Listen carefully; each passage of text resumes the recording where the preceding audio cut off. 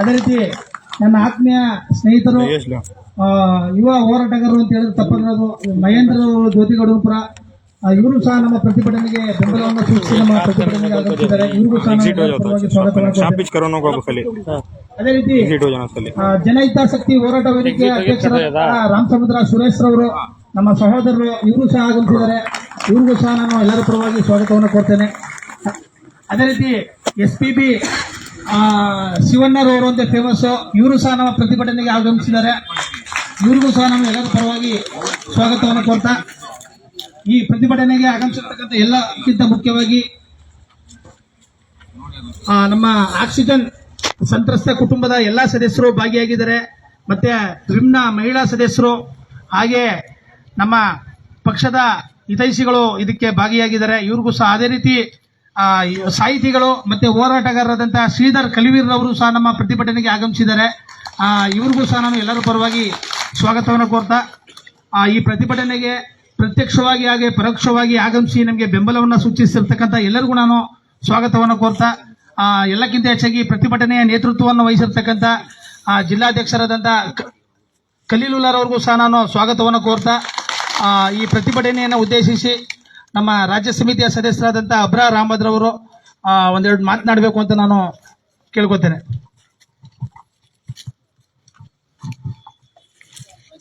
ಆತ್ಮೀಯ ಎಲ್ಲ ಹೋರಾಟಗಾರರಿಗೆ ಭೀಮಾ ವಂದನೆಗಳನ್ನು ತಿಳಿಸುತ್ತಾ, ಬಹಳ ಪ್ರಮುಖವಾದ 3 ಬೇಡಿಕೆಗಳನ್ನು ಇಟ್ಕೊಂಡು ನಾವು ಈ ಪ್ರತಿಭಟನೆಯನ್ನು ಆಯೋಜಿಸಿದ್ವಿ. ಸಾಮಾಜಿಕ ಜಾಲತಾಣ ಮತ್ತು ಮೊನ್ನೆ ಮಾಡಿದಂಥ ಸುದ್ದಿಗೋಷ್ಠಿಯ ಮೂಲಕ ಬಹಳ ಸ್ಪಷ್ಟವಾಗಿ ಮಾಹಿತಿಯನ್ನು ಇಡೀ ಸಮಾಜಕ್ಕೆ ನಾವು ಕೊಟ್ಟಿದ್ವಿ. ಅದರಲ್ಲಿ ಬಹಳ ಪ್ರಮುಖವಾದದ್ದು ಆಕ್ಸಿಜನ್ ದುರ್ಘಟನೆ. ಆಕ್ಸಿಜನ್ ದುರ್ಘಟನೆ ಆದಂಥ ಸಂದರ್ಭದಲ್ಲಿ ಭಾನುವಾರ ಮಧ್ಯರಾತ್ರಿ ಆದಂಥ ಘಟನೆ ಬಗ್ಗೆ ನಮಗೆ ಮಾಹಿತಿ ಸಿಕ್ತು. ಅವತ್ತು ಇಲ್ಲೇ ಸಿದ್ದರಾಜಮ್ಮ ಅವರು ಇಲ್ಲೇ ಇದ್ದಾರೆ. ಅವರ ಗಂಡ ಏನು ಎಮರ್ಜೆನ್ಸಿಲಿ ಅಂದರೆ ಕೋವಿಡ್ ಆಸ್ಪತ್ರೆ ಪಕ್ಕದಲ್ಲಿಂದ ಎಮರ್ಜೆನ್ಸಿ, ನಮ್ಮನೆ ತಮಗೆ ಚೆನ್ನಾಗಿ ಗೊತ್ತು, ಅಲ್ಲಿ ತೀರೋದಂಥದ್ದು. ನಾವು ಹೋದಂಥ ಸಂದರ್ಭದಲ್ಲಿ ನಮ್ಮ ಕಣ್ಮುಂದೆನೇ, ಅವರು ನನಗೆ ಪರಿಚಯ ಇರಲಿಲ್ಲ ಆವಾಗ, ಕಣ್ಮುಂದೆನೇ ಕಣ್ಣೀರು ಹಾಕ್ಕೊಂಡು ಶವವನ್ನು ಆ್ಯಂಬುಲೆನ್ಸಲ್ಲಿ ತೊಗೊಂಡೋದ್ರು. ಅಂದರೆ ಅಂದಿನ BJP ಸರ್ಕಾರ ರಾತ್ರೋರಾತ್ರಿ ಶವಗಳನ್ನು ಸಾಗಿಸುವಂಥ ಒಂದು ಕಾರ್ಯಕ್ರಮವನ್ನು ಅವರು ಭಾಳ ವ್ಯವಸ್ಥಿತವಾಗಿ ಮಾಡಿದ್ರು. ಆ ಸಂದರ್ಭದಲ್ಲಿ ನಾರ್ಮಲಿ ಕೋವಿಡಲ್ಲಿ ಡೆತ್ ಆದರೆ ನಾವು ಕೈ ಮುಗಿದು ನಮ್ಮ ಮನೆಯವರ ಶವನ ಕೊಟ್ಬಿಡ್ರಪ್ಪ ಅಂದರೂ ಕೊಡಲ್ಲ, ಅಂಥ ದುಸ್ಥಿತಿ ಇದ್ದಂಥ ಸಂದರ್ಭ ಅದು ರೂಲ್ಸ್ ಆಯಿತು. ಇದೆಲ್ಲವನ್ನು ಮರೆಮಾಚಿ ಯಾರ್ಯಾರು ಅವತ್ತು ತೀರೋದ್ರು, ಹೇಗಾದರೂ ಈ ಶವಗಳು ಆಚೆ ಹೋದರೆ ಸಮಾಜಕ್ಕೆ ಮಾಹಿತಿ ಸಿಗಲ್ಲ ಅನ್ನುವಂತಹ ದುರುದ್ದೇಶವನ್ನು ಇಟ್ಕೊಂಡು ಆ ರೀತಿ ಮಾಡಿದ್ರು. ಅನೇಕ ಶವಗಳನ್ನು ರಾತ್ರೋರಾತ್ರಿ ಸಾಗಣೆ ಮಾಡಿಬಿಟ್ಟು ಬೆಳಗ್ಗೆ 8 ಗಂಟೆಗೆ ಇನ್ನೊಂದು ಶವ ನಾವು ನೋಡ್ತೀವಿ. ಕೋವಿಡ್ ಆಸ್ಪತ್ರೆಯ ಪಕ್ಕ ಕಾಂಪೌಂಡ್ ಇದೆಯಲ್ಲ, ಪೇಟೆ ಪ್ರೈಮರಿ ಶಾಲೆ, ಆ ಶಾಲೆಯ ಕಾಂಪೌಂಡ್ ಹತ್ರ ಶವ ಬಿದ್ದು. ನಾವೇನು ತಿಳ್ಕೊಂಡಿ ಅಂತ ಹೇಳಿದ್ರೆ, ಯಾರೋ ವಯಸ್ಸಾಗಿರೋರು ಕುಡಿದಿರ್ಬೋದು, ಬಹುಶಃ ಏನೋ ಜ್ಞಾನ ತಪ್ಪಿ ಬಿದ್ದಿರ್ಬೋದು, ತಲೆಗೇಟಾಗಿ ಪ್ರಾಣ ಹೋಗಿರ್ಬೋದು ಅಂತ ಈ ರೀತಿ ನಾವು ಚರ್ಚೆ ಮಾಡಿದ ಸಂದರ್ಭದಲ್ಲಿ ಯಾರೋ ಒಬ್ಬ ಕಾಂಪೌಂಡರ್ ಹೇಳ್ತಾನೆ, ಸರ್ ಅಲ್ಲಿ ಬಿದ್ದಿದ್ರಲ್ಲ ಅವರು ಕೋವಿಡ್ ಪೇಷಂಟ್ ಅಂತ. ಅದು ಹೇಳಿದ ತಕ್ಷಣ ಎಲ್ಲ ಜನ ಓಡ್ತಾರೆ, ಓ ಕೋವಿಡ್ ಪೇಷಂಟ್ ಅಂತ. ಅದರ ಅರ್ಥ ಏನಂತಂದ್ರೆ, ಆಸ್ಪತ್ರೆಯ ಒಳಗೆ ಆಕ್ಸಿಜನ್ ದೊರಕುತ್ತೆ, ಅವ್ರು ಹೇಗಾದ್ರೂ ಗಾಳಿ ಸಿಕ್ಕಿದ್ರೆ ಸಾಕಪ್ಪ ಅಂತ ಆಚೆ ಬರ್ತಾರೆ. ಆಚೆ ಬಂದಂಥ ಸಂದರ್ಭದಲ್ಲಿ ಸಾಯ್ತಾರೆ. ಆ ಪೊಲೀಸ್ ಠಾಣೆಯಲ್ಲೂ ಪ್ರಕರಣ ದಾಖಲಾಗಿದೆ, ಮಿಸ್ಸಿಂಗ್ ಬಾಡಿ ಅಂತೇಳಿ. ಈ ಎಲ್ಲ ಘಟನೆಗಳಿಗೆ ಐ ವಿಟ್ನೆಸ್ ಬಾಬು ಅವರು, ಬಹುಶಃ ಇಲ್ಲೇ ಇರ್ಬೋದು, ರಮೇಶ್ ಬಾಬು ಅವರು, ಅವರ ಐ ವಿಟ್ನೆಸ್. ಯಾಕಂದರೆ ತಾಯಿ ಮತ್ತು ಮಗ ಇಬ್ಬರೂ ಸಹ ಅಡ್ಮಿಟ್ ಆಗಿದ್ರು. ಅವ್ರ ತಾಯಿ ಅವ್ರ ಕಣ್ಮುಂದೆನೇ ಸಾಯ್ತಾರೆ. ಅವ್ರ ತಾಯಿ ಸನ್ನೆ ಮಾಡ್ತಾರಂತೆ, ಮಗ ಗಾಳಿ ಬರ್ತಾ ಇಲ್ಲ ಅಂತೇಳಿ. ಅವ್ರು ಹೋಗಿ ರಿಕ್ವೆಸ್ಟ್ ಮಾಡ್ತಾರೆ ಡ್ಯೂಟಿ ಡಾಕ್ಟರ್ಗೆ, ಸರ್ ಆಕ್ಸಿಜನ್ ಸಪ್ಲೈ ಆಗ್ತಂತ ನೋಡಿ ಅಂತ. ನಾವೇನು ಮಾಡೋಕ್ಕಾಗಲ್ಲಪ್ಪ, ಆಕ್ಸಿಜನ್ ಕೊರತೆ ಇದೆ, ಸ್ವಲ್ಪ ಅಡ್ಜಸ್ಟ್ ಮಾಡಿ, ಗಾಳಿ ಬೀಸಿ ಅಂತ ಹೇಳಿ. ತಾವು ನೋಡಿರ್ಬೋದು, ಅನೇಕ TV ದೃಶ್ಯ ಮಾಧ್ಯಮದಲ್ಲಿ ಟವಲ್ ತಗೊಂಡು ಗಾಳಿ ಬೀಸ್ತಿದ್ರು ಪೇಷಂಟ್ ಮುಂದೆ. ಹೇಗೋ ಒಂದು ಗಾಳಿ ಕೊಡ್ರಪ್ಪ ನೋಡವ ಅಂತ ಹೇಳಂತೆ. ಸೊ ಅವರು ಐ ವಿಟ್ನೆಸ್ಸು. BA ಪಾಟೀಲ್ ಅಂತ ಏನು BJP ಸರ್ಕಾರ ತನಿಖಾ ಆಯೋಗವನ್ನು ನೇಮಕ ಮಾಡಿತ್ತು, ಅವ್ರು ಮುಂದೆ ಹೋಗಿ ನಾನೇ ಐ ವಿಟ್ನೆಸ್ ಸ್ವಾಮಿ, ಆಕ್ಸಿಜನ್ ಇಲ್ಲದೆ ನನ್ನ ತಾಯಿ ತೀರೋದ್ರು ಅಂತ ಹೇಳಿ ಅಫಿಡೇಟ್ ಸಲ್ಲಿಸಿದ್ದಾರೆ. ಸೊ ಇಷ್ಟೆಲ್ಲ ಇದ್ರೂ ಸಹ ಒಬ್ಬ ವೈದ್ಯಾಧಿಕಾರಿಗಳ ಮೇಲೆ ಒಂದು ಕ್ರಮ ಆಗಿಲ್ಲ ಇಲ್ಲಿವರೆಗೂ. ಮತ್ತು ಆಕ್ಸಿಜನ್ ಸಂದರ್ಭದಲ್ಲಿ ಯಾರು ಸಂತ್ರಸ್ತರವ್ರಿಗೆ ಯಾವುದೇ ರೀತಿಯ ಪರಿಹಾರ ಅಂತದ್ದು ಸಿಕ್ಕಿಲ್ಲ. ಕೆಲವರು ಬಂದರಿಗೆ ಅದು ಹೈಕೋರ್ಟ್ ಡೈರೆಕ್ಷನ್ಲಿ ಆ ಟೈಮಿಂಗ್ ಅಂತ ಹೇಳಿ ಅದು ಅವೈಜ್ಞಾನಿಕವಾಗಿ ಡೈರೆಕ್ಷನ್ ಕೊಟ್ಟಿದ್ದಾರೆ. ಅಂಥ ಟೈಮಿಂಗ್ಲಿ ಯಾರ್ಯಾರು ತೀರೋದ್ರು ಅವ್ರಿಗೆ 2 ಲಕ್ಷ 5 ಲಕ್ಷ ಅಂತ ಘೋಷಣೆ ಮಾಡಿದ್ದಾರೆ. ಆಲ್ಮೋಸ್ಟ್ ನಮ್ಮ ಜೊತೆ ಯಾರ್ಯಾರಿದ್ದಾರೆ ಅವ್ರಿಗೆ ಆಲ್ಮೋಸ್ಟ್ ಅದು ಸಿಕ್ಕಿಲ್ಲ.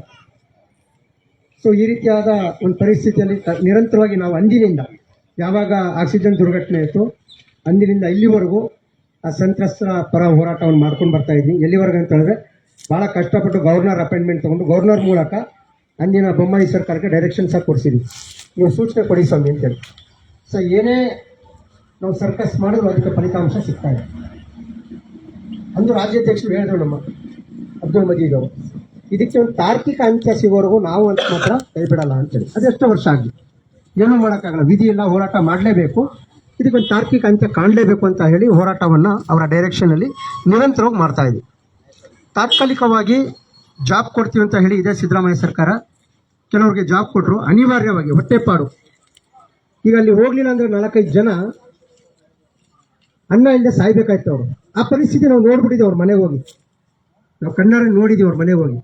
ಒಂದು ಕಡೆ ಕುಟುಂಬಸ್ಥರದ ಸಹಕಾರ ಇಲ್ಲ, ಗಂಡ ಇಲ್ಲ, ಅನ್ಯವಾಗಿ ನಾವು ಸಾಯೋದು ಬೇಡ, ಜೊತೆ ಮಕ್ಕಳಿದ್ರೆ ಅವರು ಹಸಿಯೋದು ಬೇಡ ಅಂತ ಹೇಳಿ ಅನಿವಾರ್ಯವಾಗಿ ಅವ್ರ ವಿದ್ಯಾಭ್ಯಾಸಕ್ಕೆ ವಿರುದ್ಧವಾಗಿ ಕೊಟ್ಟಿರುವಂಥ ಏನು ಡಿ ಗ್ರೂಪ್ ನೌಕರಿ ಇದೆ ಆ ಗೂಡ್ಸೋದು ತೊಳೆಯೋದು ಅದನ್ನು ಸಹ ಅನಿವಾರ್ಯವಾಗಿ ಮಾಡ್ತಾ ಇದ್ದಾರೆ. ಬರೀ ಹೊಟ್ಟೆಪಾಡಿಗೋಸ್ಕರ ಜೀವಿತವಾಗಿ ಇರಬೇಕಲ್ಲಪ್ಪ ಅಂತೇಳಿ, ಅದು 6 ಜನ ಮಾತ್ರ. ಸೊ ಈ ರೀತಿಯಾಗಿ ಬಹಳ ದುಃಖದ ಸಂಗತಿಯೊಂದಿಗೆ ಅವರು ಜೀವನ ಮಾಡ್ತಾ ಇದ್ದಾರೆ. ರಾಹುಲ್ ಗಾಂಧಿರವರ ನೇತೃತ್ವದಲ್ಲೇ ಸಮಾಲೋಚನೆ ಸಭೆ ಮಾಡಿ DKಶಿ ಅವರು ಕಣ್ಣೀರು ಹಾಕಿ, ಸಿದ್ದರಾಮಯ್ಯ ಅವರು ಕಣ್ಣೀರು ಹಾಕಿ, ಸಂತ್ರಸ್ತರಿಗೂ ಕಣ್ಣೀರು ಸುರಿಸಿ, ನೀವು ಹತ್ರ ಮಾಡ್ಬಿಟ್ಟು ಅವ್ರಿಗೂ ಅಳಿಸಿ, ಆ ಮಕ್ಕಳಿಗೆ ಸಿದ್ದರಾಮಯ್ಯವರ ಮಗು ಇವತ್ತು ನಾವು ಟಿ ವಿಲಿ ನೋಡ್ರೆ ಕಾಣುತ್ತೆ ಯೂಟ್ಯೂಬಲ್ಲಿ, ಆ ಮಗುಗೂ ಸಹ ನೀನು ಅಲ್ಬೇಡ ಮಕ್ಕಳು, ನಾನಿದ್ದೀನಿ, ನಮ್ಮ ಸರ್ಕಾರ ಬಂದರೆ ನಿಮಗೆ ನ್ಯಾಯ ಕೊಡ್ತೀವಿ ಅಂತ ಹೇಳಿದರು. ಇಲ್ಲಿವರೆಗೂ ಯಾವುದೇ ರೀತಿಯ ಸ್ಪಂದನೆ ಸಿಗ್ತಾ ಇಲ್ಲ. ಎಲ್ಲಿವರೆಗೆ ಅಂತ ಹೇಳಿದರೆ DKಶಿ ಅವ್ರಿಗೆ ನಾವು ಭೇಟಿ ಮಾಡಬೇಕು ಅಂತ ಭಾಳ ಪ್ರಯತ್ನ ಮಾಡಿ, ನಾವು ಗ್ರೂಪಲ್ಲಿ ಭಾಳ ಚರ್ಚೆ ಮಾಡಿ ಕೊನೆಗೆ ನಮಗೆ ಬೇಜಾರಾಗಿ ನಾವು ಸುಮ್ಮನೆ ಸೈಲೆಂಟಾಗಿ ಕೂತ್ಕೋಬೇಕು, ಆ ಪರಿಸ್ಥಿತಿ ಬಂದ್ಬಿಡ್ತು. ಆಕ್ಸಿಜನ್ ಅವ್ರು ಬರ್ತಾರಂತ ಹೇಳಿದ್ರೆ ಸಾಕು ಅಲರ್ಟ್, ಪೊಲೀಸ್ ಇಲಾಖೆ ಅಲರ್ಟ್, ಇಂಟೆಲಿಜೆನ್ಸ್ ಅಲರ್ಟ್, ಎಲ್ಲ ಅಲರ್ಟ್. ಅದೇನು ಅಷ್ಟು ಇವ್ರಿಗೆ ನೋಡ್ರೆ ಭಯ ಆಗುತ್ತೆ ಗೊತ್ತಿಲ್ಲ. ಆಕ್ಸಿಜನ್ ಸಂತ್ರಸ್ತರು ಬರ್ತೀವಿ ಸರ್ ಮನವಿ ಕೊಡ್ತೀನಿ ಅಂದರೆ ಸಾಕು, ಎಲ್ಲೂ ಅವಕಾಶನೇ ಕೊಡಲ್ಲ. ಇಲ್ಲೇ ನೋಡಿ ಸಿದ್ದರಾಮಯ್ಯ ಅವರು 2-3 ಸತಿ ಬಂದರು, ಎಷ್ಟು ತಲ್ಲಾಡ್ಕೊಂಡು ನೂಕಾಡ್ಕೊಂಡು. ಆ ಟೈಮಲ್ಲಿ ಇವ್ರು ಮನೇಲಿದ್ರು ಸರ್, ಮನೆಗೆ ಕಾರ್ ಕಳಿಸಿ ಭಾಳ ಗೌರವಪೂರ್ವಕವಾಗಿ ಕರ್ಕೊಂಡ್ರು. VIP ಇವ್ರಿಗೆ ಇಚ್ಕೊಟ್ರು ಭದ್ರತೆ, ನೀವು ಬರಬೇಕಮ್ಮ ಅಂತೇಳಿ. ಏನು ಮೇಡಮ್, ಭಾರತ್ ಜೋಡೋ ಟೈಮಲ್ಲಿ ನಮಗೆಲ್ಲ ಫೋನ್ ಮಾಡಿದ್ರು, ಸರ್ ಅವ್ರು ಕಾರ್ ಕಳಿಸಿದ್ರೆ ಏನು ಮಾಡಬೇಕು? ಇಲ್ಲ ಮೇಡಮ್ ಹೋಗಿ ನೀವು, ಹೆಂಗೋ ನಿಮ್ಗೊಂದು ಸಹಕಾರ ಸಿಕ್ಕಿದ್ರೆ ಸಾಕು, ನೀವು ಹೋಗಿ ಅಂತ ಹೇಳಿದ್ವಿ.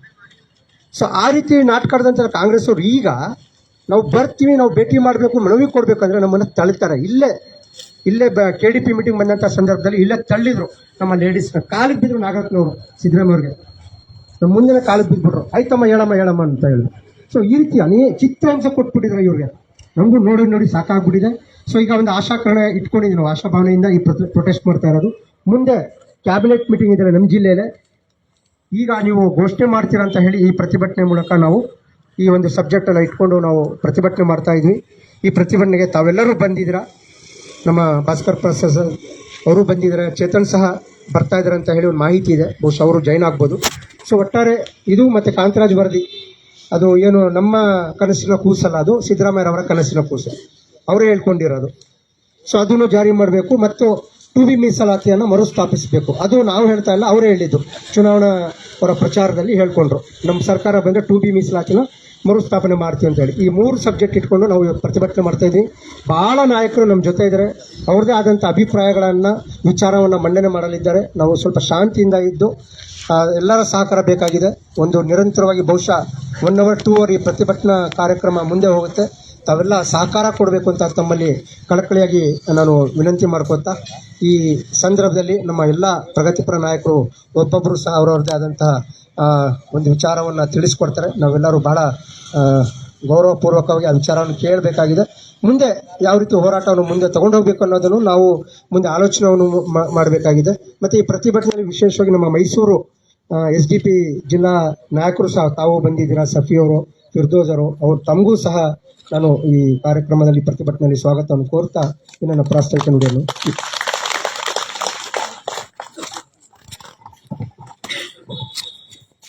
ಬೇಕೇ ಬೇಕು, ಬೇಕೇ ಬೇಕು. ಆಕ್ಸಿಜನ್ ಸಂತ್ರಸ್ತರಿಗೆ ನ್ಯಾಯ ಒದಗಿಸಿದ ಕಾಂಗ್ರೆಸ್ ಸರ್ಕಾರಕ್ಕೆ,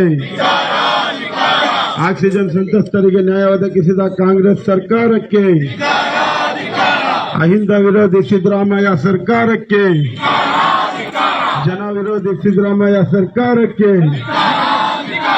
ಏನೇ ಬರಲಿ, ಏನೇ ಬರಲಿ, ಜಾತಿ ಗಣತಿ ವರದಿ ಜಾರಿಗೊಳಿಸಿದ ಕಾಂಗ್ರೆಸ್ ಸರ್ಕಾರಕ್ಕೆ, ಟು ಬಿ ರಿಸರ್ವೇಶನ್ ಮರುಸ್ಥಾಪಿಸಿದ ಕಾಂಗ್ರೆಸ್ ಸರ್ಕಾರಕ್ಕೆ, ಮುಸ್ಲಿಂ ವಿರೋಧಿ ಸಿದ್ದರಾಮಯ್ಯ ಸರ್ಕಾರಕ್ಕೆ, ದಲಿತ ವಿರೋಧಿ ಸಿದ್ದರಾಮಯ್ಯ ಸರ್ಕಾರಕ್ಕೆ ಬೇಕೇ ಬೇಕು, ಬೇಕೇ ಬೇಕು.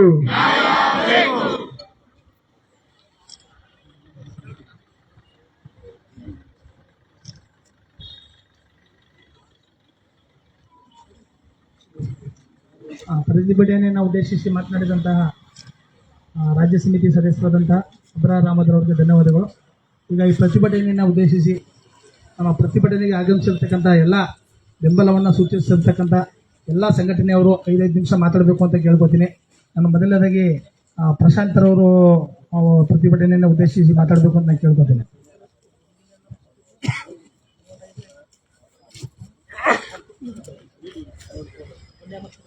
ರಾಮನಗರದಲ್ಲಿ ಉತ್ತಮವಾದ ಒಂದು ಪ್ರತಿಭಟನೆಯನ್ನ ಇವತ್ತು ಹಮ್ಮಿಕೊಂಡಿದ್ದಾರೆ ಈ ಸಂಘಟನೆಯವರು.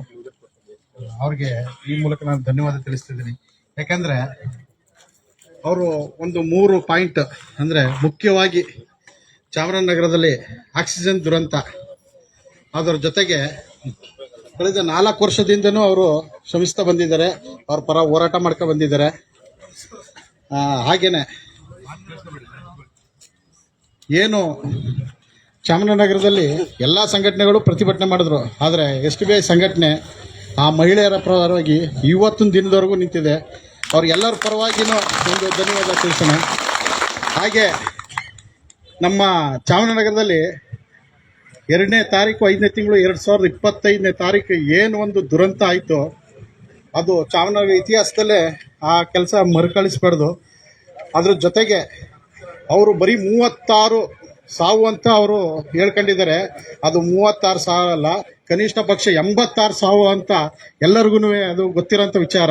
ಆದರೆ ಇವ್ರ ತನಿಖೆ ವೇಳೆ ಕೇವಲ ಒಂದು 36 ಸಾವನ್ನ ಇದು ಮಾಡಿದ್ದಾರೆ. ಆದರೆ ಆವತ್ತು ನೈಟ್ ನಡೆದ ಒಂದು ನೈಟಲ್ಲಿ ಅವರವರ ಮನೆಗಳಿಗೆ ಖುದ್ದಾಗಿ ಕರೆಸಿ ಆ ಶವವನ್ನು ಸಾಗಿಸುವಂಥ ಕೆಲಸ ನಮ್ಮ DC ಆಗಿರ್ಬೋದು, ಹಾಸ್ಪಿಟ್ಲ್ ಸಿಬ್ಬಂದಿಗಳಿರ್ಬೋದು, ಎಲ್ಲರೂ ಮಾಡಿದ್ದಾರೆ. ಅದ್ರ ಜೊತೆಗೆ ನಾವು ಏನು ಹೇಳ್ತಾ ಇದ್ದೀವಿ ಅಂದರೆ, ಈ ಸಿದ್ದರಾಮಯ್ಯ ಸರ್ಕಾರ ಏನು ನಾವು ಬಂದರೆ ಮಹಿಳಾ ಪರವಾಗಿರ್ತೀವಿ, ಮಹಿಳೆಯ ಜೊತೆಗೆ ನಿಲ್ತೀವಿ ಅನ್ನೋದು ಏನು ಆಶ್ವಾಸನೆ ಕೊಟ್ಟಿದ್ದಾರೆ ಸ್ವಾಮಿನಿ, ಎಲ್ಲ ಆಶ್ವಾಸನೆಗಿಂತ ಈ ಚಾಮರಾಜನಗರದಲ್ಲಿ ಸತ್ತಂಥ ಮಹಿಳೆಯರಿಗೆ ಫಸ್ಟ್ ಉದ್ಯೋಗ ಕಲ್ಪಿಸಂತ ಈ ಮೂಲಕ ನಾವು ಕೇಳ್ಕೊತಾ ಇದ್ದೀವಿ ಸ್ವಾಮಿ. ಹಾಗೇನೆ ಮುಸ್ಲಿಮ್ಸ್ ಬಾಂಧವರಿದ್ರೆ ನೀವು ಗೆಲ್ಲಲ್ಲ ಸ್ವಾಮಿ. ಮುಸ್ಲಿಮ್ಸ್ ಬಾಂಧವರು ನಿಮ್ಗೆ ಓಟ್ ಹಾಕ್ಲಿಲ್ಲ ಅಂದ್ರೆ ಯಾವುದೇ ಕಾರಣಕ್ಕೂ ನೀವು ಅಧಿಕಾರಕ್ಕೆ ಬರಲ್ಲ, ಇದು ಸ್ವತಃಸಿದ್ಧ. ಅಂಥವ್ರಿಗೇನೆ ನೀವು 2V ಮೀಸಲಾತಿನ ಮರುಸ್ಥಾಪಿಸ್ತೀವಿ ಅಂತ ಸುಳ್ಳು ಆಶ್ವಾಸನೆ ಕೊಟ್ಟು ನೀವು ಇವತ್ತು ಅಧಿಕಾರಕ್ಕೆ ಬಂದಿದ್ದೀರಾ. ಅಧಿಕಾರಕ್ಕೆ ಬಂದರೂ ನೀವು ಅವರಿಗೆ ಒಂದು ಸೌಲಭ್ಯ ಮೀಸಲಾತಿ ನೀಡುವಲ್ಲಿ ನೀವು ವಿಫಲವಾಗಿದ್ದೀರಾ. ಈ ಧಿಕ್ಕಾರ ನಮ್ಮ ಕನ್ನಡ ಪರ ಸಂಘಟನೆಯಿಂದ ಇವತ್ತು. ಹಾಗೆ ಸ್ನೇಹಿತರೆ, ಚಾಮರಾಜನಗರದಲ್ಲಿ ಅಬ್ರಾರ್ ಆಗಲಿ ಪ್ರತಿಯೊಂದು ಒಗ್ಗಟ್ಟಿನ ಒಂದು ದಾರಿ ತೋರಿಸ್ಕೊಟ್ಟಂತ ವ್ಯಕ್ತಿ ಅಬ್ರಾರ್ ಅವರು. ಹಾಗೇನೆ ಚಾಮರಾಜನಗರದಲ್ಲಿ ಏನು ಈಗ ನಿಮ್ಮ ದುರಂತ ಇದೆ, ನಾವೊಂದು ಮಾತು ಹೇಳ್ಕೊತೀನಿ ಸ್ವಾಮಿ ಸಿದ್ದರಾಮಯ್ಯನವರೇ, ಯಾರು ಮಿನಿಸ್ಟ್ರಿಗಳಿದ್ದೀರಾ ಚಾಮರಾಜನಗರದಲ್ಲಿ ನಮಗೊಂದು ಅವಕಾಶ ಕೊಡಿ, 3 ನಿಮಿಷ ನಿಮಗೆ ಉಸಿರು ಕಟ್ಟಿಸ್ತೀವಿ ಸ್ವಾಮಿ. ಆಕ್ಸಿಜನ್ ದುರಂತ ಅಂದ್ರೆ ಏನು ಅಂದ್ರೆ, ಆಕ್ಸಿಜನ್ ಇಲ್ಲದೆ ವ್ಯಕ್ತಿ ಹೆಂಗ್ ಒದ್ದಾಡ್ತಾನೆ ಅನ್ನೋದನ್ನ ಈ ಮಹಿಳೆಯರಿಂದನೇ ನಿಮ್ಗೆ 3 ನಿಮಿಷ ಕಾಲ ಮೂಗು ಮತ್ತೆ ಬಾಯಿ ಮುಚ್ಚಿಸ್ತೀವಿ. ಅದಕ್ಕೆ ನಮ್ಗೆ ಅವಕಾಶಕ್ಕೂ ಮಾಡಿಕೊಡ್ಬೇಕು ಅಂತ ನಾನು ಕನ್ನಡ ಪರ ಸಂಘಟನೆ ಹೋರಾಟ ಮಾಡ್ತಾ ಇದ್ದೀನಿ ಸ್ವಾಮಿ. ಇದರಲ್ಲಿ ನೀವು ಗೆದ್ಬಿಟ್ರೆ ಅವ್ರಿಗೆ ಕೆಲಸ ಕೊಡಬೇಡಿ, ಯಾವುದೂ ಕೊಡಬೇಡಿ. ಒಂದು ವೇಳೆ ನಾವು ಮೂಗು ಕೊಟ್ಟಿರೋದ್ರಲ್ಲಿ ನೀವು ಸೋತರೆ ಅವ್ರಿಗೆ ದಯವಿಟ್ಟು ಕೆಲಸ ಕೊಡಿ ಅಂತ ಈ ಮೂಲಕ ನಾನು ಒತ್ತಾಯ ಮಾಡ್ತಾ ಇದ್ದೀನಿ. ಹಾಗೆ ಈ ವಿಚಾರದಲ್ಲಿ ಪ್ರತಿಯೊಬ್ಬರಿಗೂ ಧನ್ಯವಾದ ತಿಳಿಸ್ತಾ ಎರಡು ಮಾತಾಡೋಕ್ಕೆ ಅವಕಾಶ ಕೊಟ್ಟ ಎಲ್ಲರಿಗೂ ಧನ್ಯವಾದ ತಿಳಿಸ್ತಾ ಇದ್ದೇನೆ.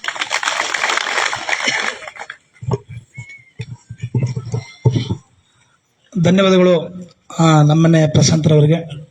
ಈಗ ಈ ಪ್ರತಿಭಟನೆಯನ್ನು ಉದ್ದೇಶಿಸಿ ನಮ್ಮ ಪಕ್ಷದ ರಾಜ್ಯಾಧ್ಯಕ್ಷರಾದಂತಹ ಅಬ್ದುಲ್ ಮಜೀದ್ ಮೈಸೂರವರು ಮಾತಾಡಬೇಕು ಅಂತ ನಾನು ಮನವಿ ಮಾಡ್ಕೊತೇನೆ.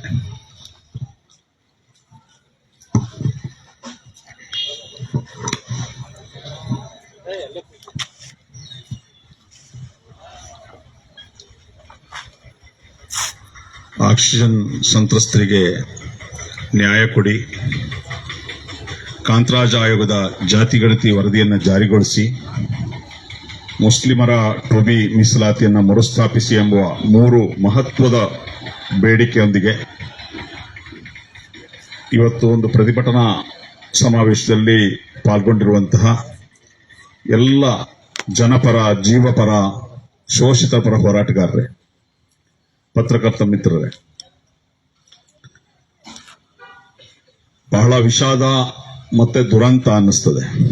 ನಾವು ಈ ಪ್ರಜಾಪ್ರಭುತ್ವ ರಾಷ್ಟ್ರದಲ್ಲಿದ್ದೀವೋ ಅಥವಾ ಸರ್ವಾಧಿಕಾರಿ ರಾಷ್ಟ್ರದಲ್ಲಿದ್ದೀವೋ ಅನ್ನುವಂತಹ ಮಾತನ್ನು ಇವತ್ತು ಕೇಳಬೇಕಾಗ್ತದೆ. ಜಿಲ್ಲಾಡಳಿತದ ಸರ್ಕಾರದ ಸಂಪೂರ್ಣ ನಿರ್ಲಕ್ಷ್ಯದಿಂದ 37 ಜೀವಗಳು ಬಲಿಯಾಗ್ತದೆ. ಅದು ಸರ್ಕಾರದ ನಿರ್ಲಕ್ಷ್ಯ ಮತ್ತು ಜಿಲ್ಲಾಡಳಿತದ ನಿರ್ಲಕ್ಷ್ಯ, ಜಿಲ್ಲಾ ಆರೋಗ್ಯ ಅಧಿಕಾರಿಗಳ ನಿರ್ಲಕ್ಷ್ಯದಿಂದ ಆಗಿರುವಂತಹ ಒಂದು ದುರಂತ. ಅದು ಆಕಸ್ಮಿಕವಾಗಿ ಆದದ್ದಂತಲ್ಲ, ಅದು ಇವರ ನಿರ್ಲಕ್ಷ್ಯದಿಂದ ಆದಂತಹ ಒಂದು ದುರಂತ. ಜಸ್ಟಿಸ್ ವೇಣುಗೋಪಾಲ್ ಅವರ ವರದಿಯಲ್ಲಿ ಬಹಳ ಸ್ಪಷ್ಟವಾಗಿ 37 ಜನ ಈ ಆಕ್ಸಿಜನ್ ದುರಂತದಲ್ಲಿ ತೀರ್ಕೊಂಡಿದ್ದಾರೆ ಅಂತ ಬಹಳ ಸ್ಪಷ್ಟವಾಗಿ ಜಸ್ಟಿಸ್ ವೇಣುಗೋಪಾಲ್ ಅವರ ವರದಿಯಲ್ಲಿ ಇದೆ.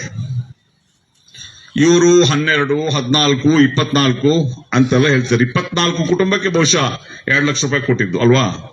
24 ಕುಟುಂಬಕ್ಕೆ ಮಾತ್ರ ಇವ್ರು ಕನ್ಸಿಡರ್ ಮಾಡಿ ಇವರು 2 ಲಕ್ಷ ರೂಪಾಯಿ ಪರಿಹಾರ ಕೊಟ್ಟರು. ಬಹುಶಃ ಕೆಪಿಸಿಸಿಯಿಂದ 1 ಲಕ್ಷ ಈ 24 ಕುಟುಂಬಕ್ಕೂ ಕೂಡ ಕೊಟ್ಟರು ಕಾಂಗ್ರೆಸ್ ಪಕ್ಷದ ವತಿಯಿಂದ. ನಾವು ಪ್ರಥಮ ದಿನದಿಂದ ಯಾವತ್ತು ಆ ಮಧ್ಯರಾತ್ರಿ 1:30 ಗಂಟೆಗೆ ಈ ವಿಷಯ ಗೊತ್ತಾಯ್ತು ನಮ್ಮ ಅಬ್ರಾರ್ ಅವರವರಿಗೆ ಮತ್ತು ಅವರಿಗೆ, ಅವತ್ತಿಂದ ಇವತ್ತಿನವರೆಗೆ ಆ ಕುಟುಂಬದ ನೋವಿನಲ್ಲಿ ಅವ್ರ ಜೊತೆ ಇದ್ದೀವಿ. ಅವ್ರಿಗೆ ನ್ಯಾಯ ಸಿಗ್ಬೇಕು ಅನ್ನುವಂಥದ್ದು ನಮ್ಮ ಒಂದು ಬಲವಾದಂತ ಆಗ್ರಹ. ನಾವು ಕೇಳುವಂಥದ್ದು, ನಾವು ಈ ಪ್ರಜಾಪ್ರಭುತ್ವ ರಾಷ್ಟ್ರದಲ್ಲಿದ್ದೀವ. 37 ಜೀವ ಹೋಗಿ ಸರ್ಕಾರದ ವೈದ್ಯಾಧಿಕಾರಿಗಳ, ಜಿಲ್ಲಾಡಳಿತದ ನಿರ್ಲಕ್ಷ್ಯದಿಂದ ಒಬ್ಬ ಅಧಿಕಾರಿಯನ್ನ ನೀವು ಇದರಲ್ಲಿ ಆರೋಪಿ ಸ್ಥಾನದಲ್ಲಿ ನಿಲ್ಲಿಸಲಿಲ್ವಲ್ಲ? ಎಷ್ಟು ತನಿಖೆ ನೀವು ಮಾಡಿಸಿದ್ರಿ? ವೇಣುಗೋಪಾಲ್ ಅವರು, ಜಸ್ಟಿಸ್ ವೇಣುಗೋಪಾಲ್ ಅವರ ವರದಿ ಬಂತು. ಆಮೇಲೆ ಜಸ್ಟಿಸ್ ಪಾಟೀಲ್ ಅವರ ಮ್ಯಾಜಿಸ್ಟ್ರೇಟ್ ತನಿಖೆ ನಡೀತು. ಯಾರು ತಪ್ಪಿತಸ್ಥರು ಅಂತ ಫಿಕ್ಸ್ ಮಾಡಬೇಕಲ್ಲ. ಇದೆಂತ ದುರಂತ ಇದು. ಇವತ್ತಿನವರೆಗೂ ನಾವು 5ನೇ ವರ್ಷನ 4ನೇ ವರ್ಷ, 4 ವರ್ಷದಿಂದ ಈ ಸರ್ಕಾರಕ್ಕೆ ನಾವು ನ್ಯಾಯ ಕೇಳಬೇಕಾ? ಇದರಲ್ಲಿ ಆರೋಪಿ ಸ್ಥಾನದಲ್ಲಿ ಮೊದಲ ಸ್ಥಾನದಲ್ಲಿ ಪ್ರತಾಪ್ ಸಿಂಹ ನಿಲ್ತಾರೆ, ಮೆಂಬರ್ ಆಫ್ ಪಾರ್ಲಿಮೆಂಟ್. ಚಾಮರಾಜನಗರಕ್ಕೆ ಆಕ್ಸಿಜನ್ ಸಿಲಿಂಡರ್ ತುಂಬೋಕೆ ಇಲ್ಲಿಂದ ಗಾಡಿ ಹೋಗ್ತದೆ ಮೈಸೂರಿಗೆ, ಯಾಕಂದ್ರೆ ಸಪ್ಲೈ ಇದ್ದಿದ್ದು ಮೈಸೂರಿಂದ. ಆ ಮೈಸೂರು ಜಿಲ್ಲಾಧಿಕಾರಿಗೆ ನೀವು ಕೊಡಬಾರದು ಅನ್ನುವಂತ ಡೈರೆಕ್ಷನ್ ಅನ್ನ ಕೊಟ್ಟಿದ್ದು ಆಗಿದ್ದಂತ member of parliament Pratap Simha. ಅವ್ರು ಹೇಳಿದ್ದನ್ನೇ ವರ ಅಂತ ಕೇಳ್ಕೊಂಡು ಇವ್ರೇನ್ ಮಾಡಿದ್ರು, ಡಿಲೇ ಮಾಡಿದ್ರು. ಆ ಡ್ರೈವರ್ ಸಾಕಷ್ಟು ಬೇಗನೆ ತಲುಪಿದ್ರು ಅಲ್ಲಿ. ಅವರು ಬೇಗ ಕೊಟ್ಟಿದ್ರೆ ಅವರು ಇಲ್ಲಿಗೆ ತಲುಪ್ತಿದ್ರು. ಅವತ್ತು ಕೂಡ ನಿರಂತರವಾಗಿ ಅಬ್ರಾರ್ ಅವರು ಆ ಲಾರಿ ಡ್ರೈವರ್ಗೆ ಫೋನ್ ಮಾಡಿ ಬೇಗ ಬನ್ನಿ ಅಂತೇಳಿ ನಮ್ಮ ನಾಯಕರುಗಳೆಲ್ಲ ಫೋನ್ ಮಾಡಿ ಆದಷ್ಟು ಬೇಗ ಅದನ್ನ ಅಲ್ಲಿ ಕೊಡ್ತಾ ಇಲ್ಲ ಅಂತ ಅವರು ಆ ಡ್ರೈವರ್ ಅಲ್ಲಿ ಕಾಯ್ತಾ ಇದಾರೆ ಲಾರಿ ಲೋಡ್ ತಗೊಂಡು. ದುರಂತ ಅಂದ್ರೆ ಭಾಸ್ಕರ್ ಪ್ರಸಾದ್ ಅವರೇ,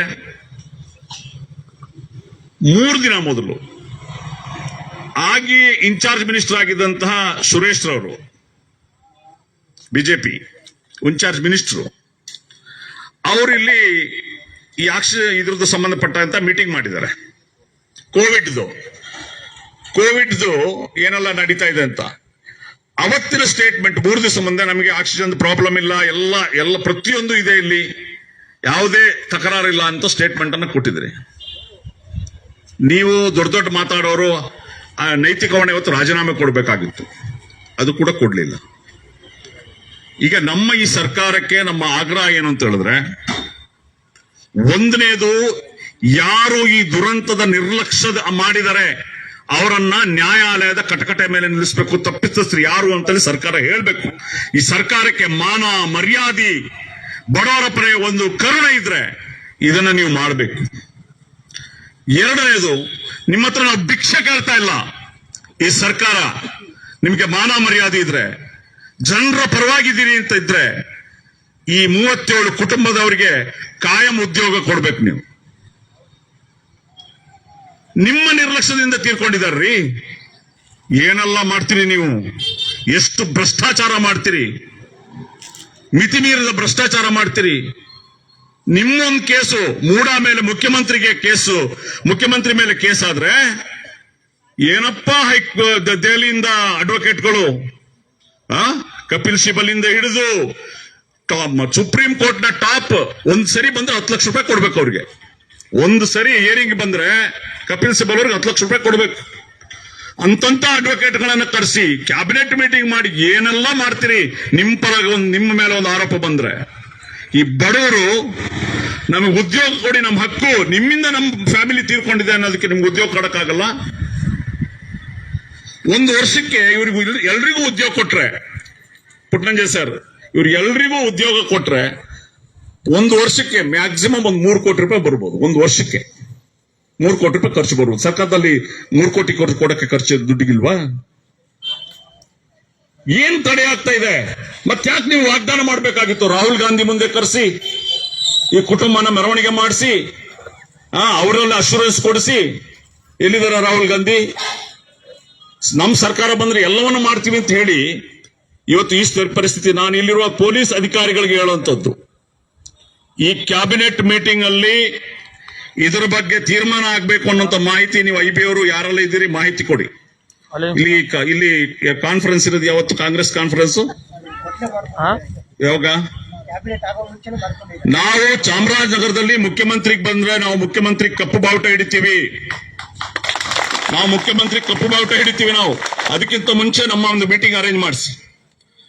ಆಕ್ಸಿಜನ್ ಸಂತ್ರಸ್ತರು ಮತ್ತು ಯಾರು ಇಲ್ಲಿ ಜನಪರ ಹೋರಾಟಗಾರರಿದ್ದಾರೆ ಅವರ ಅದರಲ್ಲಿ ಜಿಲ್ಲಾಧಿಕಾರಿಗಳು, ಪೊಲೀಸ್ ಅಧಿಕಾರಿಗಳು ಒಂದು ಒಳ್ಳೆಯ ರೀತಿಯ ಒಂದು ಮೀಟಿಂಗ್ ಅನ್ನ ನೀವು ವ್ಯವಸ್ಥೆ ಮಾಡಿಸ್ಬೇಕು. ನಾವು ಜನರು ಪ್ರಜಾಪ್ರಭುತ್ವದಲ್ಲಿ ನಾವೇ ಪ್ರಭುಗಳು. ನಮ್ಮ ಮಾತುಗಳನ್ನ, ನಮ್ಮ ನೋವನ್ನ ಕೇಳಿಸ್ಕೊಳ್ಳುವಂತ ತಾಯಿ ಗುಣ ಇರಬೇಕು ಈ ಸರ್ಕಾರಕ್ಕೆ. ಹಾಗಾಗಿ ನೀವು ಆ ಮೀಟಿಂಗ್ ಅರೇಂಜ್ ಮಾಡಿಸಿಲ್ಲ ಅಂದ್ರೆ ಖಂಡಿತವಾಗ್ಲೂ ಮುಖ್ಯಮಂತ್ರಿಗೆ ನಾವು ಕಪ್ಪು ಬಾವುಟ ಹಿಡಿತೀವಿ, ಅವ್ರ ವಿರುದ್ಧ ನಾವು ಘೋಷಣೆ ಕೂಗ್ತೀವಿ. ಹಾಗಾಗಿ ಕ್ಯಾಬಿನೆಟ್ ಮೀಟಿಂಗ್ ಅಲ್ಲಿ ಈ ಬಗ್ಗೆ ಸ್ಪಷ್ಟವಾದಂತಹ ಒಂದು ನಿರ್ಧಾರವನ್ನು ಅವ್ರು ಕೈಗೊಳ್ಬೇಕು. ಎರಡನೇ ವಿಚಾರ, ಜಾತಿ ಗಣತಿ ಅಥವಾ ಕಾಂತರಾಜ ಆಯೋಗದ ವರದಿ. 2013-18ರಲ್ಲಿ ಇವರೇ ಇದ್ದಾಗ ನೇಮಕ ಮಾಡಿದಂತ ಒಂದು ಕಮಿಷನ್ ಸರಿಸುಮಾರು 200 ಕೋಟಿ ರೂಪಾಯಿ ಖರ್ಚು ಮಾಡಿ ಈ ರಾಜ್ಯದ ಸರ್ವ ಕುಟುಂಬಗಳ ಸಮೀಕ್ಷೆಯನ್ನು ಮಾಡಿ ವರದಿಯನ್ನು ಸಲ್ಲಿಕೆ ಮಾಡ್ತದೆ. ಅವರ 2018ರ ಕೊನೆಯ ಅವಧಿಯಲ್ಲಿ ಸಿದ್ದರಾಮಯ್ಯನವರದನ್ನು ಸ್ವೀಕಾರ ಮಾಡೋದಿಲ್ಲ. ಆನಂತರ ಬಂದಂತ ಬೊಮ್ಮಾಯಿ ಇರ್ಬೋದು, ಕುಮಾರಸ್ವಾಮಿ ಇರ್ಬೋದು, ಯಡಿಯೂರಪ್ಪನವರು ಅವರು ಸ್ವೀಕಾರ ಮಾಡೋದಿಲ್ಲ. ಈಗ ಅವರು ಸ್ವೀಕಾರ ಮಾಡಿದ್ರೆ ಇದನ್ನ ಬಹಿರಂಗಗೊಳಿಸಕ್ಕೆ ಏನು? 3 ಕ್ಯಾಬಿನೆಟ್ ಮೀಟಿಂಗ್ ಅಲ್ಲಿ ಈ ಮೀಟಿಂಗ್ ಅಲ್ಲಿ ಇಡ್ತೀವಿ, ಈ ಮೀಟಿಂಗ್ ಅಲ್ಲಿ ಇಡ್ತೀವಿ, ಈ ಮೀಟಿಂಗ್ ಅಲ್ಲಿ ಇಡ್ತೀವಿ ಅಂತ ಹೇಳ್ಕೊಂಡು ಮುಂದುವರಿತಾ ಇದ್ರೆ ಜನರಿಗೆ ಉತ್ತರ ಹೇಳಿ. ಒಂದು ಕಡೆ ಪ್ರಿಯಾಂಕಾ ಗಾಂಧಿ ಮತ್ತು ರಾಹುಲ್ ಗಾಂಧಿ ಪಾರ್ಲಿಮೆಂಟ್ ನಲ್ಲಿ ಮಾತಾಡ್ತಾರೆ ಇಡೀ ದೇಶದಲ್ಲಿ ಜಾತಿ ಗಣತಿಯ ಜಾರಿ ಆಗ್ಬೇಕು. 1931 ನಂತರ ಇಲ್ಲಿ ಜಾತಿ ಗಣತಿ ಜಾರಿ ಆಗಿಲ್ಲ, ಜಾತಿ ಗಣತಿ ಆಗ್ಲೇಬೇಕು, ನಮ್ಮ ಮುಂದಿನ ಫೋಕಸ್ ಇದೆ ಅನ್ನೋಂಥದ್ದನ್ನ ಪಾರ್ಲಿಮೆಂಟ್ ಅಲ್ಲಿ ಮಾತಾಡ್ತಾರೆ. ಮೋದಿ ಅವ್ರಿಗೆ ಹೇಳ್ತಾರೆ ಜಾತಿ ಗಣತಿ ಮಾಡಿಸಿ ಅಂತ. ರಾಹುಲ್ ಗಾಂಧಿ ಅವರು, ಪ್ರಿಯಾಂಕಾ ಗಾಂಧಿ ಅವ್ರದೇ ಕಾಂಗ್ರೆಸ್ ಸರ್ಕಾರ ಇದೆ, ಜಾತಿ ಗಣತಿ ವರದಿ ರೆಡಿ ಇದೆ, ಸ್ವೀಕಾರನೂ ಕೂಡ ಮಾಡಿದ್ದಾರೆ. ಯಾಕೆ ಇದನ್ನ ಕ್ಯಾಬಿನೆಟ್ ಮೀಟಿಂಗ್ ಅಲ್ಲಿ ಇಟ್ಟು ಅದನ್ನ ಚರ್ಚೆ ಮಾಡಿ ಯಾಕೆ ಇದನ್ನು ಜಾರಿಗೊಳಿಸ್ತಾ ಇಲ್ಲ? ಯಾರು ನಿಮ್ಗೆ ತಡೀತಾ ಇದ್ದಾರೆ? 200 ಕೋಟಿ ರೂಪಾಯಿ ಹಣ ಏನಿದೆ ಸಿದ್ದರಾಮಯ್ಯನವರ, ಡಿ ಕೆ ಶಿವಕುಮಾರ್ ಮನೆಯಿಂದ ತಂದು ದುಡ್ಡಲ್ಲ, ನಿಮ್ಮ ಟ್ಯಾಕ್ಸ್ ಹಣದಿಂದ 200 ಕೋಟಿ ಖರ್ಚು ಮಾಡಿದ್ದಾರೆ. ಸುಮಾರು 55 ಪ್ರಶ್ನೆಗಳಿಗೆ ಉತ್ತರ ಇದೆ ಇಲ್ಲಿ. ಸಾಮಾಜಿಕ, ಶೈಕ್ಷಣಿಕ, ಆರ್ಥಿಕ ಮತ್ತು ರಾಜಕೀಯ ಪ್ರಾತಿನಿಧ್ಯದ ಬಗ್ಗೆ ಇರುವಂತದ್ದು. ಈಗ ಜಿಲ್ಲಾ ಪಂಚಾಯತ್, ತಾಲೂಕ್ ಪಂಚಾಯತ್, ಗ್ರಾಮ ಪಂಚಾಯತ್, ಲೋಕಲ್ ಬಾಡಿ ಎಲೆಕ್ಷನ್ ಅಲ್ಲಿ ಹಲವು ಸುಪ್ರೀಂ ಕೋರ್ಟ್ ನ ಡಿಸಿಷನ್ ಏನಿದೆ ಅಂತ ಹೇಳಿದ್ರೆ, ಜಡ್ಜ್ಮೆಂಟ್ ಏನಿದೆ ಅಂತ ಹೇಳಿದ್ರೆ, ವೈಜ್ಞಾನಿಕವಾದ ಅಂಕಿಅಂಶಗಳಿರಬೇಕು ನೀವು ರಿಸರ್ವೇಶನ್ ಮಾಡ್ಬೇಕಂದ್ರೆ ಅಂತ. ವೈಜ್ಞಾನಿಕ ಅಂಕಿಅಂಶಗಳಿದ್ರೆ ನೀವು ರಿಸರ್ವೇಶನ್ ಕೊಡಿ ಅಂತ. ಈ ಕಾಂತರಾಜ್ ಆಯೋಗದ ವರದಿಯಲ್ಲಿ ರಾಜಕೀಯ ಪ್ರಾತಿನಿಧ್ಯದ ಬಗ್ಗೆ ಕೂಡ ಅಲ್ಲಿರುವಂತ ಪ್ರಶ್ನಾವಳಿಗಳಿದೆ ಇತ್ತು. ನಿಮ್ಗೆ ಗೊತ್ತಿರ್ಬೋದು. ನಿಮ್ಮ ಮನೆಯಲ್ಲಿ ಗ್ರಾಮ ಪಂಚಾಯತಿ ಮೆಂಬರ್ ಆಗಿದ್ರಾ, ನಿಮ್ಮ ಪಂಚಾಯತ್ ಜಿಲ್ಲಾ ಪಂಚಾಯತಿ ಮೆಂಬರ್ ಆಗಿದ್ರಾ, ರಾಜಕೀಯದಲ್ಲಿ ಯಾರು ಇದ್ದಾರಾ, ಈ ಎಲ್ಲಾ ವಿಚಾರಗಳು ಆ ಪ್ರಶ್ನಾವಳಿಗಳಿತ್ತು. ಇವತ್ತು ಮೀಸಲಾತಿ ಕೊಡ್ಲಿಕ್ಕೆ, ಸರ್ಕಾರದ ಯೋಜನೆಗಳನ್ನ ಕೊಡ್ಲಿಕ್ಕೆ ಏನು ಒಂದು ಅನುಕೂಲ ಆಗ್ಬೇಕು ಅಂದ್ರೆ ಈ ವರದಿ ಜಾರಿ ಆಗ್ಲೇಬೇಕು. ಇಲ್ಲಿ ನಾನು ರಿಕ್ವೆಸ್ಟ್ ಮಾಡುವಂತದ್ದು ವಿಶೇಷವಾಗಿ ದಲಿತ ಪರ ಹೋರಾಟಗಾರರಿಗೆ, ನಮ್ಮ ಪಾಪಣ್ಣವರು ಎಲ್ಲರೂ ಇದ್ದಾರೆ, ಈ ವಿಷಯವನ್ನ ಗಂಭೀರವಾಗಿ ಪರಿಗಣಿಸಬೇಕು. ಯಾಕೆಂದ್ರೆ ಆ ವರದಿಯಲ್ಲಿದೆ ಈ ರಾಜ್ಯದಲ್ಲಿ ನಂಬರ್ 1 ಪಾಪ್ಯುಲೇಷನ್ ಇರುವಂತದ್ದು ಶೆಡ್ಯೂಲ್ ಕಾಸ್ಟ್ ಸಮುದಾಯ ಅಂತ, ಒಂದು ಸರಿಸುಮಾರು 1.25 ಕೋಟಿ. ಎರಡನೇದು ಮುಸಲ್ಮಾನರು. ಇದು ಜಾರಿಗೆ ಬರಲೇಬೇಕು, ಒಂದು ರಾಜಕೀಯ ಸ್ಥಿತ್ಯಂತರ ಆಗ್ಲೇಬೇಕು. ರಾಜಕೀಯ ಇಲ್ಲಿ ಒಂದು ಮನ್ವಂತರ ಆಗ್ಬೇಕು ಅಂತಂದ್ರೆ ಈ ವರದಿ ಜಾರಿ ಆಗ್ಬೇಕು. ಇಲ್ಲಿ ಯಾರು ಎಷ್ಟು ಜನಸಂಖ್ಯೆ ಇದೆ ಅವರಿಗೆ ಅಧಿಕಾರ ಸಿಗ್ಬೇಕು. ಈ 7 ದಶಕಗಳಲ್ಲಿ ಕರ್ನಾಟಕ ರಾಜ್ಯದಲ್ಲಿ ಒಬ್ಬನೇ ಒಬ್ಬ ದಲಿತ ಮುಖ್ಯಮಂತ್ರಿ ಆಗಲಿಲ್ಲ, ಒಬ್ಬನೇ ಒಬ್ಬ ಮುಸ್ಲಿಂ ಮುಖ್ಯಮಂತ್ರಿ ಆಗಲಿಲ್ಲ, ಸರಿಯಾದಂತ ಕ್ಯಾಬಿನೆಟ್ ರೆಪ್ರೆಸೆಂಟೇಷನ್ ಇಲ್ಲ ಇವರಿಗೆ. ಇಂತಹ ಪರಿಸ್ಥಿತಿ ಇರುವಾಗ ಈ ವರದಿ ಜಾರಿ ಆಗಲೇಬೇಕು. ಈ ಕ್ಯಾಬಿನೆಟ್ ಮೀಟಿಂಗ್ ಅಲ್ಲಾದ್ರೂ ಕೂಡ ಈ ಸರ್ಕಾರ ಗಂಭೀರವಾಗಿ ಇದನ್ನು ಪರಿಗಣಿಸಿ, ಈ ಕ್ಯಾಬಿನೆಟ್ ಮೀಟಿಂಗ್ ಅಲ್ಲಿ ಇದನ್ನು ಚರ್ಚೆಗೊಳಪಡಿಸಿ, ಇದರ ಶಿಫಾರಸುಗಳೇನಿದೆ ಅದನ್ನ ವರದಿಯನ್ನ ಜಾರಿಗೊಳಿಸಬೇಕು ಅಂತೇಳಿ ನಾವು ಈ ಒಂದು ಹೋರಾಟದ ಮೂಲಕ ಆಗ್ರಹಿಸ್ತೇವೆ. 3ನೇ ವಿಚಾರ 2B ಮೀಸಲಾತಿ. ಸರಿಸುಮಾರು 1990 ದಶಕದಿಂದ ಇದ್ದಂತಹ ಏನು 2B ಮೀಸಲಾತಿ, ಮುಸಲ್ಮಾನರಿಗೆ 4% ಮೀಸಲಾತಿ ಇತ್ತು. ಇಲ್ಲಿ ಕೆಲವರಿಗೆ ಗೊಂದಲ ಇದೆ. ಏನು 2B ಮೀಸಲಾತಿ ಅನ್ನೋದು ಮುಸಲ್ಮಾನರು ಅನ್ನಕ್ಕೆ ಧಾರ್ಮಿಕ ಕಾರಣಕ್ಕೆ ಕೊಟ್ಟರು ಅಂತ ಅಲ್ಲ, ಖಂಡಿತ ಅಲ್ಲ. ಈ ದೇಶದಲ್ಲಿ ಮತ್ತು ಈ ರಾಜ್ಯದಲ್ಲಿ ಬಂದಂತ ಎಲ್ಲಾ ಹಿಂದುಳಿದ ವರ್ಗದ ಆಯೋಗಗಳು ಕೂಡ ಮುಸ್ಲಿಂ ಸಮುದಾಯವನ್ನ ಸಾಮಾಜಿಕವಾಗಿ, ಶೈಕ್ಷಣಿಕವಾಗಿ ಹಿಂದುಳಿದ ಸಮುದಾಯ ಅಂತೇಳಿ ಎಲ್ಲ ವರದಿಯಲ್ಲಿದೆ. ಯಾವುದೇ ವರದಿ, ಕಾಕಾ ಕಾಲೇಲ್ಕರ್ ವರದಿ ತಗೊಳ್ಳಿ, ನಾಗನಗೌಡ ವರದಿ ತಗೊಳ್ಳಿ, ವೆಂಕಟಸ್ವಾಮಿ ವರದಿ ತಗೊಳ್ಳಿ, ಪ್ರತಿಯೊಂದು ಆಯೋಗದಲ್ಲೂ ಕೂಡ ಈ ಸಮುದಾಯಗಳು ಸಾಮಾಜಿಕವಾಗಿ, ಶೈಕ್ಷಣಿಕವಾಗಿ ಹಿಂದುಳಿದೆ ಅನ್ನೋ ಕಾರಣಕ್ಕೆ ಹಿಂದುಳಿದ ವರ್ಗದ 2B ಅಂಡರ್ನಲ್ಲಿ 4% ಮೀಸಲಾತಿ ಕೊಟ್ಟರು. ಆದ್ರೆ ಬಿಜೆಪಿ ಇದು ಮುಸ್ಲಿಮರ ದ್ವೇಷಿ ಅನ್ನುವಂಥದ್ದು ಬಹಿರಂಗ ಜಾಹಿರು. ಮುಸ್ಲಿಮರ ವಿರುದ್ಧವಾಗಿ ಹಿಜಾಬ್ ಅನ್ನು ಕಿತ್ಕೊಂಡ್ರು, ಬೇರೆ ಬೇರೆ ನಮ್ಮ ಹಕ್ಕುಗಳನ್ನ ಕಿತ್ಕೊಂಡ ಬಂದಾಗ 2B ರಿಸರ್ವೇಶನ್ ಅನ್ನು ಕೂಡ ಬೊಮ್ಮಾಯಿ ಸರ್ಕಾರ ಕಿತ್ತಾಕ್ತು. ಆಮೇಲೆ ಆ ಸರ್ಕಾರವನ್ನೇ ಜನ ಕಿತ್ತಾಕಿದ್ರು, ಅದು ಬೇರೆ ವಿಚಾರ. ಇವತ್ತು 2B ಮೀಸಲಾತಿಯನ್ನ ಮರುಸ್ಥಾಪನೆ ಮಾಡಬೇಕು ಅನ್ನುವಂತ ಆಗ್ರಹ. ಎಷ್ಟು ನಾಚಿಕೆ ಕಟ್ಟೋರು ಈ ಕಾಂಗ್ರೆಸ್ಗಳು, ಈ ಸಿದ್ದರಾಮಯ್ಯನವರು, ಈ ಡಿ ಕೆ ಶಿವಕುಮಾರ್ ಅಂತಂದ್ರೆ ಇವರಿಗೆ ಲವಲೇಶೋ ಮಾನ ಮರ್ಯಾದೆ ಇಲ್ಲ. ಬಿಜೆಪಿ 2B ಮೀಸಲಾತಿಯನ್ನ ರದ್ದು ಮಾಡಿದಾಗ ಇವರು ವಿರೋಧ ಪಕ್ಷದಲ್ಲಿದ್ರು. ಇವರು ಅವತ್ತು ಹೇಳಿದ್ದು ದೊಡ್ಡ ಅನ್ಯಾಯ ಇತ್ತು ಮುಸಲ್ಮಾನರಿಗೆ. ನಮ್ಮ ಸರ್ಕಾರ ಅಧಿಕಾರಕ್ಕೆ ಬಂದ್ರೆ ಅದೇ ದಿನ, ನಾವು ಬಂದಂತ ಅದೇ ದಿನ ನಾವು 2B ಮೀಸಲಾತಿಯನ್ನ ಮುಸಲ್ಮಾನರಿಗೆ ಪುನರ್ಸ್ಥಾಪನೆ ಮಾಡಿ ಕೊಡ್ತೀವಿ ಅಂತ ಹೇಳಿದ್ರು. ಇದೇ ಡಿ ಕೆ ಶಿವಕುಮಾರ್ ಹೇಳಿದ್ರು, ಸಿದ್ದರಾಮಯ್ಯವರು ಹೇಳಿದ್ರು, ಇವರ ಪ್ರಣಾಳಿಕೆಯಲ್ಲಿ ಹೇಳಿದ್ರು. ಸರಿಸುಮಾರು 2 ವರ್ಷ ಆಗ್ತಾ ಬಂತು ಇವ್ರ ಸರ್ಕಾರಕ್ಕೆ. ಸರಿಸುಮಾರು 25 ಕ್ಯಾಬಿನೆಟ್ ಮೀಟಿಂಗ್ ಆಯ್ತು. ಬಿಜೆಪಿ ಕ್ಯಾಬಿನೆಟ್ ಮೀಟಿಂಗ್ ಅಲ್ಲೇ ಇದನ್ನ ರದ್ದು ಮಾಡಿದ್ದು. ಒಂದು ಕ್ಯಾಬಿನೆಟ್ ಮೀಟಿಂಗ್ ಸಾಕು ಇದನ್ನ ರೆಸ್ಟೋರ್ ಮಾಡ್ಲಿಕ್ಕೆ, ಮರುಸ್ಥಾಪನೆ ಮಾಡ್ಲಿಕ್ಕೆ. ಅದನ್ನು ಕೂಡ ಮಾಡ್ತಾ ಇಲ್ಲ. ಹಾಗಾಗಿ ಈ ಕ್ಯಾಬಿನೆಟ್ ಮೀಟಿಂಗ್ ಅಲ್ಲಿ ಈ ವಿಚಾರಗಳನ್ನು ಕೂಡ ಇಡಬೇಕು ಅನ್ನುವಂತ ಆಗ್ರಹದೊಂದಿಗೆ ನಾವು ಈ ಹೋರಾಟವನ್ನ ಕೈಗೊಂಡಿದ್ದೀವಿ. ಮುಂದಿನ ದಿನಗಳಲ್ಲಿ ಈ ಹೋರಾಟವನ್ನು ಇನ್ನಷ್ಟು ತೀವ್ರಗೊಳಿಸ್ತೀವಿ. ನಿಮಗೆ ದೆಹಲಿ ಪಾಠ ಆಗ್ಬೇಕು, ನಿಮಗೆ ಹರಿಯಾಣ ಪಾಠ ಆಗ್ಬೇಕು, ನಿಮಗೆ ಪಂಜಾಬ್ ಪಾಠ ಆಗ್ಬೇಕು. ನೀವು ಏನು 134 138 ಸೀಟ್ ಗೆದ್ದಿದೀವಿ ಅಂತೇಳಿ ಏನು ದೊಡ್ಡ ಗರ್ವದಿಂದ ಬೀಗ್ತಾ ಇದ್ರಿ. ಇದು ನಡೆಯಲ್ಲ, ಇದು ನಡೆಯಲ್ಲ. ಮುಂದೆ ನಿಮ್ಮ ಮನೆಗಳಿಗೆ ಕಳಿಸುವಂತ ವ್ಯವಸ್ಥೆ ಆಗ್ತದೆ ಇದೇ ರೀತಿ ನೀವು ಮಾಡ್ತಾ ಇದ್ರೆ. ನಾನು ಸ್ಪಷ್ಟವಾಗಿ ಈ ಸರ್ಕಾರಕ್ಕೆ ಹೇಳುವಂತದ್ದು, ನಿಮ್ಮ ವೋಟ್ ಬ್ಯಾಂಕ್ ಯಾರು ಅನ್ನೋದನ್ನ ನೀವು ಅರ್ಥ ಮಾಡ್ಕೊಳ್ಳಿ. ನಿಮ್ಗೆ ಯಾರು ವೋಟ್ ಹಾಕ್ತಾರೆ, ನಿಮ್ಗೆ ಯಾರು ವೋಟ್ ಕೊಡೋರು, ನಿಮ್ಗೆ ಯಾರು ಬೆಂಬಲವಾಗಿ ನಿಂತಿದ್ದಾರೆ, ಆ ಸಮುದಾಯಗಳ ಹಿತಾಸಕ್ತಿಯನ್ನು ನೀವು ಕಾಪಾಡಬೇಕು. ಆ ಸಮುದಾಯಗಳ ಹಿತಾಸಕ್ತಿಯನ್ನು ನೀವು ಕಾಪಾಡಬೇಕು. ಯಾರ್ದೋ ಲಾಬಿಗೆ ಹೆದರಿ, ಬಲಾಢ್ಯ ಜಾತಿಗಳ ಲಾಬಿಗೆ ಹೆದರಿ ನೀವು ಜಾತಿ ಗಣತಿ ವರದಿ ಜಾರಿ ಮಾಡೋದಿಲ್ಲ. ಬಿಜೆಪಿ RSS IT ಸೆಲ್ಗೆ ಹೆದರಿ ನೀವು 2B ಮೀಸಲಾತಿ ಜಾರಿಗೊಳಿಸೋದಿಲ್ಲ. ಇನ್ಯಾವುದೋ ವಿಚಾರಕ್ಕೆ ನೀವು ಆಕ್ಸಿಜನ್ ಸಂತ್ರಸ್ತರಿಗೆ ನ್ಯಾಯ ಕೊಡೋದಿಲ್ಲ. ನಿಮ್ಮ ವೋಟ್ ಬ್ಯಾಂಕ್ ಯಾರು? ನಿಮ್ಮ ವೋಟ್ ಬ್ಯಾಂಕ್ ಯಾರಿದ್ದಾರೆ? ನಿಮಗೆ ಯಾರು ಸಪೋರ್ಟ್ ಮಾಡಿದರೆ? ಮುಖ್ಯಮಂತ್ರಿ ಇವತ್ತು ಸಿದ್ದರಾಮಯ್ಯ ಆಗ್ಲಿಕ್ಕೆ ಯಾರು ಕಾರಣ?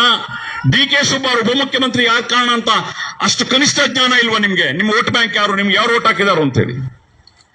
ಆ ಸಮುದಾಯಗಳ ನಿಮ್ಮ ವೋಟ್ ಬ್ಯಾಂಕ್ ಅಹಿಂದ ವರ್ಗಗಳು 92% ಅಲ್ಪಸಂಖ್ಯಾತರು ವೋಟ್ ಹಾಕಿದ್ರು, 65% ಶೆಡ್ಯೂಲ್ ಕಾಸ್ಟ್ ವೋಟ್ ಹಾಕಿದ್ರು, ಅದೇ ರೀತಿ ಹಿಂದುಳಿದ ವರ್ಗಗಳು ವೋಟ್ ಹಾಕಿದ್ರು. ಮೇಲ್ವರ್ಗದ ವೋಟ್ ನಿಮಗೆ ಬರಲಿಲ್ಲ, ಅರ್ಥ ಮಾಡ್ಕೊಳ್ಳಿ ನೀವು. ಸ್ವಲ್ಪ ಮಟ್ಟಿನ ವೋಟ್ ಬಂದಿರಬಹುದು, ಬರಲಿಲ್ಲ. ಆದ್ರೆ ಮೆಜಾರಿಟಿಯಾಗಿ ನಿಮಗೆ ಈ ಅಧಿಕಾರವನ್ನು ತಂದುಕೊಟ್ಟದ್ದು ಈ ಅಹಿಂದ ಸಮುದಾಯಗಳು. ಹಾಗಾಗಿ ಅಹಿಂದ ಸಮುದಾಯಗಳ ಈ ಬೇಡಿಕೆಯನ್ನ ಈಡೇರಿಸಬೇಕು ಅಂತ ಹೇಳಿ ಈ ಕಾಂಗ್ರೆಸ್ ಸರ್ಕಾರಕ್ಕೆ ಈ ನಮ್ಮ ಮಾಧ್ಯಮದ ಮೂಲಕ, ಪೊಲೀಸ್ ಇಲಾಖೆ ಮೂಲಕ ಆಗ್ರಹಿಸ್ತಾ, ಮುಂದಿನ ದಿನಗಳಲ್ಲಿ ಇದನ್ನು ಈಡೇರಿಸದೆ ಹೋದೆ ನಮ್ಮ ಹೋರಾಟ ಇನ್ನಷ್ಟು ಪ್ರಬಲಗೊಳ್ಳುತ್ತದೆ ಅನ್ನುವಂತ ಒಂದು ಎಚ್ಚರಿಕೆಯನ್ನು ಸರ್ಕಾರಕ್ಕೆ ನೀಡ್ತಾ ನನ್ನ ಮಾತನ್ನು ಮುಗಿಸ್ತೇನೆ. ಜೈ ಹಿಂದ್, ಜೈ SDPI, ಜೈ ಕರ್ನಾಟಕ. ಇಷ್ಟೊತ್ತು ಈ ಪ್ರತಿಭಟನೆಯನ್ನು ಉದ್ದೇಶಿಸಿ ಮಾತನಾಡಿದಂತಹ ರಾಜ್ಯಾಧ್ಯಕ್ಷರಾದಂತಹ ಶ್ರೀಯುತ ಅಬ್ದುಲ್ ಮಜೀದ್ ಮೈಸೂರು ಅವರಿಗೆ ಧನ್ಯವಾದಗಳು. ಈಗ ಈ ಪ್ರತಿಭಟನೆಯನ್ನು ಉದ್ದೇಶಿಸಿ ದಲಿತ ಮಹಾಸಭಾದ ರಾಜ್ಯಾಧ್ಯಕ್ಷರಾದಂತಹ ವೆಂಕಟರಮಣ ಸ್ವಾಮಿ ಪಾಪೂರ್ ಅವರು ಒಂದೆರಡು ಮಾತನಾಡಬೇಕು ಅಂತ ನಾನು ಕೇಳ್ಕೊತೇನೆ.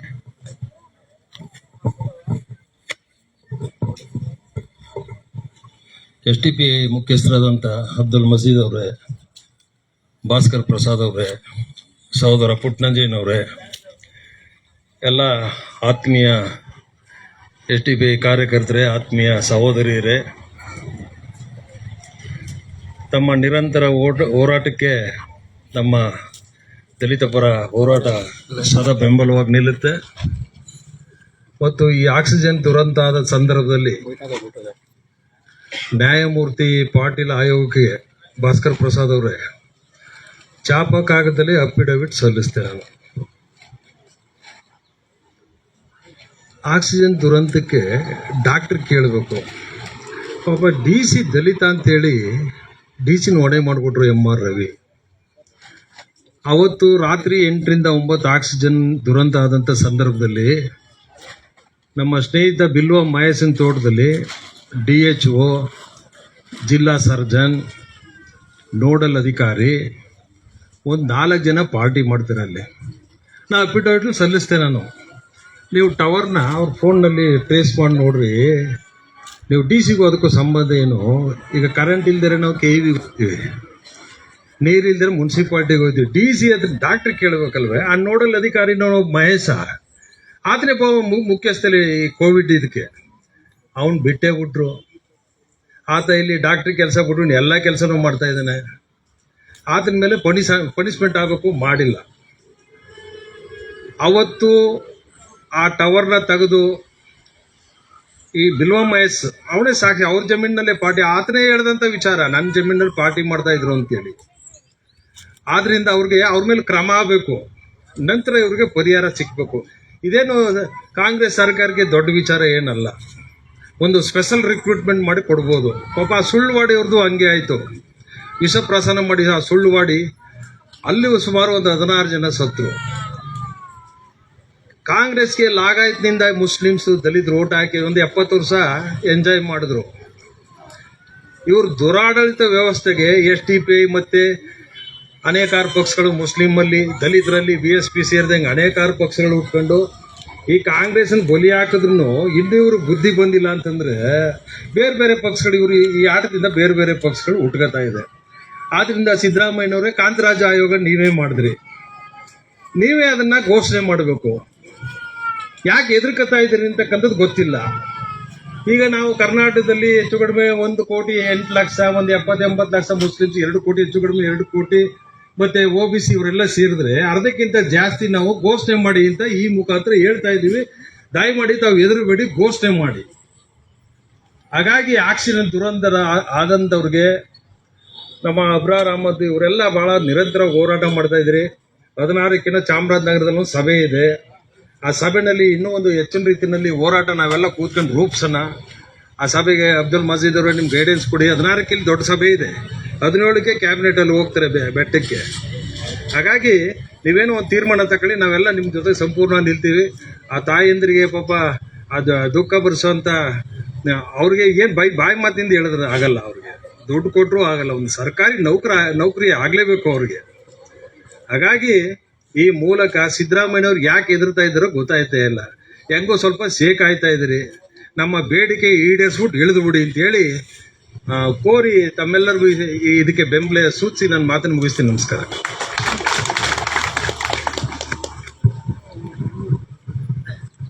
ಇಷ್ಟೊತ್ತು ಪ್ರತಿಭಟನೆಯನ್ನು ಉದ್ದೇಶಿಸಿ ಮಾತನಾಡಿದಂಥ ವೆಂಕಟರಮಣ ಸ್ವಾಮಿ ಪಾಪವಣ್ಣರವರಿಗೆ ಧನ್ಯವಾದಗಳು. ಈಗ PUCLನ ರಾಜ್ಯ ಕಾರ್ಯದರ್ಶಿಗಳಾದಂತಹ ವೆಂಕಟರಾಜು ಸರ್ ಅವರು ಒಂದೆರಡು ಮಾತನಾಡಬೇಕು ಅಂತ ಕೇಳ್ಕೊತೇನೆ. ಸ್ನೇಹಿತರೆ, ನಾನು PUCLನ ರೆಪ್ರೆಸೆಂಟ್ ಮಾಡ್ತಾ ಇದ್ದೀನಿ, ಆದರೆ ನಾನು ರಾಜ್ಯ ಕಾರ್ಯದರ್ಶಿ ಆಗಿಲ್ಲ, ಅದು ವಿಷಯ ಬೇರೆ. ಸ್ನೇಹಿತರೆ, ಅಬ್ರಾರು ವಿವರವಾಗಿ ಎಲ್ಲ ವಿಚಾರಗಳನ್ನ ನಿಮ್ಮ ಮುಂದೆ ಇಟ್ಟಿದ್ದಾರೆ. ಒಂದು ಬಹಳ ಮುಖ್ಯವಾದಂಥ ಒಂದು ಹೇಳಿಕೆ ಇದೆ. ಕಿವುಡು ಸರ್ಕಾರ, ಮೂಕ ಜನತೆ, ಪ್ರಜಾಪ್ರಭುತ್ವ ಅಂತ ಅನ್ನಿಸ್ಕೊಡಲ್ಲ ಅಂತ. ಪ್ರಜಾಪ್ರಭುತ್ವಕ್ಕೆ ಬೇಕಾದ್ದು ಜನ ಏನು ಹೇಳ್ತಾ ಇದ್ದಾರೆ ಅದನ್ನ ಕೇಳಿಸ್ಕೊಳ್ಳುವಂಥ ವ್ಯವಧಾನ ಇರಬೇಕು, ಅದನ್ನ ಗಮನಿಸಬೇಕು. ಪತ್ರಿಕೆಗಳಲ್ಲಿ ಬರುವಂತಹ ವಾಚಕರವಾಣಿ, ಸುದ್ದಿಗಳು, ಸಂಪಾದಕೀಯಗಳು, ಇವುಗಳನ್ನ ಆಡಳಿತ ಅಂತ ಹೇಳಿದ್ರೆ ಕಾರ್ಯಾಂಗದ ಎಲ್ಲ ಸಂಪುಟದ ಮಂತ್ರಿಗಳು, ಶಾಸಕರು ಮತ್ತು ಅಧಿಕಾರಿಗಳು ಇದನ್ನ ಗಮನಿಸಬೇಕು ಅಂತ. ಯಾಕೆಂದ್ರೆ ಜನರ ಇಷ್ಟ ಏನು, ಜನ ಏನು ಹೇಳ್ತಿದ್ದಾರೆ ಅಂತ. ಆದರೆ ಈಚಿನ ಸರ್ಕಾರಗಳು ಇದನ್ನ ಸಂಪೂರ್ಣವಾಗಿ ಮರೆತು ಬಿಟ್ಟಿದ್ದಾರೆ. ನಾವು ಹೊಡ್ಕೊಂಡ್ರು ಇರೋ ವಿಚಾರನ ಕಣ್ಣಿಗೆ ಸ್ಪಷ್ಟವಾಗಿದ್ರೂ ಕೂಡ ಅವರು ಅದನ್ನು ಗಮನಿಸ್ತಾ ಇಲ್ಲ. ಆಕ್ಸಿಜನ್ ದುರಂತ ಆಗೋದಕ್ಕೆ ಕೆಲವೇ ದಿನಗಳ ಮುಂಚೆ ನಮ್ಮಲ್ಲಿ ಕೋವಿಡ್ ಪ್ರಕರಣಗಳಿಲ್ಲ ಅಂತ ಬೆಲೂನ್ ಹಾರ್ಬಿಟ್ರು. ಆಮೇಲೆ ನಿಮಗೆ ಗೊತ್ತೋ ಇಲ್ವೋ ಗೊತ್ತಿಲ್ಲ, ಅದು ಹೊರಗಡೆ ಬಂತೋ ಇಲ್ವೋ ಗೊತ್ತಿಲ್ಲ, ಒಂದು 1/4 ಅಳತೆಯ ಆರ್ಟ್ ಪೇಪರ್ನಲ್ಲಿ ಮಲ್ಟಿ ಕಲರ್ನಲ್ಲಿ ನಮ್ಮ ಸಾಧನೆ ಅಂತ ಹೇಳ್ಬಿಟ್ಟು ಕೋವಿಡ್ದು ಪ್ರಿಂಟ್ ಮಾಡೋದು. ಅದಕ್ಕೆ ಲಕ್ಷಾಂತರ ರೂಪಾಯಿ ಆಗುತ್ತೆ. ಅದಕ್ಕೆ ಆರ್ಟ್ ಕಾರ್ಡ್ಗಳನ್ನು ಪ್ರಿಂಟ್ ಮಾಡಿ, ಚಾರ್ಟ್ಗಳು, ಕಸ ಕಡ್ಡಿ ಎಲ್ಲ ಚಾರ್ಟ್ಗಳು ಹಾಕಿ ಇಷ್ಟಿಷ್ಟು ಮಾಡಿದ್ವಿ ಅಂತ ಬಿಡುಗಡೆ ಮಾಡಿದ್ರು. ಅದರ ಕ್ರೆಡಿಟ್ಗಳು ತಗೊಂಡ್ರು. ಆದ್ರೆ ಆಕ್ಸಿಜನ್ ದುರಂತ ಆದಾಗ ಒಬ್ಬ ಮನುಷ್ಯ ನಾಮಕೆ ವಾಸ್ತೆ ಸಾಂಕೇತಿಕವಾಗಿ ಸಸ್ಪೆಂಡ್ ಆಗಲಿಲ್ಲ. ಮೊನ್ನೆ ಯಾರೋ ಮೇಷ್ಟ್ರು ಬಸ್ ಓಡಿಸಿದ್ರು ಅಂತ ಸಸ್ಪೆಂಡ್ ಆಗಿ ಹುಡುಗರ ಪೇರೆಂಟ್ಸ್ ಎಲ್ಲ ಗಲಾಟೆ ಮಾಡ್ತಿದ್ದಾರೆ. ಬಸ್ ಓಡಿಸಿದ್ರು ಅಂತ ಅದು ಅಪರಾಧವೇ ಅಲ್ಲ, ಏನು ಅಂತ ವಿಚಾರಿಸಲಿಲ್ಲ.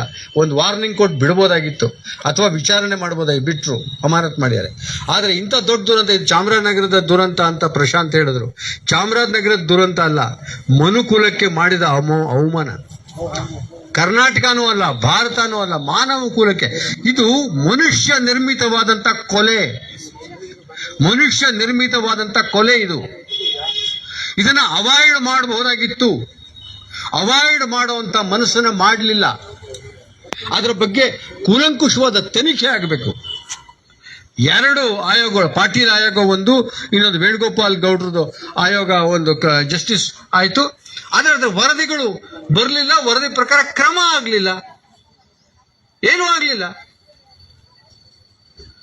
ಆನಂತರ 2ನೇ ವಿಷಯ, ದುರಂತದಲ್ಲಿ ಅಂದ ವಾರಸುದಾರರಿಗೆ ಪರಿಹಾರ ಸಿಗಬೇಕು.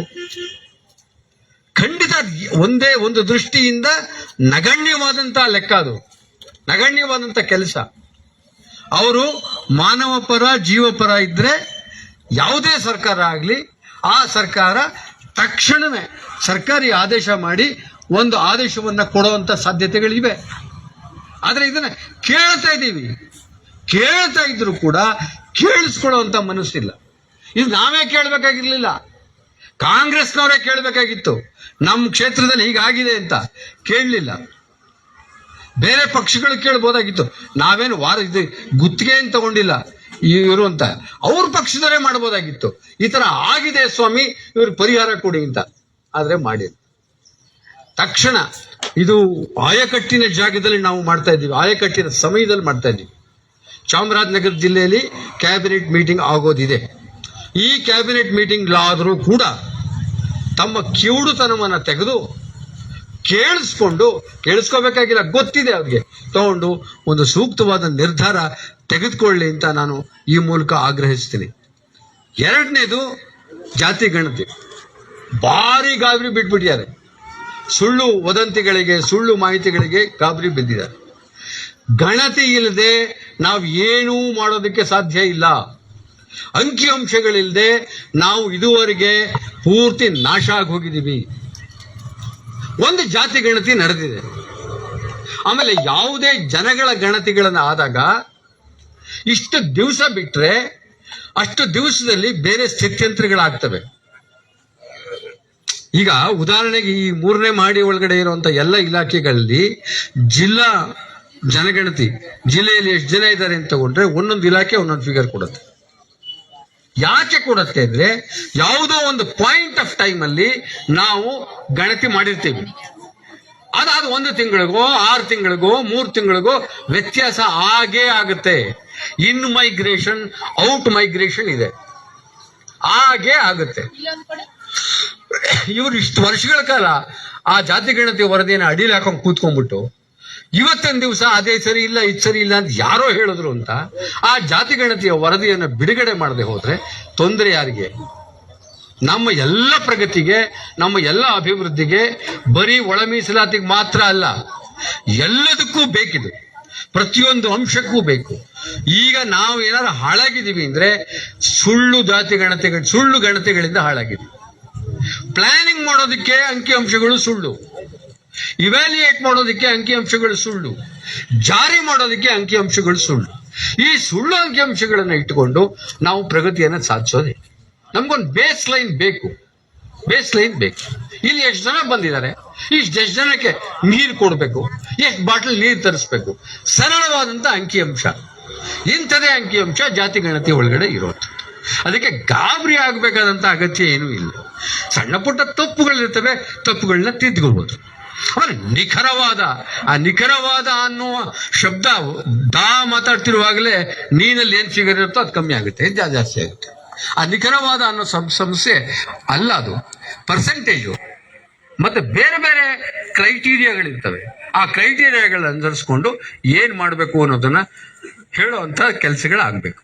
ಇದನ್ನ ಮಾಡಲಿಲ್ಲ ಅಂತ ಹೇಳಿದ್ರೆ 200 ಕೋಟಿ ಖರ್ಚು ಮಾಡಿ ಸುಮ್ಮನೆ ಇದು ಈ ಚರ್ಚೆ ಮಾಡ್ತಾ ಹೋಗೋದು, ಮಾತುಗಳನ್ನ ಹೇಳೋದು, ಏನೋ ಒಂದು ಹೇಳೋದು, ಮುಂದಕ್ಕೆ ಹಾಕೋದು ಮಾಡೋದ್ರಿಂದ ನಮ್ಮ ಜನಕ್ಕೂ ತೊಂದರೆ, ಆಡಳಿತ ಪಕ್ಷಕ್ಕೂ ತೊಂದರೆ. ಇದೇ ಸಂದರ್ಭದಲ್ಲಿ, ಈ ಸಂಪುಟದ ಸಭೆ ನಡೀತಿರೋ ಸಂದರ್ಭದಲ್ಲಿ ಜಾತಿ ಗಣತಿಯ ವರದಿಯನ್ನು ಬಿಡುಗಡೆ ಮಾಡಬೇಕು, ಚರ್ಚೆ ಮಾಡಬೇಕು. ಅದಕ್ಕೆ ಏನು ಅವಕಾಶಗಳು ಲಭ್ಯ ಇದೆಯೋ ಆ ಅವಕಾಶಗಳನ್ನು ಕೊಡುವಂತ ಕೆಲಸಗಳು ಆಗಬೇಕು.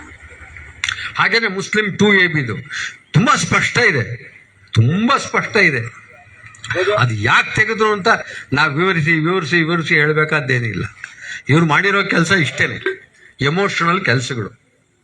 ಅಜಾನು, ಹಿಜಾಬು ಇದೇ ಕಥೆ ಮಾಡ್ಕೊಂಬಂದ್ರೆ ಹೊರತುನಾಗಿ ಏನು ಯೋಚನೆ ಮಾಡಲಿಲ್ಲ.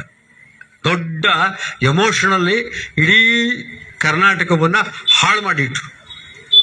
ಈಗ ಕೊನೆ ಪಕ್ಷ 2B ನ ಮರುಸ್ಥಾಪನೆ ಮಾಡಬೇಕಾದಂಥ ಬಹಳ ದೊಡ್ಡ ಅಗತ್ಯ ಇದೆ. ಈ ಮೂರನ್ನ ಬೇಡಿಕೆಗಳನ್ನು ಇವತ್ತು ಇಲ್ಲಿ ಇಟ್ಟಿರೋದು ಸಮಂಜಸವಾಗಿದೆ. SDPIನವರು ಈ ಆಕ್ಸಿಜನ್ ದುರಂತದ ಮಾತ್ರ ಅಲ್ಲ, ಸಂತೆಮರಳಿ ನಡೆದ ಜೋಡಿ ಕೊಲೆ ಪ್ರಕರಣದಲ್ಲೂ ಕೂಡ ಗಟ್ಟಿಯಾಗಿ ಆ ಇಶ್ಯೂನ ಇಟ್ಕೊಂಡು ನಿಂತ್ಕೊಂಡಿದ್ದಾರೆ.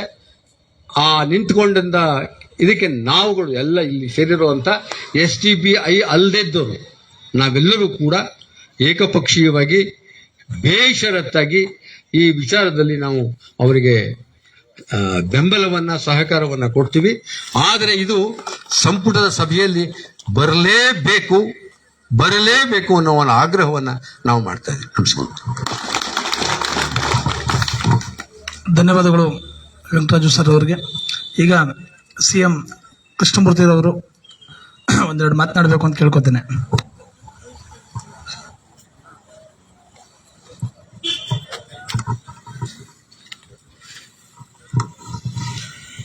ಇವತ್ತಿನ ಹೋರಾಟದಲ್ಲಿ ಭಾಗವಹಿಸಿರ್ತಕ್ಕಂತಹ SDPI ಪಕ್ಷದ ಎಲ್ಲ ಪದಾಧಿಕಾರಿಗಳೇ, ಕಾರ್ಯಕರ್ತರೇ, ಆಕ್ಸಿಜನ್ ದುರಂತದಲ್ಲಿ ಮಡಿದವರ ಎಲ್ಲ ಕುಟುಂಬಸ್ಥರೇ ಹಾಗೂ ಬಂಧುಗಳೇ, ಪ್ರಗತಿಪರ ಸಂಘಟನೆಗಳ ಪ್ರಮುಖರೇ, ಕಳೆದ 4.5 ವರ್ಷಗಳಿಂದ ಆಕ್ಸಿಡೆಂಟ್ ದುರಂತವನ್ನು ಸಂತ್ರಸ್ತಿಗೆ ನ್ಯಾಯ ದೊರಕಿಸ್ಕೊಡ್ಬೇಕು ಅನ್ನೋ ಕಾರಣಕ್ಕೆ 4.5 ವರ್ಷಗಳಿಂದ ಸತತವಾಗಿ ಸ್ಥಳೀಯ ಮಟ್ಟದಿಂದ ಹಿಡಿದು ರಾಜ್ಯ ಮಟ್ಟದವರೆಗೆ, ರಾಜ್ಯಪಾಲರವರೆಗೂ ಸಹ ಹೋರಾಟವನ್ನು ಹಮ್ಮಿಕೊಂಡು ಈ ಒಂದು ಪ್ರಕರಣವನ್ನು ಜೀವಂತವಾಗಿಟ್ಟಿರ್ತಕ್ಕಂತಹ SDPI ಪಕ್ಷದ ಎಲ್ಲ ಜಿಲ್ಲಾ ಮಟ್ಟದ ಎಲ್ಲ ಪದಾಧಿಕಾರಿಗಳಿಗೆ, ಕಾರ್ಯಕರ್ತರಿಗೆ ಮೊದಲನೇದಾಗಿ ನಾನು ಅಭಿನಂದನೆಗಳನ್ನ ಮತ್ತು ಕೃತಜ್ಞತೆಗಳನ್ನ ಸಲ್ಲಿಸ್ತೇನೆ. ಬಹುಶಃ SDPIನವರು ಈ ಪ್ರಕರಣವನ್ನು ಇಲ್ಲಿವರೆಗೆ ಜೀವಂತ ಇಟ್ಟಿರಲಿಲ್ಲ ಅಂದಿದ್ರೆ ಇದು ಯಾವತ್ತೋ ಮುಚ್ಚೋಗ್ತಿತ್ತು, ಯಾವತ್ತೋ ಜನರು ಮರ್ತು ಬಿಡ್ತಿದ್ರು ಇದನ್ನು. ಅಂಥ ಒಂದು ನೀತಿಗೆಟ್ಟಂಥ ಸರ್ಕಾರ, ಕುರುಡು ಅಧಿಕಾರಿಗಳು ಮತ್ತು ನಮ್ಮ ಜನಪ್ರತಿನಿಧಿಗಳು. ಬಂಧುಗಳೇ, ಏನು 4.5 ವರ್ಷಗಳಿಂದ ನಡೆದಿರ್ತಕ್ಕಂಥ ಈ ದುರ್ಘಟನೆ ಇಡೀ ನಮ್ಮ ವೆಂಕಟರಾಜು ಅವರು ಹೇಳ್ದಂಗೆ ಬರೀ ಚಾಮರಾಜನಗರ ಅಲ್ಲ, ಭಾರತ ಅಲ್ಲ, ಇಡೀ ವಿಶ್ವಕ್ಕೆ ಒಂದು ಕಪ್ಪು ಚುಕ್ಕೆ. ಈ ಒಂದು ವಿಚಾರದಲ್ಲಿ ನಾವು ಇನ್ನೂ ಸಹ ದೊಡ್ಡ ಮಟ್ಟದ ಹೋರಾಟವನ್ನು ಮಾಡಬೇಕು. ದೊಡ್ಡ ಮಟ್ಟದ ಹೋರಾಟ ಮಾಡಿ ಇಲ್ಲಿ ಚಾಮರಾಜನಗರದಲ್ಲಿ ನಿಮ್ಮೆಲ್ರಿಗೂ ಗೊತ್ತಿರೋ ಹಂಗೆ MLA ಅವರು 4 ಬಾರಿ ಗೆದ್ದಿದ್ದಾರೆ. ಸತತವಾಗಿ 16 ವರ್ಷ ಪೂರೈಸಿದ್ದಾರೆ ಆಡಳಿತವಾಗಿ. ಅವ್ರಿಗೆ ಗೊತ್ತಿಲ್ವ ವಿಚಾರ? ಒಂದೇ ಒಂದು ಬಾರಿ ಇವರು ಅಸೆಂಬ್ಲಿ ಒಳಗಡೆ ಇದ್ರ ಬಗ್ಗೆ ಮಾತಾಡಿಲ್ಲ. ನಾವು ಎಲೆಕ್ಷನ್ಗೆ ಸುಮ್ಮನೆ ಕಣ್ಣು ಮುಚ್ಕೊಂಡು ಓಟ್ ಹಾಕ್ತಾರೆ. ಅದೇ ರೀತಿ ಪಾರ್ಲಿಮೆಂಟ್ ಮೆಂಬರು ಕಳೆದ ಬಾರಿ ಶ್ರೀನಿವಾಸ್ ಪ್ರಸಾದ್ ಇದ್ರು ಬಿಜೆಪಿಯಿಂದ, ಈ ಬಾರಿ ಸುನಿಲ್ ಬೋಸ್. ಇವ್ರಿಗೆ ಗೊತ್ತಿಲ್ವಾ? ಉಸ್ತುವಾರಿ ಮಂತ್ರಿಗಳಿಗೆ ಗೊತ್ತಿಲ್ವಾ? ಇಲ್ಲಿ ಉಳಿದಂತ MLAಗಳಿಗೆ ಗೊತ್ತಿಲ್ವಾ? ಯಾಕೆ ಇವರು ಪಾರ್ಲಿಮೆಂಟು ಅಸೆಂಬ್ಲಿನಲ್ಲಿ ಇದ್ರ ಬಗ್ಗೆ ಮಾತನಾಡ್ತಾ ಇಲ್ಲ? ಯಾಕೆ ಅಂದ್ರೆ ನಾವು ಏನೂ ಮಾತಾಡಲಿಲ್ಲ ಅಂದ್ರೂ ಜನರು ನಮ್ಗೆ ಓಟ್ ಹಾಕ್ತಾರೆ ಅನ್ನೋ ಕಾರಣಕ್ಕೆ. ನೆಕ್ಸ್ಟ್ ಚುನಾವಣೆ, ಈಗ ಜಿಲ್ಲಾ ಪಂಚಾಯತ್, ತಾಲೂಕ್ ಪಂಚಾಯತ್ ಚುನಾವಣೆ ಬರುತ್ತೆ ಗ್ರಾಮೀಣ ಭಾಗದಲ್ಲಿ. ಕೂತಿರ್ತಕ್ಕಂಥ ನಮ್ಮ ಸಹೋದರಿಯರು ಎಲ್ಲರೂ ಗ್ರಾಮೀಣ ಭಾಗದವರು. ಆವಾಗ ನೀವು ಇವರು ಮನೆ ಮುಂದಕ್ಕೆ ಏನಾದ್ರು ಓಟ್ ಕೇಳ್ಕೊ ಬರ್ತಾರಲ್ಲ, ಅವ್ರಿಗೆ ನೀವು ಬಳಕಡಿ ತಗೋಬೇಕು. ಆ ಕೆಲಸ ಮಾಡಿದ್ರೆ ನೋಡಪ್ಪ ಇವ್ರಿಗೆ ಬುದ್ಧಿ ಬರುತ್ತೆ. ಇಲ್ಲ ಸುಮ್ಮನೆ ನಾವು ಚುನಾವಣೆ ಸಂದರ್ಭದಲ್ಲಿ ಅವ್ರು ಕೊಡ್ತಕ್ಕಂಥ 500 ರೂಪಾಯಿಗೋ 1000 ರೂಪಾಯಿಗೋ ಓಟ್ ಆಗ್ಬಿಟ್ರೆ ಇದೇ ಕಥೆ ಅಲ್ವಾ? SDPI ಸಹ ಒಂದು ಪೊಲಿಟಿಕಲ್ ಪಾರ್ಟಿ. ಇವರು ಸಹ ಚುನಾವಣೆ ಕಂಟೆಸ್ಟ್ ಮಾಡ್ತಾರೆ. ಪಾಪ ಇದು ಸ್ಥಳೀಯ ಸಂಸ್ಥೆಗಳಲ್ಲಿ ಅಂದರೆ ನಗರಸಭೆಯಲ್ಲಿ ಮಾತ್ರ. ಅದಕ್ಕೆ ಕಾರಣ ಏನಪ್ಪ ಅಂದರೆ ಗ್ರಾಮೀಣ ಭಾಗದಲ್ಲಿ ವೋಟ್ ಬ್ಯಾಂಕ್ ಕಡಿಮೆ ಇದೆ. ಸಿಟಿನಲ್ಲಿ ಹೆಚ್ಚು ಓಟ್ ಇರೋದ್ರಿಂದ ಇಲ್ಲಿ 6 ನಗರಸಭಾ ಸದಸ್ಯರು ಗೆದ್ದಿದ್ದಾರೆ, ಇನ್ನೂ ಸಹ ಗೆಲ್ತಾರೆ. ಈ ಪಕ್ಷವನ್ನು ಬಲಪಡಿಸ್ಬೇಕು.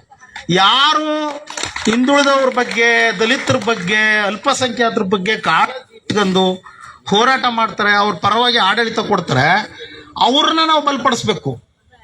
ಆ ನಿಟ್ಟಿನಲ್ಲಿ ನಾವು ಯೋಚನೆ ಮಾಡಬೇಕು.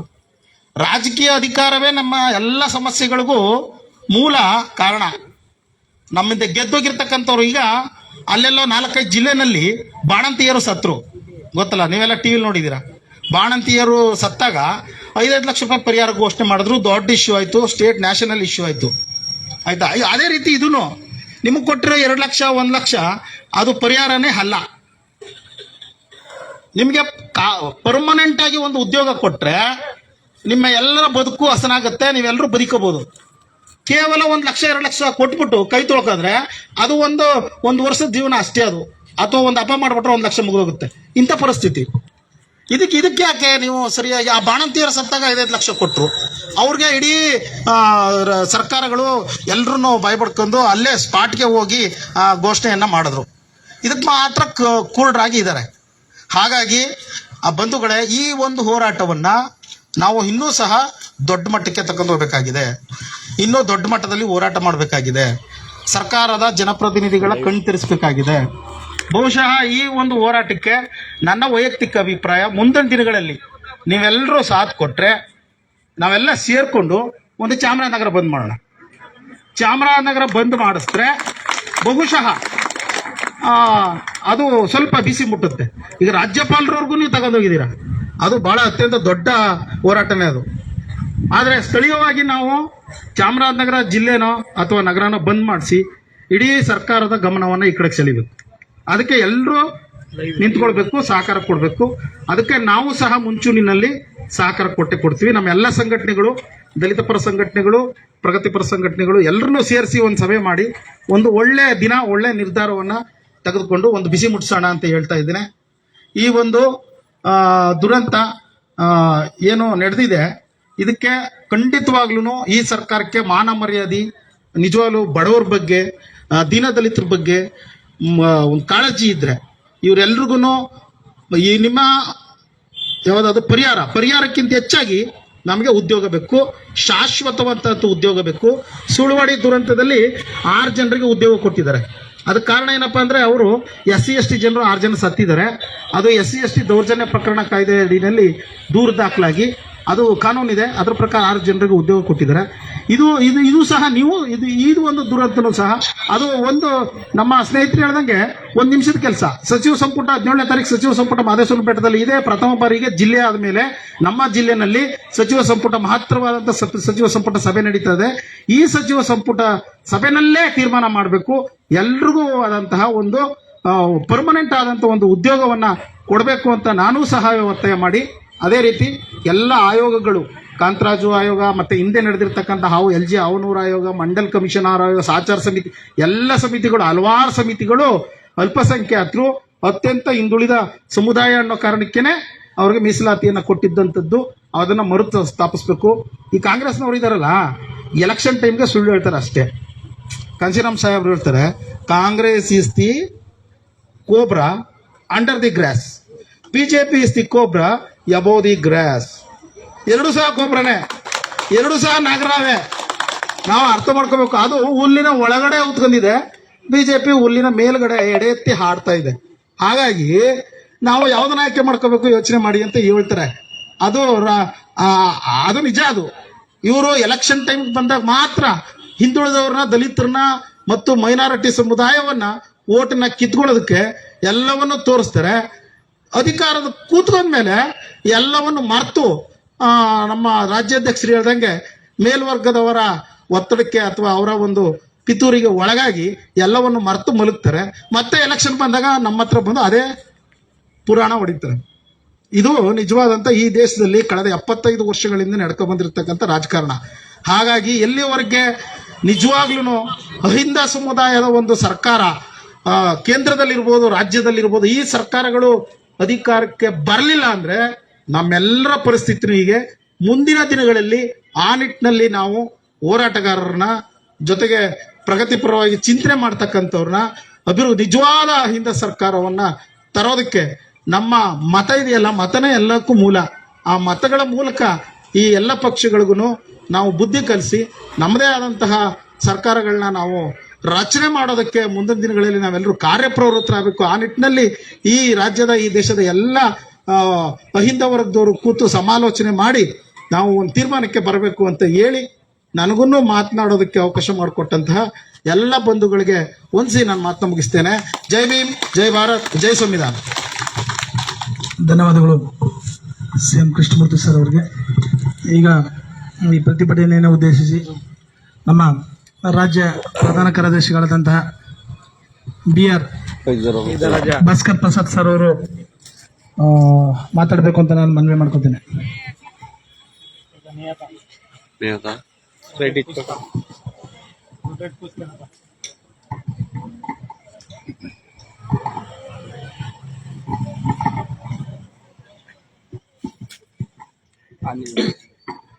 ಎಲ್ರಿಗೂ ಜೈ ಭೀಮ್. ಸ್ನೇಹಿತರೆ, ನಾವು ಸಿದ್ದರಾಮಯ್ಯನವರ ನೇತೃತ್ವದ ಸರ್ಕಾರದ ವಿರುದ್ಧ ಘೋಷಣೆಗಳನ್ನ ಕೂಗೋದ್ರ ಮೂಲಕ ಮೊದಲು ಅವರಿಗೆ ಘೋಷಣೆಗಳನ್ನ ಕೂಗೋದಕ್ಕೆ ಮೊದಲು ಕೆಲವು ಸಂತೋಷದ ವಿಚಾರಗಳನ್ನ ನಿಮ್ ಜೊತೆ ಹಂಚ್ಕೋತೀನಿ. ಈ ಸರ್ಕಾರ ನಮಗೆ ಕೊಟ್ಟಿರೋ ಕೊಡುಗೆ ಬಹಳ ಅದ್ಭುತವಾದ ಕೊಡುಗೆ ಕೊಟ್ಟಿದ್ದಾರೆ. ನಾವು ಚಪ್ಪಾಳೆ ತಟ್ಟಬೇಕು. ಈ ಒಟ್ಟು 37 ಕುಟುಂಬಗಳಿಗೆ ಸರ್ಕಾರಿ ನೌಕರಿಯನ್ನ ಏನಾದ್ರೂ ಕೊಟ್ರೆ, ಕನಿಷ್ಠ ಪಕ್ಷ ಬೇಸಿಕ್ 20,000 ಅನ್ಕೊಂಡ್ರು ಕೂಡ TADA ಮತ್ತೆ ಅವ್ರದ್ದು HR ಎಲ್ಲ ಸೇರಿ ಒಂದು 40,000 ರೂಪಾಯಿ ತಿಂಗಳು ಸಂಬಳ ಅಂತ ಅಂದ್ಕೊಳ್ಳಿ.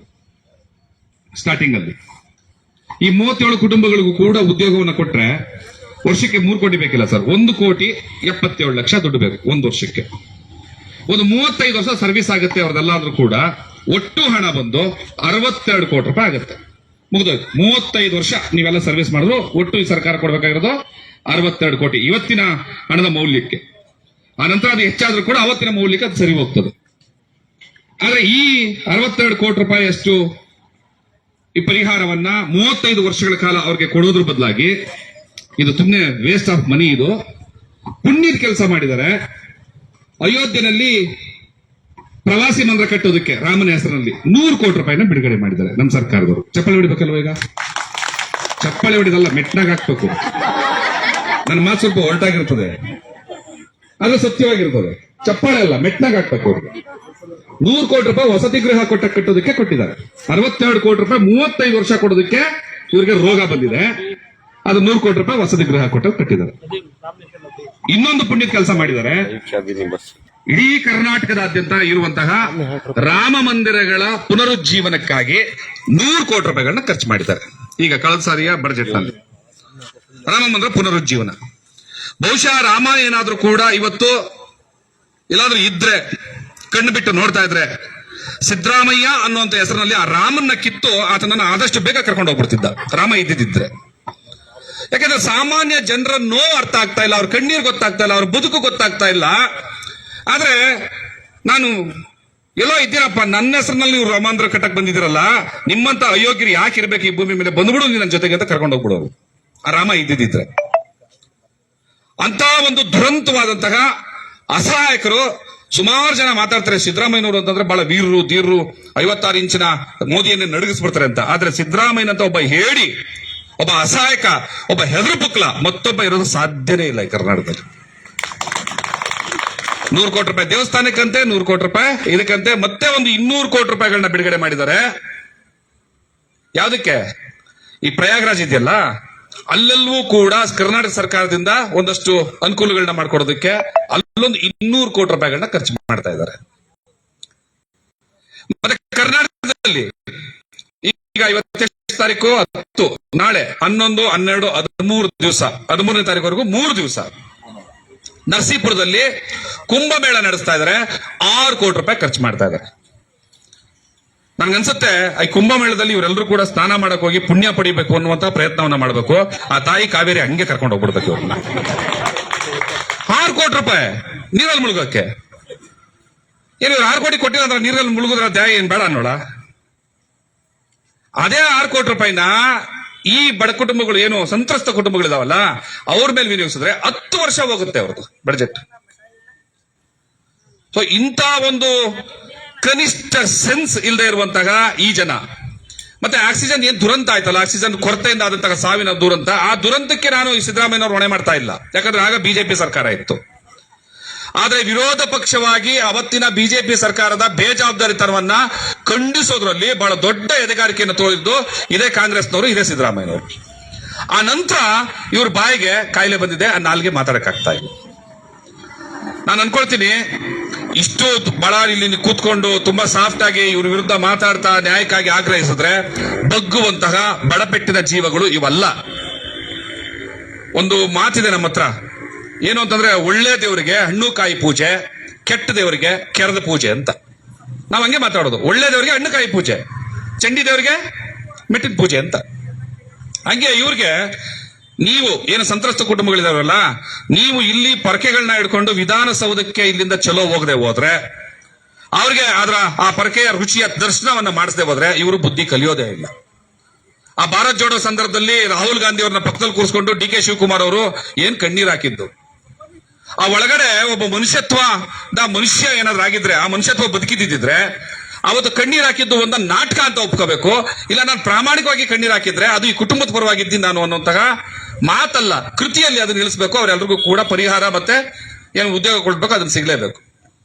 2 ಲಕ್ಷ ರೂಪಾಯಿಗಳನ್ನ ಪರಿಹಾರ ಕೊಡೋದ್ರ ಮೂಲಕ ಈಗಾಗಲೇ ಸರ್ಕಾರ ಒಪ್ಕೊಂಡಿದೆ ನಾವು ತಪ್ಪಿತಸ್ಥರ ಸ್ಥಾನದಲ್ಲಿದ್ದೀವಿ ಅಂತ. ಪರಿಹಾರ ಯಾವಾಗ ಕೊಡೋದು? ಸರ್ಕಾರದ ತಪ್ಪಾಗಿದ್ರೆ ಅದಕ್ಕೆ ತಪ್ಪಿನ ಕಾಣಿಕೆಯಾಗಿ ಪರಿಹಾರದ ರೂಪದಲ್ಲಿ ಕೊಡುವಂಥದ್ದು. ಸೊ ಪರಿಹಾರ ಕೊಟ್ಟಾದ್ಮೇಲೆ 2 ಲಕ್ಷ ಉಳಿದಂತ ಏನು ಶಾಶ್ವತ ಪರಿಹಾರವನ್ನ ಮಾಡೋದಕ್ಕೆ ಆಗ್ತಿಲ್ಲ ಅಂತಂದ್ರೆ ಈ ಸರ್ಕಾರ ಬೇಜವಾಬ್ದಾರಿ ಸರ್ಕಾರ, ಜನರ ಪರವಾದಂತಹ ಸರ್ಕಾರ ಅಲ್ಲ, ಶೋಕಿ ಸರ್ಕಾರ ಇದು ಅಂತ ಕರಿಬೇಕಾಗ್ತದೆ. ಸೊ ಈ ಶೋಕಿ ಸರ್ಕಾರಕ್ಕೆ ನಾವು ಬಹುಶಃ ನಮ್ಮ ಅಧ್ಯಕ್ಷರು ಮತ್ತೆ ನೀವುಗಳೆಲ್ಲ ಇಲ್ಲಿರುವಂತ ಎಲ್ಲ ಮುಖಂಡರು ಮನಸ್ಸು ಮಾಡಿದ್ರೆ ನಾವು ಕಾನೂನು ಹೋರಾಟ ಮಾಡಬೇಕು, ಬಹಳ ದೊಡ್ಡ ಮಟ್ಟದ ಕಾನೂನು ಹೋರಾಟ. ನಾವು ಹೈಕೋರ್ಟ್ಗೆ ಹೋಗಿ ಅವ್ರು ಕೊಟ್ಟಿರುವಂತಹ ಪರಿಹಾರದ ಪ್ರೂಫ್ ಇದ್ದೇ ಇರುತ್ತೆ. ಆಕ್ಸಿಜನ್ ದುರಂತ ಆಗಿರೋದಕ್ಕೆ ಕಾರಣಗಳಿದಾವೆ, ಎಲ್ಲಾ ತಗೊಂಡೋಗಿ ಕೊಟ್ಟು ದೊಡ್ಡ ಹೋರಾಟ ಮಾಡಿ ಇಲ್ಲಿಂದ ತಾವೇನು ಬಂದ್ ಅಂತ ಹೇಳಿದ್ರಲ್ಲ ಅದಾಗಬೇಕು. ಅದ್ರ ನೆಕ್ಸ್ಟ್ ಡೇ ಇಲ್ಲಿಂದ ಬೆಂಗಳೂರಿಗೆ ಬಹುಶಃ ಸೆಷನ್ ನಡೆಯೋ ಟೈಮ್ನಲ್ಲಿ, ಈ ಜನವರಿನಲ್ಲಿ ಸೆಷನ್ ಯಾವಾಗ ನಡೀತದೋ ಗೊತ್ತಿಲ್ಲ, ಕ್ಯಾಬಿನೆಟ್ ಮುಗಿದ್ಮೇಲೆ ನಡೀತದೆ. ಜನವರಿ ಮುಗ್ದೇ ಹೋಯ್ತು, ಆಲ್ರೆಡಿ ಆಗಬೇಕಿತ್ತು ಜನವರಿನಲ್ಲಿ. ಬಜೆಟ್ ಸೆಷನ್ ಆಗೋ ಟೈಮ್ನಲ್ಲಿ ಬಹುಶಃ ಇಲ್ಲಿಂದ ಅಲ್ಲಿಗೆ ಈಗ ಚಾಮರಾಜನಗರದಿಂದ ಪಕ್ಷಾತೀತವಾಗಿ ಎಲ್ಲ ಸಂಘಟನೆಗಳು ಸೇರ್ಕೊಂಡು ಇದೊಂದು ಪಾದಯಾತ್ರೆ ಬಹುಶಃ ಇಲ್ಲಿಂದ ನೀವು ಮಾಡಿದ್ರೆ ಅದಕ್ಕೊಂದು ನ್ಯಾಯ ಸಿಗಬಹುದು. ಅದೇ ಪಾದಯಾತ್ರೆ ಬಹಳ ಕಠಿಣವಾಗಿರ್ಬೇಕು, ಅವರಿಗೆ ಇದು ದುರಂತ ಅನ್ನಿಸ್ಬೇಕು. ಬಹುಶಃ ಇಲ್ಲಿಂದ ಹಿಡ್ಕೊಂಡು ನೀವು ಏನೊಂದು ಪರಕೆ ಪ್ರದರ್ಶನದ ಜಾಥಾ ಮಾಡಿದ್ರೆ ಬಹಳ ಒಳ್ಳೇದಾಗ್ತದೆ ಬೆಂಗಳೂರಿಗೆ. ಆ ತರದ್ದು ಮಾಡೋದ್ರ ಮೂಲಕನೇ ಇವರಿಗೆ ಬುದ್ಧಿ ಕಲಿಸೋದು ಒಳ್ಳೇದು ಅಂತ. ಹಾಗೆ ನನ್ನ ಪೊಲೀಸ್ ಮಿತ್ರರಲ್ಲಿ ಕೇಳ್ಕೊಳ್ಳುವಂಥದ್ದು, ನಮ್ಮ ರಾಜ್ಯಾಧ್ಯಕ್ಷರು ಆಗ್ಲೇ ಒಂದು ಎಚ್ಚರಿಕೆಯನ್ನೇ ಸರ್ಕಾರಕ್ಕೆ ಕೊಟ್ಟಿದ್ದಾರೆ. 16ನೇ ತಾರೀಕು ನಡೆಯುವಂತಹ ಏನೊಂದು ಇಲ್ಲಿ ಕಾಂಗ್ರೆಸ್ನ ಸಭೆ ಇದೆಯಲ್ಲ, ಆ ಸಮಾವೇಶಕ್ಕೆ ಮುಂಚೆ ನಮ್ಮ ಏನು ರಾಜ್ಯ ಸಮಿತಿ ಮತ್ತೆ ಇಲ್ಲಿರುವಂತಹ ಮುಖಂಡರುಗಳು, ಇಲ್ಲಿರೋ ಕನ್ನಡ ಪರ ಸಂಘಟನೆಗಳು, ಇರೋ ದಲಿತ ಸಂಘಟನೆಗಳು ಎಲ್ಲರನ್ನು ಸೇರಿಸಿ ಒಂದು ಸಭೆಯನ್ನ ಏರ್ಪಡಿಸಿ ಇದಕ್ಕೆ ಅವರು ಪರಿಹಾರ ಕೊಡ್ತಾರಾ ಅಥವಾ ಇಲ್ಲ, ಎಸ್ ಸರ್ ನೋ ಎರಡರಲ್ಲಿ ಒಂದು ಅವ್ರ ಕಡೆಯಿಂದ ಹೇಳಿಸ್ಬೇಕು. ಇಲ್ಲ ಅಂತಂದ್ರೆ ಬಹುಶಃ ನಿಮ್ಗೆ ಆಗಾಗ್ಲೇ ಅನುಭವ ಇದೆ, SDP ಅವರು ಏನಾದ್ರೂ ಹೇಳಿದ್ರೆ ಅದನ್ನ ಮಾಡದೆ ಬಿಡೋದಿಲ್ಲ, ಸುಮ್ಮನೆ ಇಲ್ಲಿ ಮಾತಾಡಿ ಮನೆಗೆ ಹೋಗೋರಲ್ಲ. ಅವತ್ತು ಕಪ್ಪು ಬಟ್ಟೆ ಪ್ರದರ್ಶನ ಮಾಡುವಂಥದ್ದು ಮತ್ತೆ ಅವರಿಗೆ ಘೆರಾವ್ ಮಾಡುವಂಥದ್ದು, ಧಿಕ್ಕಾರಕ್ಕೆ ಹೋಗುವಂಥದ್ದು. ಬಹುಶಃ ನಿಮ್ಮ ಲಾಠಿಗಳನ್ನ ಭದ್ರವಾಗಿ ಇಟ್ಕೊಳ್ಳಿ, ಅವತ್ತು ಒಂದು ಜಾಸ್ತಿ ಮಾಡ್ಕೊಳ್ಳಿ ಲಾಠಿಗಳನ್ನ. ಬೂಟ್ಕೊಂಡು ಬೇಕಿದ್ರೆ ಅರ್ಧೋಗಿದ್ರೆ ಹೊಸದು ನಿಮ್ಮ ಇಲಾಖೆಗಳು ತರಿಸ್ಕೊಳ್ಳಿ. ಯಾಕಂದ್ರೆ ನಿಮ್ದೆಲ್ಲ ದೌರ್ಜನ್ಯ ಸರ್ಕಾರ ಏನ್ ಹೇಳ್ತೋ ಅದನ್ನ ಮಾಡ್ಲೇಬೇಕು. ಪಾಪ ನೀವೇನು ಮಾಡಕ್ಕಾಗಲ್ಲ, ನಿಮ್ದಲ್ಲ ಡಿಸಿಷನ್ ಅದು. ಈ ಜನರನ್ನ ಬಡ್ಕೊಂಡ್ ತಿಂತಾ ಇರುವಂತಹ ಇಂಥ ಅಯೋಗ್ಯ ಸರ್ಕಾರಗಳು ನಿಮ್ಗೆ ಆರ್ಡರ್ ಕೊಟ್ರೆ ನೀವು ಲಾಠಿ ಬೀಸೋದಕ್ಕೋ ಬೂಟ್ನ ಏಟ್ ಹೊಡೆಯೋದಕ್ಕೋ ತಯಾರಾಗಿರಿ. ನೀವು ಸಾಕಷ್ಟು ದೊಡ್ಡ ಸಂಖ್ಯೆಯಲ್ಲಿ ಅವತ್ತಿನ ಕಾರ್ಯಕ್ರಮವನ್ನ ಗೆರಾವ್ ಮಾಡುವಂಥದ್ದು, ಕಪ್ಪು ಬಾವುಟ ಪ್ರದರ್ಶನ ಮಾಡುವಂತ ಕೆಲಸವನ್ನ ಮಾಡ್ತೀವಿ. ಆದ್ರಿಂದ ಬಹುಶಃ ಈ ರಾಜ್ಯದಲ್ಲಿ ಅವರು ತಲೆ ತಗ್ಸುವಂತ ಕೆಲಸವನ್ನ ಮಾಡಬೇಕಾಗ್ತದೆ. ಮತ್ತೆ ಕ್ಯಾಬಿನೆಟ್ ಏನ್ ಮೀಟಿಂಗ್ ನಡೀತದಲ್ಲ, ಆ ಕ್ಯಾಬಿನೆಟ್ ಮೀಟಿಂಗ್ ನಡೆಯುವಂತ ಸ್ಥಳದಲ್ಲೂ ಕೂಡ ನಾವು ಧಿಕ್ಕಾರಗಳನ್ನ ಕೂಗುವಂತ ಕೆಲಸವನ್ನ ಮಾಡಬೇಕಾಗ್ತದೆ. ಹಂಗಾಗಬಾರ್ದು ಅಂದ್ರೆ ಆದಷ್ಟು ಬೇಗ ನೀವು ಪೊಲೀಸ್ ಇಲಾಖೆ ಮೂಲಕ ವಿಷಯವನ್ನ ಸರ್ಕಾರದ ಗಮನಕ್ಕೆ ತಂದು ಒಂದು ಸಭೆಯನ್ನ ಏರ್ಪಡಿಸುವಂತ ಕೆಲಸವನ್ನ ಮಾಡಬೇಕು. ಮತ್ತೆ ಇನ್ನೊಂದು ಆಗಲೇ ಇಲ್ಲಿ ಬಂದು ಸ್ವಲ್ಪ ಮೈಕನ್ನ ಕಮ್ಮಿ ಮಾಡಿ, ಅಲ್ಲಿ ಒಳಗಡೆ ಮೀಟಿಂಗ್ ನಡೀತಾ ಇದೆ, ಅವ್ರಿಗೆ ಡಿಸ್ಟರ್ಬ್ ಆಗ್ತದೆ ಅಂತ ಕೇಳಿದ್ರಿ ಪೊಲೀಸ್ನವರು. ಪಾಪ ನಿಮ್ ತಪ್ಪಲ್ಲ, ನಾನು ಪದೇ ಹೇಳ್ತೀನಿ, ಅಲ್ಲಿ ಹೇಳಿ ಕಳಿಸ್ತಾರೆ, ನೀವು ಹೇಳ್ತೀರಾ. ನಾವಿಲ್ಲಿ ನಾವೇ ಮಾತಾಡ್ಕೊಂಡು ಎದೆ ಹೊಡ್ಕೊಂಡು ಅಂತ ಅಳಕ್ ಬಂದಿಲ್ಲ. ನಾವಿಲ್ಲಿ ಜಿಲ್ಲಾಡಳಿತಕ್ಕೆ ಹೇಳಕ್ ಬಂದಿರೋದು. ಜಿಲ್ಲಾಡಳಿತ ಕೂಡ ಏನು ಸಿದ್ದರಾಮಯ್ಯನವರು ಮಾತ್ರ ಸರ್ಕಾರ ಅಲ್ಲ, ಇಲ್ಲಿನ ಜಿಲ್ಲಾಧಿಕಾರಿಗಳು ಸರ್ಕಾರವೇ. ಅವ್ರಿಗೆ ಹೇಳಕ್ ಬಂದಿದ್ದೀವಿ, ಕೇಳಕ್ಕಲ್ಲ, ಬೇಡಿಕೆ ಅಲ್ಲ, ಇದು ಆಗ್ರಹ. ನೀವು ಸರ್ಕಾರದ ಭಾಗವಾಗಿದ್ದೀರಿ, ನಿಮ್ಮ ನಯವಂಚಕ ಸರ್ಕಾರ ತಾನು ತಪ್ಪು ಮಾಡಿದಂಥದ್ದು, ಆ ತಪ್ಪಿನ ಕಾರಣವಾಗಿ 37 ಜನರ ಪ್ರಾಣ ಹೋಗಿರುವಂತದ್ದು, ಅವ್ರಿಗೆ ಇಲ್ಲಿವರೆಗೂ ಕೂಡ ಪರಿಹಾರ ಕೊಡ್ಲಿಲ್ಲ, ಬದಲಾಗಿ ಬರೀ ನಾಟಕಗಳನ್ನ ಮಾಡ್ಕೊಂಡು ಬರ್ತಾ ಇದೆ. ಅದೇನು ನಾಲ್ಗೆ ಏನೋ ಕೆರಾನೋ ಅಂತ ಕೇಳಕ್ ಬಂದಿದ್ದೀವಿ, ಸರ್ಕಾರವನ್ನು ಕೇಳಕ್ ಬಂದಿದ್ದೀವಿ. ನೀವು ನಮಗೂ ಮತ್ತು ನಿಮ್ಮ ಮುಖ್ಯಮಂತ್ರಿಗಳ ನಡುವೆ ಇರುವಂತಹ ಸರ್ಕಾರದ ಭಾಗವಾಗಿ ಕಾರ್ಯಾಂಗ ಆಗಿ ನಮ್ಮ ಆಗ್ರಹ, ಹಕ್ಕೊತ್ತಾಯ ಮತ್ತು ಎಚ್ಚರಿಕೆ ಮತ್ತು ಬೈಗುಳ ಎಲ್ಲವನ್ನೂ ಕೂಡ ಒಂದು ಪ್ಯಾಕ್ ಮಾಡಿ ಆ ಮುಖ್ಯಮಂತ್ರಿಗಳಿಗೆ ತಲುಪಿಸಬೇಕಾಗಿರುವಂತದ್ದು ನೀವು ಜಿಲ್ಲಾಧಿಕಾರಿ ಅಂತ ಅವ್ರಿಗೆ ಕೇಳೋ ತರ ಇಲ್ಲಿ ಮೈಕ್ ಇಟ್ಕೊಂಡಿದ್ದೀವಿ. ನೀವು ಇದನ್ನ ಕಮ್ಮಿ ಮಾಡಿ ಅಂತೀರಾ, ಹಂಗಾರೆ ನೀವೇ ಕೇಳಿಸ್ಕೊಂಡು ನೀವೇ ಹೋಗ್ಬಿಟ್ಟು ನೀವೇ ಏನು ಬಗೆಹರಿಸ್ತೀರಾ? ಕರೆಸ್ತೀರಾ ಇಲ್ಲಿ ಜಿಲ್ಲಾಧಿಕಾರಿನ, ಕರೆಸ್ತೀರಾ ಇಲ್ಲಿ ಮುಖ್ಯಮಂತ್ರಿನ? ಇವತ್ತೇ ಪರಿಹಾರ ಮಾಡ್ಬಿಡ್ತೀರಾ?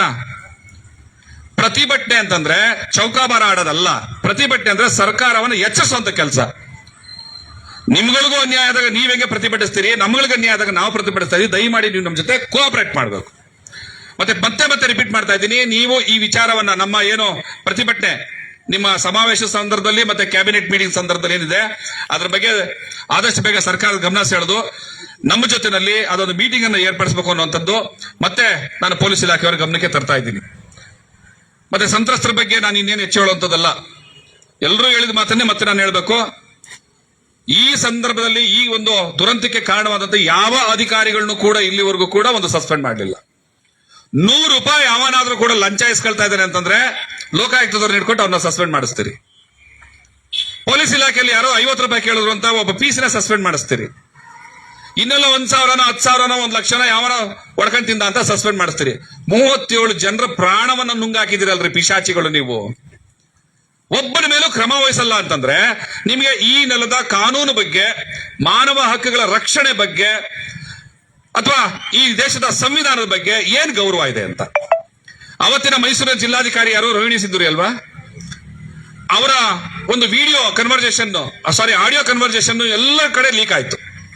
ಅವರು ಒಬ್ಬ ಆಕ್ಸಿಜನ್ ಸಪ್ಲೈಯರ್ ಜೊತೆ ಮಾತಾಡುವಂತ ಮಾತು ಏನ್ ದರ್ಪ, ಏನ್ ದೌರ್ಜನ್ಯ. ಫಸ್ಟ್ ನನ್ನ ಜಿಲ್ಲೆಗೆ ತಂದ್ಕೊಡ್ರಿ, ಬೇರೆದೆಲ್ಲ ಕಟ್ಕೊಂಡು ನನ್ಗೇನಾಗ್ಬೇಕಾಗಿಲ್ಲ ಅಂತ. ಮೈಸೂರಿನವ್ರ ಜೀವ ಬೇರೆ, ಚಾಮರಾಜನಗರ ಜೀವ ಬೇರೆ, ಬೆಂಗಳೂರು ಜೀವ ಅಂತ ಎಲ್ಲೂ ಇಲ್ಲ, ಎಲ್ಲಾ ಜೀವಗಳೇ. ಅದು ಎಲ್ಲಿ ಅನಾಹುತ ಆಗುತ್ತೋ ಅದನ್ನು ಫಸ್ಟ್ ಕಾಪಾಡಿ ಅಂತ ಹೇಳುವಂತ ಕೆಲಸ ಕಾರ್ಯಾಂಗದ ಮುಖ್ಯಸ್ಥರಾಗಿ ಅವ್ರು ಮಾಡಬೇಕಿತ್ತು. ಅವರು ಮಾತಾಡೋದು ಎಲ್ಲ ಕಡೆ ಪ್ರಸಾರ ಆಗಿದೆ. ಸೊ ಹಂಗಾಗಿ ಈ ದುರಂತದಲ್ಲಿ ಅವರು ಕೂಡ ಪಾತ್ರ ಅಂತ ಗೊತ್ತಾಗಿದೆ. ಆದ್ರೆ ಇಲ್ಲಿ ಏನ್ ಮಾಡಿದ್ರಿ ನೀವು, ಜಾತಿಯನ್ನ ಕಾರಣವಾಗಿಟ್ಕೊಂಡು ಜಿಲ್ಲಾಧಿಕಾರಿಗಳನ್ನ ಟಾರ್ಗೆಟ್ ಮಾಡ್ತೀರಿ. ಅದೇ ಜಾತಿಗಳನ್ನ ಕಾರಣವಾಗಿಟ್ಕೊಂಡು ಯಾರು ತಪ್ಪಿತಸ್ಥರ ಜಿಲ್ಲಾಧಿಕಾರಿಗಳಿದ್ದೀರಾ ಅವ್ರನ್ನ ಬಿಟ್ಬಿಡ್ತೀರಿ. ಸಂಬಂಧಪಟ್ಟಂತ ಏನು ಆರೋಗ್ಯ ಇಲಾಖೆ ಅಧಿಕಾರಿಗಳ ಮೇಲೆ, DHO ಮೇಲೆ ಏನು ಕ್ರಮ ಇಲ್ಲ. ಅವತ್ತಿನ ಸಂಬಂಧಪಟ್ಟಂತಹ ಮಿನಿಸ್ಟರ್ ಮೇಲೆ ಕ್ರಮ ಇಲ್ಲ, ಯಾರ ಮೇಲೂ ಕ್ರಮ ಇಲ್ಲ, ಕೊನೆಗೆ ಶಾಶ್ವತ ಪರಿಹಾರವೂ ಇಲ್ಲ. ಸೊ ಇಂಥ ಮಾನಗೇಡಿ ಸರ್ಕಾರ, ಇಂಥ ಮಾನಗೇಡಿ ವ್ಯವಸ್ಥೆಗಳ ವಿರುದ್ಧವಾಗಿ ನಾವು ಬಹಳ ದೊಡ್ಡ ಧ್ವನಿಯಲ್ಲಿ ಹೋರಾಟವನ್ನ ಇನ್ನು ಮುಂದೆ 4 ವರ್ಷದಿಂದ ಕೂಡ ಕೈ ಬಿಟ್ಟಿಲ್ಲ, ಈಗಲೂ ಬಿಡಲ್ಲ, ಇನ್ನು ಮುಂದಕ್ಕೂ ಬಿಡೋದಿಲ್ಲ. ಶಾಶ್ವತವಾದಂತ ಪರಿಹಾರ ಸಿಗೋವರೆಗೂ ಕೂಡ ಈ ಹೋರಾಟವನ್ನು ಕೈ ಬಿಡುವಂತ ಪ್ರಶ್ನೆ ಇಲ್ಲ. ಇನ್ನು ಮುಂದೆ ಅತಿ ಹೆಚ್ಚಿನ ಬೆಂಬಲದೊಂದಿಗೆ ಈ ಹೋರಾಟವನ್ನು ಮುಂದುವರಿಸ್ತೀವಿ. ಅದಕ್ಕೆ ಮುಂಚೆ ನೀವು ಎಚ್ಚೆತ್ತುಕೊಳ್ಬೇಕಾಗ್ತದೆ ಅನ್ನುವಂತಹ ಎಚ್ಚರಿಕೆಯನ್ನು ಈ ಸರ್ಕಾರಕ್ಕೆ ನೀಡ್ತಾ ನನ್ನ ಮಾತಿಗೆ ವಿರಾಮ ಆಗ್ತಾ ಇದ್ದೀನಿ. ತಮ್ಮೆಲ್ಲರೂ ಶುಭವಾಗಲಿ. ಜೈ ಭೀಮ್.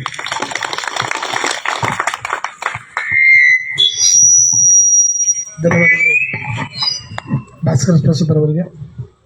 ಈಗ ಈ ಪ್ರತಿಭಟನೆಯನ್ನು ಉದ್ದೇಶಿಸಿ ಬಂಗಾರಸ್ವಾಮಿ ರಾಮಸಮುದ್ರ ಇವರು ಮಾತಾಡಬೇಕು ಅಂತ ಕೇಳ್ಕೊತೇನೆ.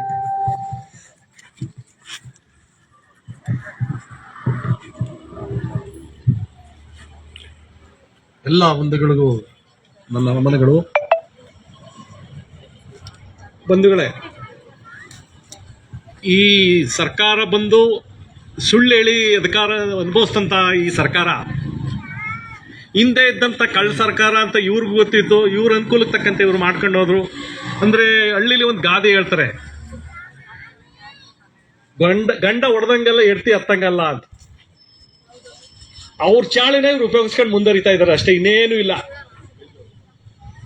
ಅವ್ರಿಗೆ ಬೇಕಾಗಿರೋದೇನು, ಅಧಿಕಾರ ಕಳ್ಕತ್ತೀವಿ ಅಂತ ಅವ್ರು ಚೆನ್ನಾಗಿ ಗೊತ್ತಿತ್ತು, ಸುಮ್ಗಾದ್ರು. ಇವ್ರು ಅಧಿಕಾರ ಸಿಕ್ಕುತ್ತೆ ಅನ್ನೋದು ಗೊತ್ತಿತ್ತು. ಕಣ್ಣು ಮುಂದೆ ಕಣ್ಣಾಡಿಸ್ಬಿಟ್ಟು ಎಲ್ರಿಗೂ ಆ ಗಳಿಗೆಯಲ್ಲಿ DK ಶಿವಕುಮಾರ್ ಅವ್ರು ಬಂದು ಎಲ್ರ ಕಣ್ಣು ಮುಂದೆ ಒರೆಸ್ಬಿಟ್ಟು ಒಂದೊಂದು 2 ಲಕ್ಷ ಕೊಟ್ಬಿಟ್ಟು ಅಂತ ಕಣ್ಣು ಒರೆಸ್ಬಿಟ್ಟು ಜೈ ಅಂತಂದ್ಬಿಟ್ರು. ಅವ್ರು ಬೇಕಾಯ್ತು ಅಧಿಕಾರ. ಆ ಸಮಯದಲ್ಲಿ ದಲಿತರು, ಹಿಂದುಳಿದವರು, ಅಲ್ಪಸಂಖ್ಯಾತರು ಇವರೆಲ್ಲ ಸೇರ್ಕೊಂಡು ಅವ್ರಿಗೆ ಓಟ್ ಕೊಟ್ಟದ್ದು ಇವತ್ತು ಈ ಮಟ್ಟ ತಂದು ಕೂರಿಸಿದ್ದಾರೆ. ನನ್ನ ಅಭಿಪ್ರಾಯದಲ್ಲಿ ಆವತ್ತು MLA ಆದವರು ಇದೇ ಪುಟ್ಟರಂಗ ಶೆಟ್ಟಿ ಅವರು ಈಗ 4 ಬಾರಿ ಗೆದ್ದೋಗಿದ್ದಾರೆ ಅಂತ.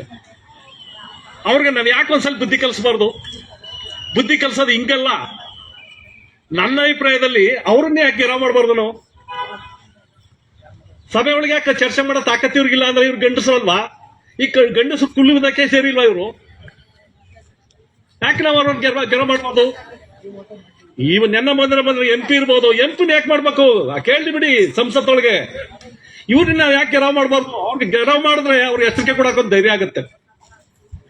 ನಮ್ಮ ಹೋರಾಟ ಅವ್ರಿಗೊಂದು ಧೈರ್ಯ ಸಿಕ್ಕಿದಾಗ ಹೋರಾಟ ಮಾಡಿ ನೀವು ಇದ್ರ ಬಗ್ಗೆ ನೀವು ಯಾಕಂದ್ರೆ ಚರ್ಚೆ ಮಾಡಲ್ಲ ಕೇಳ್ಬೋದಲ್ಲ. ಈ ಕೆಲಸ ನಮ್ಮ SCPI ನವರು ನಿರಂತರವಾಗಿ ಮಾಡ್ಕೊಂಡ್ ಬಂದಿರೋದ್ರಿಂದ ನನಗೆ ತುಂಬಾ ಸಾಧ್ಯವಾಗತ್ತೆ.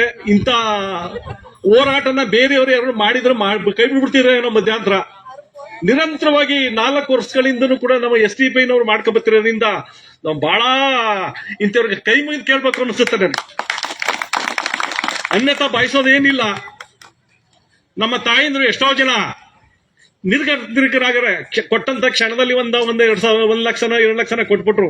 ಇವತ್ತು ಅವ್ರಿಗೊಂದು ಉದ್ಯೋಗ ಕೊಡಕ್ ಆಗಿಲ್ಲ. ಬೇಡಿ, ಅವ್ರು ಉದ್ಯೋಗ ಕೊಡೋದ್ ಬೇಡಿ, ನೀವು ಬದುಕು ಕಟ್ಕೊಳಕ್ಕೆ ನಾವೇನಾದ್ರು ಮಾಡ್ಕೊಡ್ತೀನಿ ಅಂತ ತಾಕತ್ತಿದ್ರು ಹೇಳ್ಬೋದಾಗಿತ್ತಲ್ಲ ಸರ್ಕಾರ. ಅದೇ ಉದ್ದೇಶಕ್ಕೆ ನಾನು ಹೇಳಿರೋದು MLA ಒಂದ್ಸಲ ಗೆರವ್ ಮಾಡೋಣ ಅಂತ. ಈ MLAನೇ ಒಂದ್ಸಲ ಗೆರವ್ ಮಾಡ್ಬೇಕು. 4 ಸಲ ಗೆದ್ದೋಗಿದೆಯಲ್ಲಪ್ಪ, ಏನ್ ಮಾಡ್ತಾ ಇದೀಯಾ, ನೀನೇಕೆ ಸಭೆ ಒಳಗೆ ಚರ್ಚೆ ಮಾಡೋ ತಾಕತ್ತಿಲ್ವಾ ಅಂತ ಕೇಳಬೇಕು.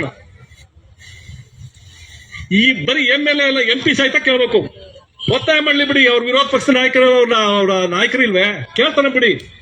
ನಿರಂತರವಾಗಿ ಬಿಜೆಪಿ ಬಿಟ್ಟರು ಕಾಂಗ್ರೆಸ್, ಕಾಂಗ್ರೆಸ್ ಬಿಟ್ಟರು ಬಿಜೆಪಿ, ಇವ್ರನ್ನ ಬಿಟ್ಟು 3ನೇ ಪಾರ್ಟಿ ತರಕಂತ ಶಕ್ತಿ ನಮ್ಗಿಲ್ವಾ? ನಾವೆಲ್ಲ ಮುಂದೆ ಇದೇ ತರ ಸಂಘಟನೆ ಮಾಡಿ ನಾವು ಹೋರಾಟಕ್ಕೆ ಒಂದು ಮುನ್ನಡೆ ಬರೋಣ ಅಂತ ಹೇಳ್ತಾ ನನ್ನ ಮಾತಾಡ್ತಾ 2ನೇ ಮಾತಿಗೆ ಅವಕಾಶ ಕೊಟ್ಟಂತ ತಮ್ಮೆಲ್ಲರಿಗೂ ನಾವು ಮಾತನ್ನ ಮುಗಿಸ್ತೇನೆ.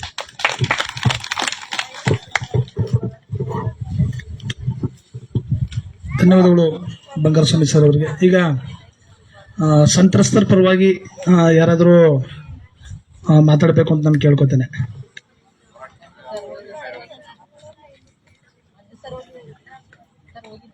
ಹಾಗೆ ಹೋರಾಟಗಾರರು ಇನ್ನಾರಾದ್ರೂ ಮಾತಾಡೋರಿದ್ರೆ ದಯವಿಟ್ಟು ಸಭೆಯನ್ನ, ಇದು ಪ್ರತಿಭಟನೆಯನ್ನು ಉದ್ದೇಶಿಸಿ ಮಾತನಾಡಬೇಕು ಅಂತ ನಾನು ಕೇಳ್ಕೊತೇನೆ. ನಮಸ್ತೆ. ವಿಶೇಷವಾಗಿ ಚಾಮರಾಜನಗರ ಅಂದ್ರೆ ಪ್ರತಿಭಟನೆಗೆ ಇಡೀ ಕರ್ನಾಟಕದಲ್ಲಿ ಎತ್ತಿದ ಕೈ.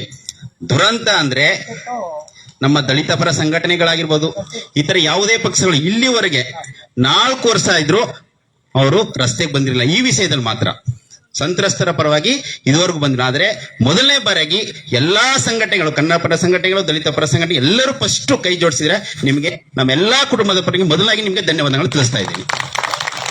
ವಿಶೇಷವಾಗಿ 2021 ಮೇ 2ನೇ ತಾರೀಕು ಏನ್ ಘಟನೆ ನಡೀತು, ಅಲ್ಲಿಂದ ಇಲ್ಲಿ ತನಕ ನಿರಂತರ ಆ ರಾತ್ರಿ ಒಂದು ರಾತ್ರಿ ಏನ್ ನಡೀತ ದುರಗಂಟೆ, ಅಲ್ಲಿಂದ ಇಲ್ಲಿ ತನಕ ನಮ್ ಜೊತೆಗೆ ನಿಂತಿರ್ತಕ್ಕಂಥ SDPI ನ ಎಲ್ಲಾ ವಿಶೇಷವಾಗಿ ಜಿಲ್ಲಾ ಘಟಕದ ಎಲ್ಲಾ ಪದಾಧಿಕಾರಿಗಳಿಗೆ ಮತ್ತು ರಾಜ್ಯ ನಾಯಕರಿಗೆ ನನ್ನ ಕುಟುಂಬದ ಎಲ್ಲ ಪರವಾಗಿ ನಿಮಗೆ ಧನ್ಯವಾದಗಳನ್ನು ತಿಳಿಸುತ್ತೀನಿ.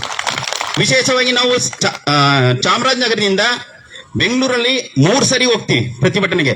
ಒಂದ್ಸರಿ ಅದು ರಾಷ್ಟ್ರ ಮಟ್ಟದಲ್ಲಿ ವಿಷಯ ಆಗ್ಲಿ, ರಾಜ್ಯ ನಾಯಕರಿಗೆ ಮುಟ್ಲಿ ಅಂತ ಹೇಳಿ SDPI ನ ರಾಜ್ಯಾಧ್ಯಕ್ಷರಾದ ಅಬ್ದುಲ್ ಮದೀನ್ ಸರ್ ಅವರ ನೇತೃತ್ವದಲ್ಲಿ, ಭಾಸ್ಕರ್ ಪ್ರಸಾದ್ ಅವರ ನೇತೃತ್ವದಲ್ಲಿ ರಾಜ್ಯಪಾಲರನ್ನ ಭೇಟಿ ಮಾಡ್ತೀವಿ. ಫಸ್ಟ್ ದಿನ ಹೋದಾಗ ರಾಜ್ಯಪಾಲರು ಅನುಮತಿನೇ ಕೊಡೋದಿಲ್ಲ. 2ನೇ ದಿನ ಇಲ್ಲ, ನಾವು ಕರ್ಕೊಂಡು ಬಂದಿದ್ದೀವಿ, ಅವ್ರ ಪ್ರತಿಭಟನೆ ಅವ್ರ ಮನವಿ ಏನಿದೆ ನೀವು ರಾಜ್ಯ ಸರ್ಕಾರ ಮುಟ್ಟಿಸಲೇಬೇಕು ಅಂತ ಹೇಳಿ ಅನುಮತಿನ ಪಡ್ಕೊಂಡು ಮತ್ತೆ ಎಲ್ಲರನ್ನು ಕರ್ಕೊಂಡೋಗಿ ರಾಜ್ಯಪಾಲರಿಗೆ ಅನುಮತಿ ಕೊಟ್ಟು ನಮ್ಮ ಒಂದು ಮನವಿಯನ್ನ ಸಲ್ಲಿಸ್ತು. ಅಂದಿನ ಬಿಜೆಪಿ ಸರ್ಕಾರ ಈ ಘಟನೆ ನಡೆದೇ ಇಲ್ಲ ಅನ್ನೋ ಒಂದು ಉದ್ದೇಶವನ್ನು ಮುಚ್ಚಾಕೋ ಒಂದು ಪ್ರಯತ್ನ ಮಾಡಿ ಕೇವಲ 3 ಜನ ಸತ್ತಿದ್ದಾರೆ ಅಂತ ಹೇಳಿ ಅಂದಿನ ಆರೋಗ್ಯ ಮಂತ್ರಿ ಸುಧಾಕರ್ ಅವರು ಹೋದ್ರು, ಅವರು ಸೋತ್ರು. ಅದಕ್ಕೊಂದು ಪ್ರತಿಫಲವಾಗಿ ಅದ್ರ ರಾಜಕೀಯ ಅಲ್ವಾ, ಮತ್ತೆ ಗೆದ್ರೆ MP ಆಗಿ ಹೋಗಿದ್ದಾರೆ. ಮತ್ತೆ ಅವ್ರು ಕಾಂಗ್ರೆಸ್ ಬರ್ತಾರೆ, ಈ ವಿಷಯನ ಸಿದ್ದರಾಮಯ್ಯ ಮಾತಾಡಲ್ಲ, DK ಶಿವಕುಮಾರ್ ಮಾತಾಡಲ್ಲ. ಆದ್ರೆ ನಮ್ದು ಒಂದೇನಿದೆ, ನ್ಯಾಯ ನಮ್ಗೆ ಸಿಗುವವರೆಗೂ SDPI ಮತ್ತೆ ಎಲ್ಲ ಒಂದು ಸಂಘಟನೆ ನೇತೃತ್ವದಲ್ಲಿ ನ್ಯಾಯ ಸಿಗುವವರೆಗೂ ನಾವು ಹೋರಾಟ ಮಾಡ್ತೀವಿ. ಮತ್ತೆ ಇಲ್ಲಿ ತನಕ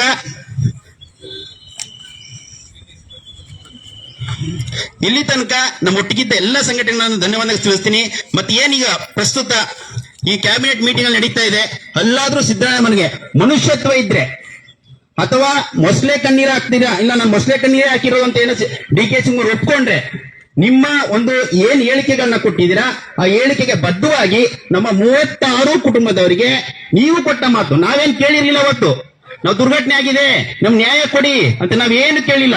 ನಮ್ಮ ಕುಟುಂಬದ ಓರ್ವ ಸದಸ್ಯರನ್ನ ಕಟ್ಕೊಂಡು ನಾವು ದುಃಖದಲ್ಲೇ ಇದ್ದು, ಅವತ್ತು ನಮಗೆ ಬಾಡಿನ ಮುಟ್ಟಕ್ ಆಗ್ತಾ ಇರಲಿಲ್ಲ, ಬಾಡಿಗಳನ್ನ ಕೊಡ್ತೀನಿಲ್ಲ. ಅವತ್ತು ಕೂಡ ಇದೇ SDPI PFI ಅವರು ನಿಂತ್ಕೊಂಡು ಪ್ರತಿಯೊಂದು ಮನೆಗೆ ಅವರ ವಾಹನದಲ್ಲಿ ಬಾಡಿಗಳನ್ನ ತಕೊಂಡ್ಬಂದು ಅಂತಿಮ ಸಂಸ್ಕಾರ ಮಾಡಿದ್ದಾರೆ. ನಾವು ಆ ಮಾನವೀಯತೆನ ಮರಿಬಾರ್ದು. ನಮ್ಮ ಕುಟುಂಬದ ಪ್ರತಿಯೊಬ್ಬ ಜೀವ ಇರೋರ್ಗೂ ಆ ಸಂಘಟನೆಯನ್ನ ನಾವು ಮರೆಯಲ್ಲ. ಅಂತಿಮವಾಗಿ ಒಂದು 3ರಲ್ಲಿ ಮುಟ್ತಾ ಇಲ್ಲ. ನಮ್ಮ ಊರಲ್ಲಿ ನಲ್ಲೂರಿನ ಗ್ರಾಮದಿಂದ ನಮ್ಮ ಮನೆಯಲ್ಲಿ ಸತ್ತೋಗಿದ್ದಾರೆ ಅಂದ್ರೆ ನಮ್ಮ ಬಂಧು ಬಳಗದವರು ಕೂಡ ಬರಲಿಲ್ಲ. ಆ ಕೊರೋನಾ ಸಮಯ ಯಾರನ್ನ ದೂಷಣೆ ಮಾಡಕ್ಕಾಗಲ್ಲ. ಅಂತ ಸಂದರ್ಭದಲ್ಲಿ ಈ ಮುಖಂಡರುಗಳು ನಿಂತ್ಕೊಂಡು ನಮ್ಮ ಊರಿಗೆ ಬಂದು ನಮ್ಮ ಅಂತಿಮ ನಮ್ಮ ಪದ್ಧತಿ ಪ್ರಕಾರ ಮುಸ್ಲಿಂ ಅವರಾದ್ರೂ ಕೂಡ ನಮ್ಮ ಪದ್ಧತಿ ಪ್ರಕಾರನೇ ಒಂದು ಅಂತಿಮ ಸಂಸ್ಕಾರ ಮಾಡಿ ನಮ್ಮ ಒಂದು ಏನು ವಿಧಿವಿಧಾನ ಇದೆ ಅದನ್ನ ನೆರವೇರಿಸಿ ನಮ್ಮ ಸತ್ತವರಿಗೆ ಒಂದು ಸಾಂತ್ವನ ಹೇಳಿದ್ರು. ಅಲ್ಲಿಂದ ಇಲ್ಲಿವರೆಗೂ ನಿರಂತರವಾಗಿ ಹೋರಾಟ ಮಾಡ್ಕೊಂಡು ಬಂದಿದ್ದಾರೆ. ಅವರೇ ಕೊಟ್ಟ ಒಂದು ಹೇಳಿಕೆಯನ್ನು ಉಳಿಸ್ಕೋಬೇಕು. DK ಶಿವಕುಮಾರ್ ಏನ್ ಭಾರತ್ ಜೋಡೋ ಯಾತ್ರೆಯಲ್ಲಿ ರಾಹುಲ್ ಗಾಂಧಿ ಪಕ್ಕದಲ್ಲಿ ಕಣ್ಣೀರು ಹಾಕಿದ್ರು, ಆ ಕಣ್ಣೀರಿಗೆ ಬೆಲೆಯನ್ನ ಕೊಡಬೇಕು ಅಂದ್ರೆ ಅವರು ನ್ಯಾಯವನ್ನ ಕೊಡ್ಲೇಬೇಕು. ಅವ್ರು ಹೇಳಿಕೆ ಅವ್ರ ರಾಜಕೀಯ ಅವ್ರು ಏನಾದ್ರು ಮಾಡ್ಕೊಳ್ಳಿ, ಇಲ್ಲಿ ನಾವೇನ್ ರಾಜಕೀಯ ಮಾಡಕ್ ಬಂದಿಲ್ಲ. ಸಂತ್ರಸ್ತ ಕುಟುಂಬದವರು ಅವ್ರು ನೇರವಾಗಿ ಹೇಳ್ತೀವಿ, ನಿಮ್ಮ ಮಾತನ್ನ ನೀವು ಉಳಿಸ್ಕೋಬೇಕು ಅಂದ್ರೆ ನೀವ್ ಏನ್ ಭರವಸೆ ಕೊಟ್ಟಿದ್ದೀರಾ ಆ ಭರವಸೆಯನ್ನ ಚಾಮರಾಜನಗರದಲ್ಲಿ ಇರ್ತಕ್ಕಂಥ ಕ್ಯಾಬಿನೆಟ್ ಮೀಟಿಂಗ್ ಅಲ್ಲಿ ನೀವು ಕೊಡ್ಲೇಬೇಕು. ಕೊಟ್ಟಿಲ್ಲ ಅಂದ್ರೆ ಇವ್ರು ಏನು ಹೋರಾಟ ಕರೆ ಕೊಡ್ತಾರೆ ಆ ಹೋರಾಟಕ್ಕೆ ನಾವೆಲ್ಲಾ ಕುಟುಂಬದ ಸದಸ್ಯರು ನಿಮ್ ಜೊತೆಗೆ ಇರ್ತೀವಿ. ಎಲ್ಲಾ ದಲಿತ ಪಂಗಡ ಸಂಘಟನೆಗಳು ಕನ್ನಡ ಸಂಘಟನೆ ಈಗ ಬಂದಿದ್ದೀರಾ, ನೀವು ಕೂಡ ಮುಂದಿನ ಹೋರಾಟಗಳನ್ನ ಮಾಡಿ ಬಿದ್ದು ನಮ್ ನ್ಯಾಯ ಸಿಗುವವರೆಗೂ ನಮ್ಮನ್ಗೆ ಇರಿ ಅಂತ ಹೇಳ್ತಾ ಎಲ್ಲಾ ಕುಟುಂಬದ ಪರವಾಗಿ ಮತ್ತೊಮ್ಮೆ ಧನ್ಯವಾದ ಸಲ್ಲಿಸ್ತಾ ನನ್ನ ಮಾತನ್ನು ಮುಗಿಸ್ತಾ ಇದ್ದೀನಿ. ಜೈ ಭೀಮ್. ಸಂತ್ರಸ್ತರ ಪರವಾಗಿ ಮಾತನಾಡಿದಂತ ಮಂಜುನಾಥ್ ಅವರಿಗೆ ಧನ್ಯವಾದಗಳು. ಈಗ ನಮ್ಮ ಈ ಪ್ರತಿಭಟನೆಗೆ ಹೋರಾಟಗಾರರು ನಟ ಚೇತನ್ ಅಹಿಂಸರ್ ಅವರು ಆಗಮಿಸಿದ್ದಾರೆ. ಇವರಿಗೆ ಎಲ್ಲರ ಪರವಾಗಿ ನಾನು ಭೀಮ ಸ್ವಾಗತವನ್ನು ಕೋರ್ತೇನೆ. ಹಾಗೆ ಈ ಪ್ರತಿಭಟನೆಯನ್ನು ಉದ್ದೇಶಿಸಿ ಸಂಕ್ಷೇನಾನಂದ್ ಅವರು ಒಂದೆರಡು ಮಾತಾಡಬೇಕು ಅಂತ ಕೇಳ್ಕೊತೇನೆ.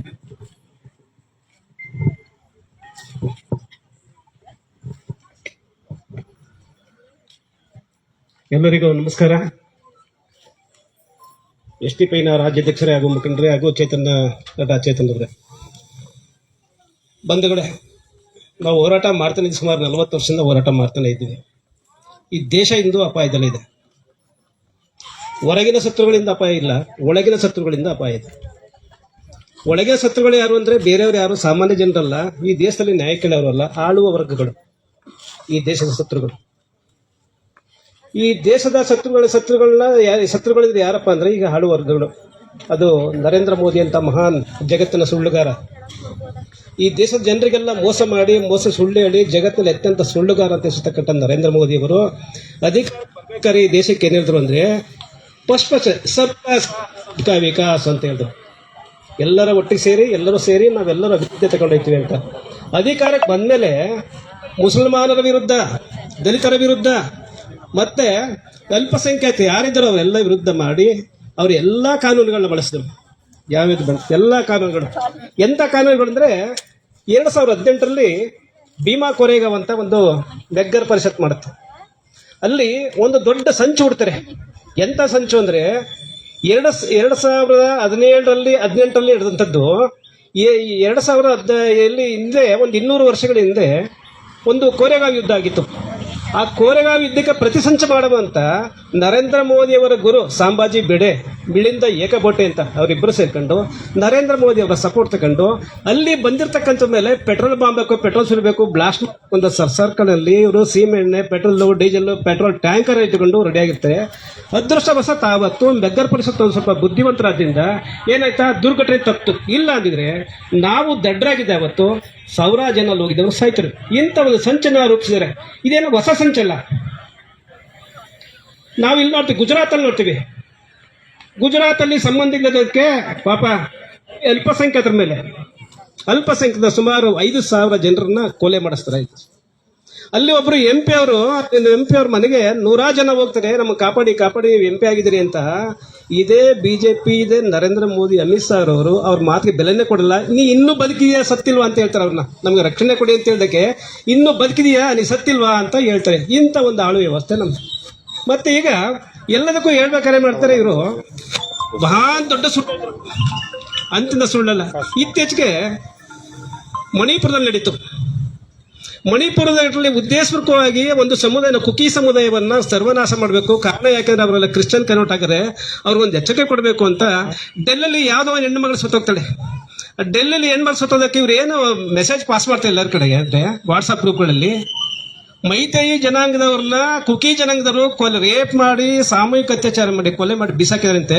ಆ ತಕ್ಷಣ ಮಣಿಪುರದ ಕ್ರಿಶ್ಚಿಯನ್ ಮೇಲೆ ಅಲ್ಪಸಂಖ್ಯಾತ ದಾಳಿ ನಡೆಯುತ್ತೆ. ಎಂತ ದಾಳಿ? ಸುಮಾರು ಅಲ್ಲೂ ಸಾವಿರಾರು ಜನ ಸೇರ್ತಾರೆ. ಇಡೀ ದೇಶವನ್ನು ನೋಡ್ಬೇಕಾದಂತ ಹೆಣ್ಣು ಮಕ್ಕಳನ್ನ ಬೆತ್ತಲೆ ಮಾಡ್ಕೊಂಡು ಅವ್ರನ್ನ ಏನು ಅವಮಾನ ಮಾಡ್ಕೊಂಡು ಹೇಳ್ಕೊಂಡು ಹೋಗ್ತಾರೆ. ನಮ್ಮ ನರೇಂದ್ರ ಮೋದಿ ಅವರು ಹೇಳ್ತಾರೆ ಬೇಟಿ ಪಡಾವೋ ಬೇಟಿ ಬಚಾವೋ ಅಂತ. ಇದು ಹೆಣ್ಮಕ್ಳ ರಕ್ಷಣೆ ಮಾಡೋದು ಅಂತದ್ದು. ನರೇಂದ್ರ ಮೋದಿ ಅವರೆಲ್ಲ ಹೇಳಿದ್ರೆ ಮಾಡೋದೊಂದು ಹೇಳ್ದೊಂದ, ನೀವು ಒಳ್ಳೆ ಮಾಡ್ಬಿಟ್ಟು ಅವ್ನು ಮುಗಿಸ್ಬಿಡೋದು. ಇದು ನರೇಂದ್ರ ಮೋದಿ ಅವ್ರಂತೂ. ಮತ್ತೆ ಇನ್ನೊಂದೇ ಕೆಲಸ ಮಾಡ್ತಾರೆ, ಓಟ್ ಕೊಳ್ಳಿ ಅಂತ. ಆದರೆ ಈ ದೇಶದಲ್ಲಿ ಬಹುದೊಡ್ಡ ಹಗರಣ ಆಗಿದೆ. ಅದೇನಪ್ಪ ಅಂದ್ರೆ ಕಪ್ಪು ಹಣ. ಈ ದೇಶದ ಕಪ್ಪುಗಳ ಹಣ ಹೊರ ದೇಶದ ಬ್ಯಾಂಕ್ ಅಲ್ಲಿ ಲಕ್ಷಾಂತರ ಕೊಟ್ಟಿದೆ. ನನಗೆ ಅಧಿಕಾರ ಬಂದ್ರೆ ಇನ್ನು ಎಲ್ಲರ ಅಕೌಂಟ್ಗೂ 15 ಲಕ್ಷ ದುಡ್ಡು ಹಾಕ್ತಿವಿ ಅಂತ ಜನಗಳೆಲ್ಲ ಮೋಸ ಬೀಳ್ತಾರೆ, ಓಟ್ ಹಾಕ್ತಾರೆ, ಗೆಲ್ತಾರೆ. ಗೆದ್ದ ಮೇಲೆ ಆ ಕಪ್ಪು ಹಣ ಎಲ್ಲಿದೆ ತರಲ್ಲ, ಇಲ್ಲಿನ ಕಪ್ಪುಗಳೇ ಹೊರದೇಶಕ್ಕೆ ಹೋಗ್ಬಿಟ್ಬಿಡ್ತಾರೆ. ಮತ್ತೆ ಶ್ರೀಮಂತರ ಸಾಲವನ್ನ ಮನ್ನಾ ಮಾಡ್ತಾನೆ ನರೇಂದ್ರ ಮೋದಿ. ಈ ದೇಶಕ್ಕೆ ಏನು ಅವರಿಂದ ಒಂದು ಸಣ್ಣ ಒಂದು ಪೈಸದ ಕೆಲಸ ಆಗಿರಲ್ಲ. ಶ್ರೀಮಂತ ಸಾಲ ಎಲ್ಲ ಮಾಡಿ ಎಲ್ಲ ಮೋದಿ ಅನ್ನೋರೆಲ್ಲ ಇಲ್ಲಿ ಲೂಟಿ ಹೊಡೆದು ಹೊರದೇಶಗಳು ಪರಾರಿ ಆಗ್ತಾರೆ. ಇಂಥ ಕೆಲಸ ನಡೆದಿದೆ. ಆದ್ರಿಂದ ಹೊರದೇಶದ ಶತ್ರುಗಳಿಗೆ ನಮಗೆ ಇವತ್ತು ಭಯ ಇಲ್ಲ. ಈ ದೇಶಕ್ಕೆ ಒಳ ಶತ್ರುಗಳು, ಅದರಲ್ಲೂ ಮುಖ್ಯವಾಗಿ ಬಿಜೆಪಿ ಅವರು ಈ ದೇಶದ ಶತ್ರುಗಳು. ದೇವರ ಹೆಸರಿರ್ತಾರೆ ರಾಮ ರಾಮ ಅಂತ. ಎಲ್ಲಿ ರಾಮ? ಸುಪ್ರೀಂ ಕೋರ್ಟ್ ಹೇಳಿದೆ ರಾಮ ಅನ್ನೋದು ಕಾಲ್ಪನಿಕ ಕಥೆ, ವಾಸ್ತವಲ್ಲ ಅಂತ. ರಾಮ ಹುಟ್ಟು ಇಲ್ಲ, ಬೆಳೆದು ಇಲ್ಲ, ಇಲ್ಲಿ ಹೇಳದೆಲ್ಲ ಸುಳ್ಳೆ. ಆದ್ರೆ ರಾಮನ ಬಗ್ಗೆ ಹೇಳ್ತಕ್ಕಂಥ ಸುಪ್ರೀಂ ಕೋರ್ಟ್ ಆರ್ಡರ್ ಬಗ್ಗೆ ನಂಬಿಕೆ ಅಲ್ವಾ ನಿಮ್ಗೆ? ಸುಪ್ರೀಂ ಕೋರ್ಟ್ ಆರ್ಡರಲ್ಲಿ ರಾಮ ಹುಟ್ಟೆ ಎಲ್ಲ ಕಾಲ್ಪನಿಕ ಕಥೆ, ಮಹಾಭಾರತ ಕಾಲ್ಪನಿಕ ಕಥೆ ಅಂತ ಹೇಳ್ತಾರೆ. ಆದ್ರೂ ರಾಮ ಅಂತ ಕಥೆ. ಯಾಕೆಂದ್ರೆ ಅವ್ರ ಉದ್ದೇಶ ಈ ದೇಶದಲ್ಲಿ ದಲಿತರು ಮತ್ತು ಮುಸ್ಲಿಮರನ್ನ ಟಾರ್ಗೆಟ್ ಮಾಡ್ಕೋಬೇಕು. ಟಾರ್ಗೆಟ್ ಮಾಡ್ಕೊಂಡು ಎಲ್ಲಾ ಜಾತಿಗಳನ್ನ ಎತ್ಕಟ್ಬೇಕು. ಉದಾಹರಣೆಗೆ 20% ಜನ ಇದ್ದಾರೆ ದೇಶದಲ್ಲಿ, ಒಂದು ಅಲ್ಪಸಂಖ್ಯಾತರ ಗುಂಪು ಅಥವಾ ದಲಿತರು ಅಂತ ತಿಳ್ಕೊಳ್ಳಿ. ಆ 20% ಯಾವ ತರ ಓಟ್ ಕೊಡಲ್ಲ. 20% ಸದಾ ಟಾರ್ಗೆಟ್ ಮಾಡ್ಕೋಬೇಕು. ಅದಕ್ಕೇನ್ ಮಾಡಬೇಕು? ಇತರ ಜಾತಿಗಳನ್ನ ಒಟ್ಟಿಗೆ ಸೇರಿಸಬೇಕು. ನೋಡಿ ಮುಸ್ಲಿಮರು ನಮ್ಮ ದೇಶದ ವಿರೋಧಿಗಳು, ನೋಡಿ ಮುಸ್ಲಿಮರು ಉಗ್ರಗಾಮಿಗಳು, ನೋಡಿ ದಲಿತರು ನಕ್ಸಲೈಟ್ಸ್ಗಳು, ಇವ್ರು ಸರಿಯಿಲ್ಲ ಅಂತ ಹೇಳಿ ಇವರೆಲ್ಲ ಸೇರಿಸಿ ಅವ್ರ ಎತ್ಕಟ್ಟು ಅವ್ರ ಮೇಲೆ ದಾಳಿ ಮಾಡಿ ನಮ್ಮನ್ನ ನಾಶ ಮಾಡಿ ದೇಶವನ್ನ ಹಿಂದೂ ರಾಷ್ಟ್ರ ಅಂತ ಹೇಳಿ ಹಿಂದೂ ರಾಷ್ಟ್ರ ಖಂಡಿತ ಮಾಡಲ್ಲ. ಈ ದೇಶ ಬ್ರಾಹ್ಮಣ ರಾಷ್ಟ್ರ ಆಗ್ತಿದೆ. ಅದರಿಂದ ಈ ದೇಶಕ್ಕೆ ದೊಡ್ಡ ಅಪಾಯ ಇದೆ. ಈ ದೇಶ ಬ್ರಾಹ್ಮಣ ರಾಷ್ಟ್ರ ಆಗ್ತಿದೆ, ಮುಸ್ಲಿಂ ರಾಷ್ಟ್ರ ಅಲ್ಲ, ಯಾವುದೂ ಅಲ್ಲ. ಹಾಗಾಗಿ ನಾವು ಸತ್ಯ ಹೇಳಲೇಬೇಕು ಏನಾದ್ರು. ಹಾಗಾಗಿ ಎಲ್ಲರೂ ಯೋಚನೆ ಮಾಡಬೇಕಾಗಿದೆ. ಅವರು ಹಿಂದೂ ರಾಷ್ಟ್ರ ಮಾಡಕ್ ಹೋಯ್ತಲ್ಲ ನರೇಂದ್ರ ಮೋದಿ, ಹಿಂದೂ ರಾಷ್ಟ್ರ ಅಂತ ಹೇಳ್ಕೊಂಡು ಅವ್ರೊಂದು ಕಲ್ಪನೆ ಇತ್ತು. 1925 ಇಸ್ವಿಯಲ್ಲಿ ಒಂದು ಜನಸಂಘ ಅಂತ ಮಾಡ್ತಾರೆ. ಆ ಜನಸಂಘದ ಉದ್ದೇಶ ಏನಪ್ಪಾ ಅಂದ್ರೆ ಇನ್ನು ಬರ್ತಕ್ಕಂಥ 100 ವರ್ಷದಲ್ಲಿ ಈ ದೇಶವನ್ನು ಹಿಂದೂ ರಾಷ್ಟ್ರ ಆಗಿ ಮಾಡ್ಬೇಕು ನಾವು ಅಂತ ಹೇಳಿ. ಆಮೇಲೆ RSS ಆಗುತ್ತೆ, RSS ಆಗಿ ಬಿಜೆಪಿ ಆಗುತ್ತೆ, ಬಿಜೆಪಿ ಆಗಿ ದೇಶವನ್ನು ಇಟ್ಕೊಂಡ್ರೆ ದೊಡ್ಡ ಎಲ್ಲ ಜನರಿಗೂ ಮಹಾನ್ ಸುಳ್ಳುಗಳನ್ನ ಹೇಳ್ಕೊಂಡು ಜನಗಳನ್ನ ದಿಕ್ತಪ್ಪಿಸ್ತಾ ಓಟನ್ನ ಪಡ್ಕೊಳ್ತಾ, ಓಟ್ನಲ್ಲೂ ಕೂಡ ಕದ್ದು ಗೆಲ್ತಿಲ್ಲರಿ. ನಮ್ಮ ಓಟ್ಗೇನು ಬೆಲೆ ಇಲ್ವಾ? ಓಟಲ್ಲೂ ಕದ್ದು ಗೆಲ್ತಾರೆ. ಮಹಾರಾಷ್ಟ್ರದಂತ ಚುನಾವಣೆ ನೋಡಿರ್ಬೋದು. ಈಗ ಎಲ್ಲ ಕಡೆ ಆಗ್ತಕ್ಕಂಥ ಚುನಾವಣೆ ಎಲ್ಲ ಕಳತನದಿಂದ ಗೆದ್ದು ಅಧಿಕಾರ ಇಟ್ಕೊಂಡು ನಮ್ಮನ್ನ ಸರ್ವನಾಶ ಮಾಡ್ತಿದ್ರೆ. ನಮ್ಮದೇ ಹಣದಲ್ಲಿ ಇವತ್ತು 100 ಕೋಟಿ ರಾಮ ಮಂದಿರಕ್ಕೆ ಅಂತ 100 ಮಠ ಮಾಡಿ ಕೊಟ್ಟಿದ್ದಾರೆ. ಅಂದ್ರೆ ರಾಮ ಇದ್ರೆ ಪಾಪ ದುಡ್ಡೇ ಕೊಡ್ಬೇಕು. ಈ ದೇಶ ಬಡತನ ಹೋಗಿರ್ಬೇಕಾಗಿತ್ತು ರಾಮ ಇದ್ರೆ.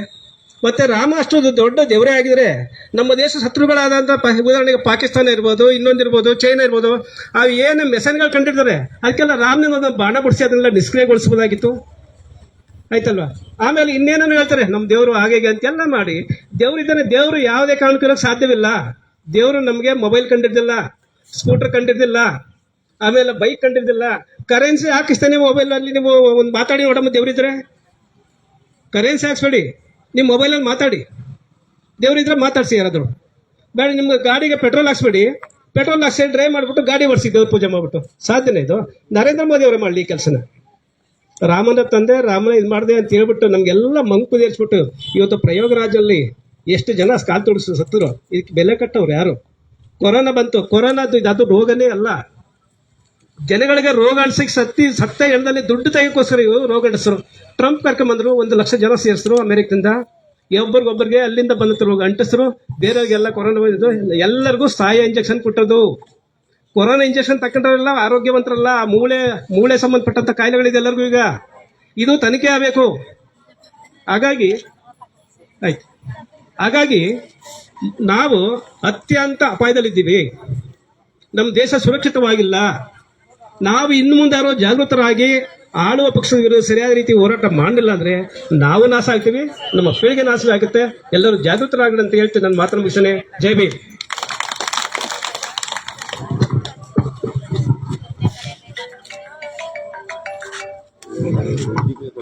ಧನ್ಯವಾದಗಳು ಶ್ರೀಯುತ ಸಂಕ್ಷೇನ ಸರ್ ಅವರಿಗೆ.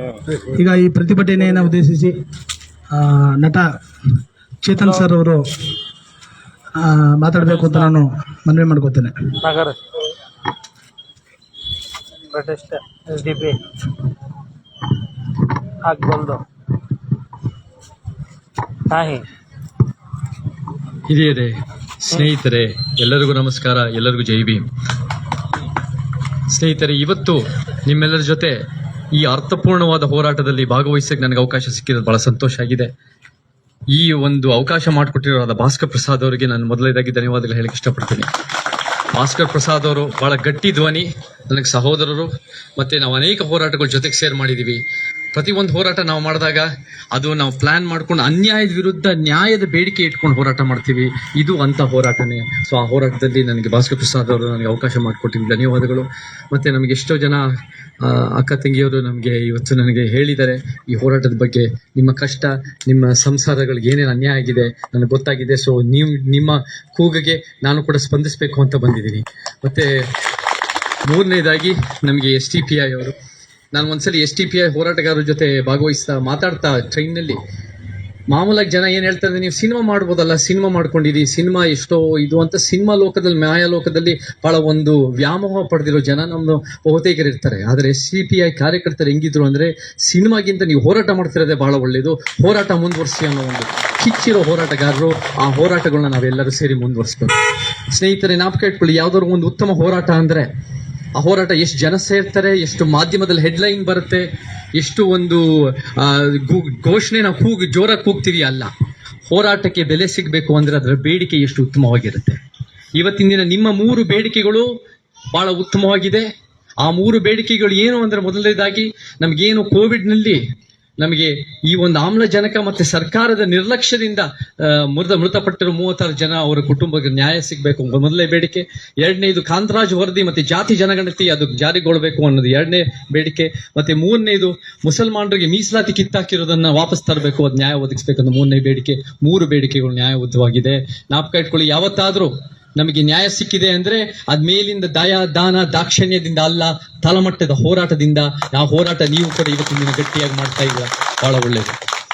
ನಾನು ಇವತ್ತಿನ ದಿನ, ನಾನು ಅವತ್ತಿನ 2021 ನೋಡ್ಕೊಂಡ್ ಬಂದಿದ್ದೀನಿ. ಈ ಒಂದು ಘಟನೆ ನಡೆದಾಗ ನನ್ಗೆ ಜ್ಞಾಪಕ ಇದೆ, ಇದು ಒಂದು ಆರೋಗ್ಯದಿಂದ ಸತ್ತಿರೋ 36 ಜನ ಅಲ್ಲ, ಇದು ವ್ಯವಸ್ಥಿತ ಕೊಲೆ ಅಂದ್ರೆ ಸುಳ್ಳಿಲ್ಲ. ನಮ್ಮೆಲ್ರಿಗೂ ಗೊತ್ತಿದೆ ಇದು ಹೆಂಗಾಗಿದೆ ಅಂದ್ರೆ, ಇದೆಲ್ಲ ಒಂದ್ ಕಡೆ ನಿರ್ಲಕ್ಷ್ಯ. ಇದು ಸರ್ಕಾರ ಅದನ್ನ ಸಮಸ್ಯೆ ಇದ್ದಾಗ್ಲೂ ಕೂಡ ಗಮನ ಕೊಡಲಿಲ್ಲ. ಮತ್ತೆ ಅದಾದ ಮೇಲೂ ಕೂಡ ಕೇರಳ ಸರ್ಕಾರ, ಬೇರೆ ಬೇರೆ ಸರ್ಕಾರಗಳು ಅತ್ಯುತ್ತಮವಾಗಿ ಆಮ್ಲಜನಕ ಎಲ್ಲ ಮಾಡಿ ಎಷ್ಟೋ ರಾಜ್ಯದ ಜನರಿಗೆ ಏಳಿಗೆ ಮಾಡಿದ್ರು. ಆದ್ರೆ ಇದು COVID-1 ಆಯ್ತು ಅನ್ಕೊಂಡಿದ್ದೀನಿ. COVID-1 ಆದ್ರೂ ಕೂಡ COVID-2 ಎಷ್ಟೋ ಜನ ಸತ್ರು ಆಮ್ಲಜನಕ ಕಾರಣಗಳಿಂದ. ಸೊ ಈ ಸರ್ಕಾರಗಳು ತಪ್ಪನ್ನೋದು ಅರ್ಥ ಮಾಡ್ಕೊಂಡಿಲ್ಲ, ತಪ್ಪನ್ನೋದು ಒಪ್ಕೊಂಡಿಲ್ಲ. ತಪ್ಪು ಮಾಡಿದ್ರು ನಾವ್ ಏನ್ ಬೇಕಾದ್ರೂ ಮುಂದುವರಿಸಬಹುದು ಅನ್ನೋ ರಾಜ್ಯ ಸರ್ಕಾರದ, ಅವತ್ತಿನ ದಿನದ BJP ಸರ್ಕಾರದ ಉಡಾಫೆ ಯೋಚನೆಗಳನ್ನ ನಮ್ಗೆ ಬಹಳ ದುಃಖ ಆಗುತ್ತೆ. ಮತ್ತೆ ಜ್ಞಾಪಕ ಇಟ್ಕೊಳ್ಳಿ, ನಮ್ಗೆ ಈ ಸರ್ಕಾರಗಳಿಗೆ ಏನ್ ಮಾಡಿದೆ, ಯಾರು ಇವತ್ತು ಅನ್ಯಾಯ ಆಗಿದೆ, ಯಾರು ಮೊದಲೇ ನಮಗೆ ಬಡತನ ಇರೋರು, ಮಧ್ಯಮ ವರ್ಗದವರು, ಯಾರು ಗ್ರಾಮೀಣ ಭಾಗದವರು, ಯಾರು ಇಲ್ಲಿ ನಮಗೆ ಶಿಕ್ಷಣದ ವಂಚಿತರು, ಮೊದಲೇ ಅನ್ಯಾಯ ಇದೆ. ಅನ್ಯಾಯದ ಮೇಲೆ ಅನ್ಯಾಯ ನಡೆದಿದೆ. 36 ಜನ ನೀವು ಸತ್ತಿದ್ದೀರಾ.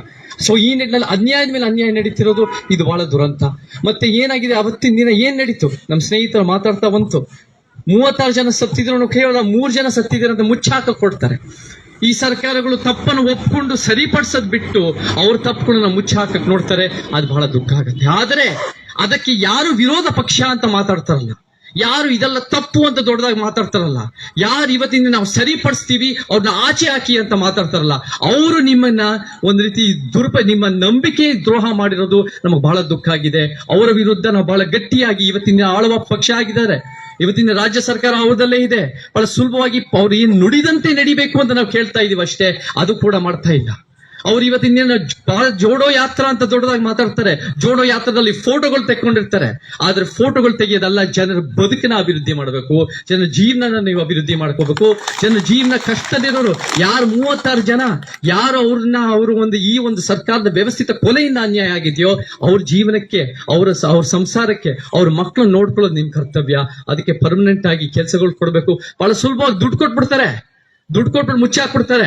ಆದ್ರೆ ಅವ್ರ ಜೀವನಕ್ಕೆ ನೀವು ಹೆಂಗೆ ಮುಂದೆ ಭವಿಷ್ಯಕ್ಕೆ ಹಿಂಗ ಆಗದೆ ನೋಡ್ಕೋಬಹುದು, ಮತ್ತೆ ಆಗಿರೋರಿಗೆ ಹಿಂಗ್ ನ್ಯಾಯ ಒದಗಿಸ್ಬೇಕು ಅನ್ನೋ ಒಂದು ಉತ್ಸಾಹ, ಒಂದು ಆಲೋಚನೆ ಅನ್ನೋದು ಖಂಡಿತ ಇರಬೇಕು. ಅದು ಈ ಸರ್ಕಾರದಲ್ಲಿ ಇಲ್ಲ. ನಮ್ಗೇನ್ ನಿಜ ಹೇಳಬೇಕು ಅಂದ್ರೆ ನಮ್ಗೆ ಗೊತ್ತಿದೆ ಈ ಬಿಜೆಪಿ ಅವ್ರು ಮಾಡಿರೋದು ಅವ್ರಿಗೆ ಎಷ್ಟು ಮಟ್ಟಿಗೆ ಕಾಳಜಿ ಇದೆ ಅಥವಾ ಕಾಳಜಿ ಇಲ್ಲ ಅಂತ ಗೊತ್ತಿದೆ, ಆದ್ರೆ ಅವ್ರಿಗೆ ತಿಳುವಳಿಕೆ ಕಡಿಮೆ. ಆದ್ರೆ ಈ ರಾಜ್ಯ ಸರ್ಕಾರ ಇದೆಯಲ್ಲ, ಇವರು ಕುತಂತ್ರ ಸರ್ಕಾರಗಳು, ಅವ್ರು ನುಡಿದಂತೆ ನಡೆದೇ ಸರ್ಕಾರಗಳು, ಅವ್ರು ಇನ್ನೂ ಅಪಾಯಕಾರಿಗಳು. ಯಾಕಂದ್ರೆ ಬಣ್ಣದ ಮಾತಾಡ್ತಾರೆ ಹೊರತು ಜನರ ಜೀವನಕ್ಕೆ ನ್ಯಾಯ ಒದಗಿಸಲ್ಲ.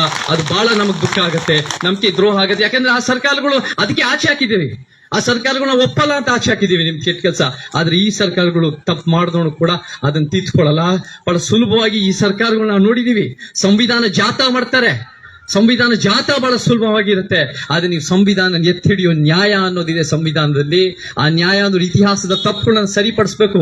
ನಿಮ್ ಸರ್ಕಾರಗಳೇ ತಪ್ಪು, ಬೇರೆ ಪಕ್ಷದ ಸರ್ಕಾರನೇ ತಪ್ಪು ಮಾಡಿರ್ಬೋದು, ಆದ್ರೆ ನೀವು ಅದು ಸರಿಪಡಿಸೋದು ನಿಮ್ಮ ಕರ್ತವ್ಯ ಆಗ್ಬೇಕು. ಆ ನ್ಯಾಯದ ಪರಿಕಲ್ಪನೆ ಎತ್ತಿ ಹಿಡೀರಿ. ಸೊ ಅದೇ ತರ ಮುಖ್ಯಮಂತ್ರಿಯವರಾಗಿರ್ಬೋದು, DCM ಅವರಾಗಿರ್ಬೋದು, ಹೆಲ್ತ್ ಮಿನಿಸ್ಟರ್ ಆಗಿರ್ಬೋದು, ಯಾರೇ ಬೇಕಾದ್ರೆ ಇವತ್ತಿನ ದಿನ ಯಾರ್ಯಾರು ಮಾತು ಕೊಟ್ಟಿದ್ದಾರೋ ಅವರೆಲ್ಲರೂ ಕೂಡ ನಿಮಗೆ ನ್ಯಾಯ ಒದಗಿಸಿದವ್ರ ಕರ್ತವ್ಯ. ಇವತ್ತು ನಿಮ್ಮ ಹೋರಾಟಕ್ಕೆ ಬಹಳ ನ್ಯಾಯಯುತವಾದ ಹೋರಾಟ. ಈ ಹೋರಾಟ ಗೆದ್ದೇ ಗೆಲ್ಲತ್ತೆ ಅನ್ನೋ ನಂಬಿಕೆ ಇದೆ. ಈ ಹೋರಾಟ ಮುಂದುವರಿಸಿ, ಇದು ಕೊನೆವರೆಗೂ ನಾನು ನಿಮ್ ಜೊತೆ ಇರ್ತೀನಿ. ಯಾಕಂದ್ರೆ ನ್ಯಾಯಯುತ ಬೇಡಿಕೆ ಇದೆ. ಮತ್ತೆ ನಮಗೆ ಕಾಂತರಾಜ ವರದಿ, ನಮ್ಗೆ ಇವತ್ತಿನ ದಿನ ನಮಗೆ ಜಾತಿ ಜನಗಣತಿ 8-9 ವರ್ಷದಿಂದ ತಯಾರಾಗಿದ್ರು ಕೂಡ 200 ಕೋಟಿ ಅನ್ನೋದು ಬಿಡುಗಡೆ ಆಗಿದ್ರು ಕೂಡ ಅದನ್ನ ಯಾಕೋ ಬಿಡುಗಡೆ ಮಾಡ್ತಾ ಇಲ್ಲ. ಅದು ಇನ್ನೂ ಒಂದ್ ರೀತಿ ಮುಚ್ಚಾಕ್ತಾ ಇದ್ದಾರೆ. ಅದನ್ನ ಸತ್ಯ ಹೊರಗೆ ಬರಬಾರ್ದು ಅಂತ. ಯಾಕೆ? 2 ಪ್ರಬಲ ಸಮುದಾಯಗಳು ಅದಕ್ಕೆ ವಿರೋಧ ಮಾಡ್ತಾ ಇದ್ದಾರೆ ಅಂತ. ನಮ್ಗೆ ಯಾವುದೇ ನ್ಯಾಯದ ಪರಿಕಲ್ಪನೆ ಬಂದಾಗ ಕೆಲವು ವಿರೋಧ ಮಾಡೋದಿದ್ದೇ ಇರುತ್ತೆ.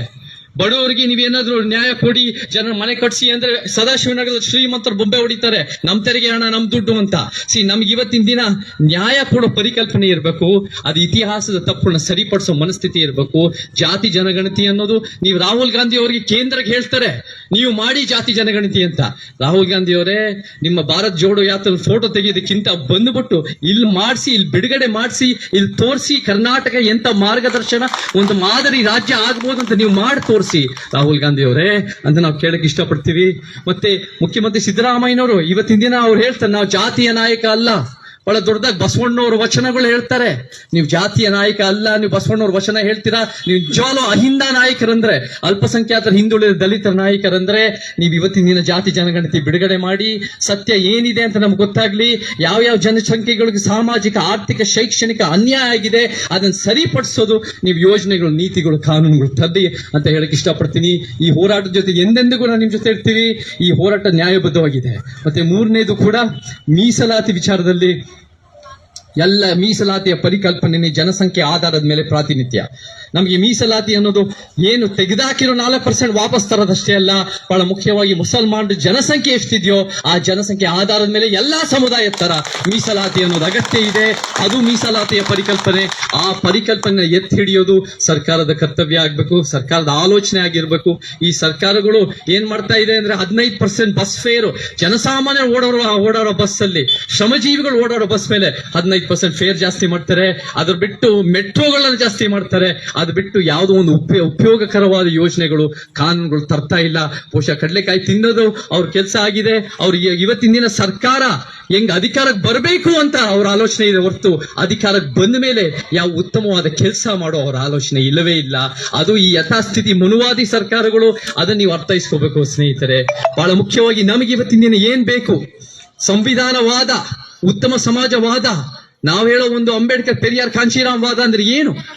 ಸಮಾಜವಾದ, ಸಮಾಜ, ಸಮಾನತೆ, ಜಾತಿ, ಲಿಂಗ, ವರ್ಗ, ಭಾಷೆ, ಉದ್ಯೋಗ ಎಲ್ಲಾ ರೀತಿಯ ಸಮಾನತೆ ನಮಗೆ ತರಬೇಕು. ಆ ಸಮಾನತೆ ಜೊತೆ ನಾವೆಲ್ಲರೂ ಮುಂದೆ ನಿಂತ್ಕೊಂಡು ಹೋರಾಡಬೇಕು. ಆ ಸಮಾನತೆ ಇದ್ರೇನೆ ಉತ್ತಮ ಕರ್ನಾಟಕ, ಆ ಸಮಾನತೆ ಇದ್ರೆ ಉತ್ತಮ ಚಾಮರಾಜನಗರ. ಸೊ ನಾನು ನಿಮ್ ಜೊತೆ ಮುಂದೆನೂ ಕೂಡ ಸಹ ಇರ್ತೀನಿ. ನನ್ನ ಹೋರಾಟ 20 ವರ್ಷದ ಹಿಂದೆ ಎಲ್ಲಿಂದ ನಾನು ಶುರು ಮಾಡ್ಕೊಂಡೆ ಅಂದ್ರೆ ಅದು ಇದೇ ಚಾಮರಾಜನಗರ ಜಿಲ್ಲೆ. ನಾನು ಸೇವೆ ಶುರು ಮಾಡಿದ್ದು ರಂಗಭೂಮಿ ಮುಖಾಂತರ, ಸಿನಿಮಾ ಸೇರಿಕೆಂದು ಮುಂಚೆ. ಸೊ ಮತ್ತೆ ಇದೇ ಚಾಮರಾಜನಗರಕ್ಕೆ ಬಂದು ಈ ಒಂದು ಅರ್ಥಪೂರ್ಣವಾದ ಹೋರಾಟದ ನಿಮ್ ಜೊತೆ ಭಾಗಿಯಾಗಿರೋದು ನನಗೆ ಬಹಳ ಸಂತೋಷ ಆಗಿದೆ. ನಿಮ್ ಜೊತೆ ಎಂದೆಂದಿಗೂ ಇರ್ತೀನಿ. ಒಂದು ವಚನ ಹೇಳಿ ನಾನು ಮಾತು ಮುಗಿಸ್ತೀನಿ. ನೀರ ಕಂಡಲ್ಲಿ ಮುಳುಗುವರಯ್ಯ, ಮರವ ಕಂಡಲ್ಲಿ ಸುತ್ತುವರಯ್ಯ, ಬತ್ತುವ ಜಲ, ಒಣಗಿರೋ ಮರ, ಮೆಚ್ಚದವರು ನಿನ್ನನ್ನೆತ್ತ ಬಲ್ಲರು ಕೂಡಲ ಸಂಗಮ ದೇವ. ಸೊ ಎಲ್ಲರಿಗೂ ಜೈ ಕರ್ನಾಟಕ, ಜೈ ಭೀಮ್.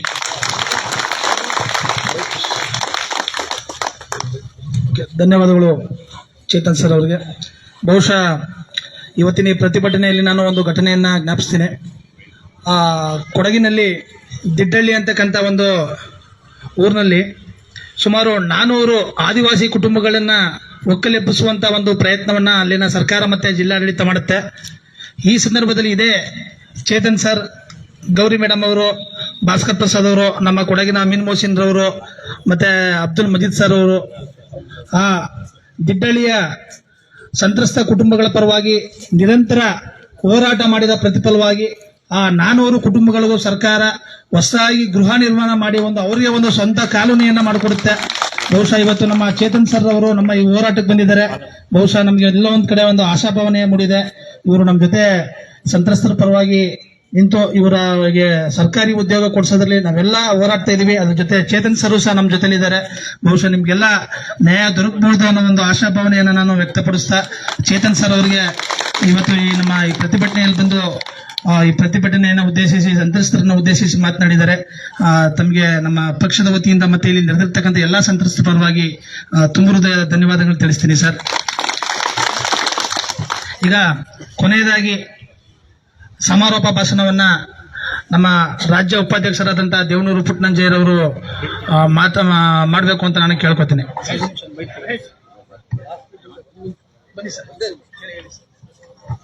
ಸ್ನೇಹಿತರೆ, ಈ ತಿಂಗಳ 22, 23 2 ದಿವಸ ಸಂವಿಧಾನದ ಅಧ್ಯಯನ ಶಿಬಿರ ವ್ಯವಸ್ಥೆ ಆಗಿದೆ. ಇಲ್ಲಿ JH ಪಟೇಲ್ ಸಭಾಂಗಣದಲ್ಲಿ 50 ರೂಪಾಯಿ ಪ್ರವೇಶ ಶುಲ್ಕ. ಜಸ್ಟಿಸ್ ನಾಗಮೋಹನ್ ದಾಸ್ ಇದನ್ನ ನಡೆಸ್ಕೊಡ್ತಾ ಇದ್ದಾರೆ. ನಾಳೆ ಪೂರ್ವಭಾವಿ ಸಭೆ 2ನೇ ಸಭೆ ನಡೀತಾ ಇದೆ. ದಯವಿಟ್ಟು ಆ 2 ದಿವಸದ ಅಧ್ಯಯನ ಶಿಬಿರಕ್ಕೆ ನೀವೆಲ್ಲರೂ ಬರಬೇಕು ಅನ್ನೋದು ನಮ್ಮ ಇಷ್ಟ. 2ನೇದಾಗಿ ನಾಳೆ ಈ ಸಂಘಟನೆಗಳ ಮುಖಂಡರು ಪೂರ್ವಭಾವಿ ಸಭೆಯಲ್ಲಿ ಬೇಷರತ್ತಾಗಿ ಆಗಮಿಸಬೇಕು ಅಂತ ನಾನು ಕೇಳ್ಕೊತೀನಿ. ದಯವಿಟ್ಟು ಈ ಸಂವಿಧಾನದ ಅಧ್ಯಯನ ಶಿಬಿರವನ್ನ ತುಂಬಾ ಯಶಸ್ವಿ ಮಾಡೋಣ. ನೀವೆಲ್ಲ ನಿಂತ್ಕೊಂಡು ಅದಕ್ಕೆ ಸಹಕರಿಸಬೇಕು ಅಂತ ವಿನಂತಿಸ್ಕೋತೀನಿ.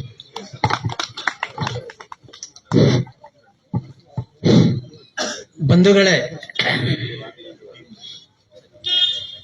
ಮನುಷ್ಯನ ಜನ್ಮ ಬಹಳ ಶ್ರೇಷ್ಠವಾದದ್ದು, ಪವಿತ್ರವಾದದ್ದು. ಆ ದಿಕ್ಕಿನಲ್ಲಿ ಇಲ್ಲಿ ಬಂದಿರತಕ್ಕಂಥ ಮಹಿಳೆಯರು, ಯುವಕರು, ಪುರುಷರು ನಿಮ್ಮ ಜನ್ಮವನ್ನ ಅರ್ಥಗರ್ಭಿತವಾಗಿ ಸಾರ್ಥಕತೆ ಪಡಿಸ್ಕೊಂಡಿದ್ದೀರಿ. ನಾನು ನಿಮಗೆ ಸುಳ್ಳು ಹೇಳೋದಿಲ್ಲ, ನಿಮ್ಮನ್ನ ದುರುಪಯೋಗ ಪಡಿಸ್ಕೊಳ್ಳೋದಿಲ್ಲ. ಈ ಸಭೆ ಮುಂದೆ ಹೇಳ್ತಾ ಇದ್ದೀನಿ, ಸತ್ಯವನ್ನ ಹೇಳ್ತಾ ಇದ್ದೀನಿ. ನನಗೆ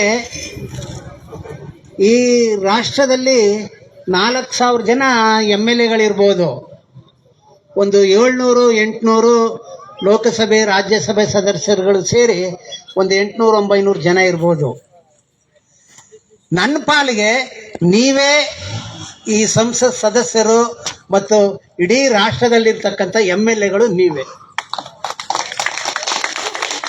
ಯಾಕೆ ಈ ಮಾತನ್ನ ಹೇಳ್ತಾ ಇದ್ದೀನಿ ಅಂದ್ರೆ, ನೋಡಿ, ವ್ಯಕ್ತಿ, ಪಕ್ಷ, ಕುಟುಂಬ ಇವು 3 ಸೇರ್ಕೊಂಡು ಇಡೀ ರಾಷ್ಟ್ರದಲ್ಲಿ ಆಡಳಿತ ನಡೆಸ್ತಾ ಇದೆ. ವ್ಯಕ್ತಿ ಮತ್ತು ಪಕ್ಷ ಮತ್ತು ಕುಟುಂಬ, ಈ 3 ಜನರ ಸುತ್ತ ಅವ್ರ ಕುಟುಂಬದವ್ರು ಇರ್ತಾರೆ, ಮತ್ತೆ ಅವ್ರಿಗೆ ಜೈಕಾರ ಹಾಕೋರು ಇರ್ತಾರೆ, ಮತ್ತೆ ಅವರ ಸುತ್ತ ಕಾರ್ಪೊರೇಟರ್ ವಲಯ ಇರ್ತಾರೆ. ಇವರು ಆಡಳಿತ ನಡೆಸ್ತಾ ಇದ್ದಾರೆ. ನಮಗೆ ಮೌಲ್ಯಗಳು ಆಡಳಿತ ನಡೆಸಬೇಕು. ಬುದ್ಧ, ಬಸವಣ್ಣ, ಅಂಬೇಡ್ಕರ್, ಪೆರಿಯಾರ್, ಸಾವು ಮಹಾರಾಜ್, ಈ ರೀತಿ ಮೌಲ್ಯಗಳು ಆಡಳಿತ ನಡೆಸಬೇಕು. ಇಲ್ಲಿ ನಾನು ಒಂದು ಮಾತನ್ನ ಸತ್ಯ ಹೇಳ್ತಾ ಇದ್ದೀನಿ. ಇದು ಸಿದ್ದಪ್ಪ ಸ್ವಾಮೀಜಿ ನೆಲ, ಮಂಟೆ ಸ್ವಾಮೀಜಿ ನೆಲ, ಮಲೈ ಮಹದೇಶ್ವರ ಸ್ವಾಮಿ ನೆಲ. ತತ್ವ ಮೌಲ್ಯಗಳನ್ನ ಆದರ್ಶಪ್ರಾಯವಾಗಿ ಈ ಜನತೆಯಲ್ಲಿ ಮೋಸ ವಂಚನೆ ಇಲ್ಲದೇ ರೀತಿ ಪರಂಪರೆಯನ್ನ, ಒಂದು ತಾತ್ವಿಕವಾದಂಥ ಸಿದ್ಧಾಂತವನ್ನ ರೂಢಿಸ್ಕೊಂಡಿದ್ದ ಬಂದಂಥ ತಪ್ಪಲಲ್ಲಿ ನೀವೇನಾದರೂ ಸುಳ್ಳು ಹೇಳಿದ್ರೆ, ಮಾತು ತಪ್ಪಿ ನಡೆದರೆ ನಿರ್ನಾಮ ಆಗೋಗ್ತೀರಿ.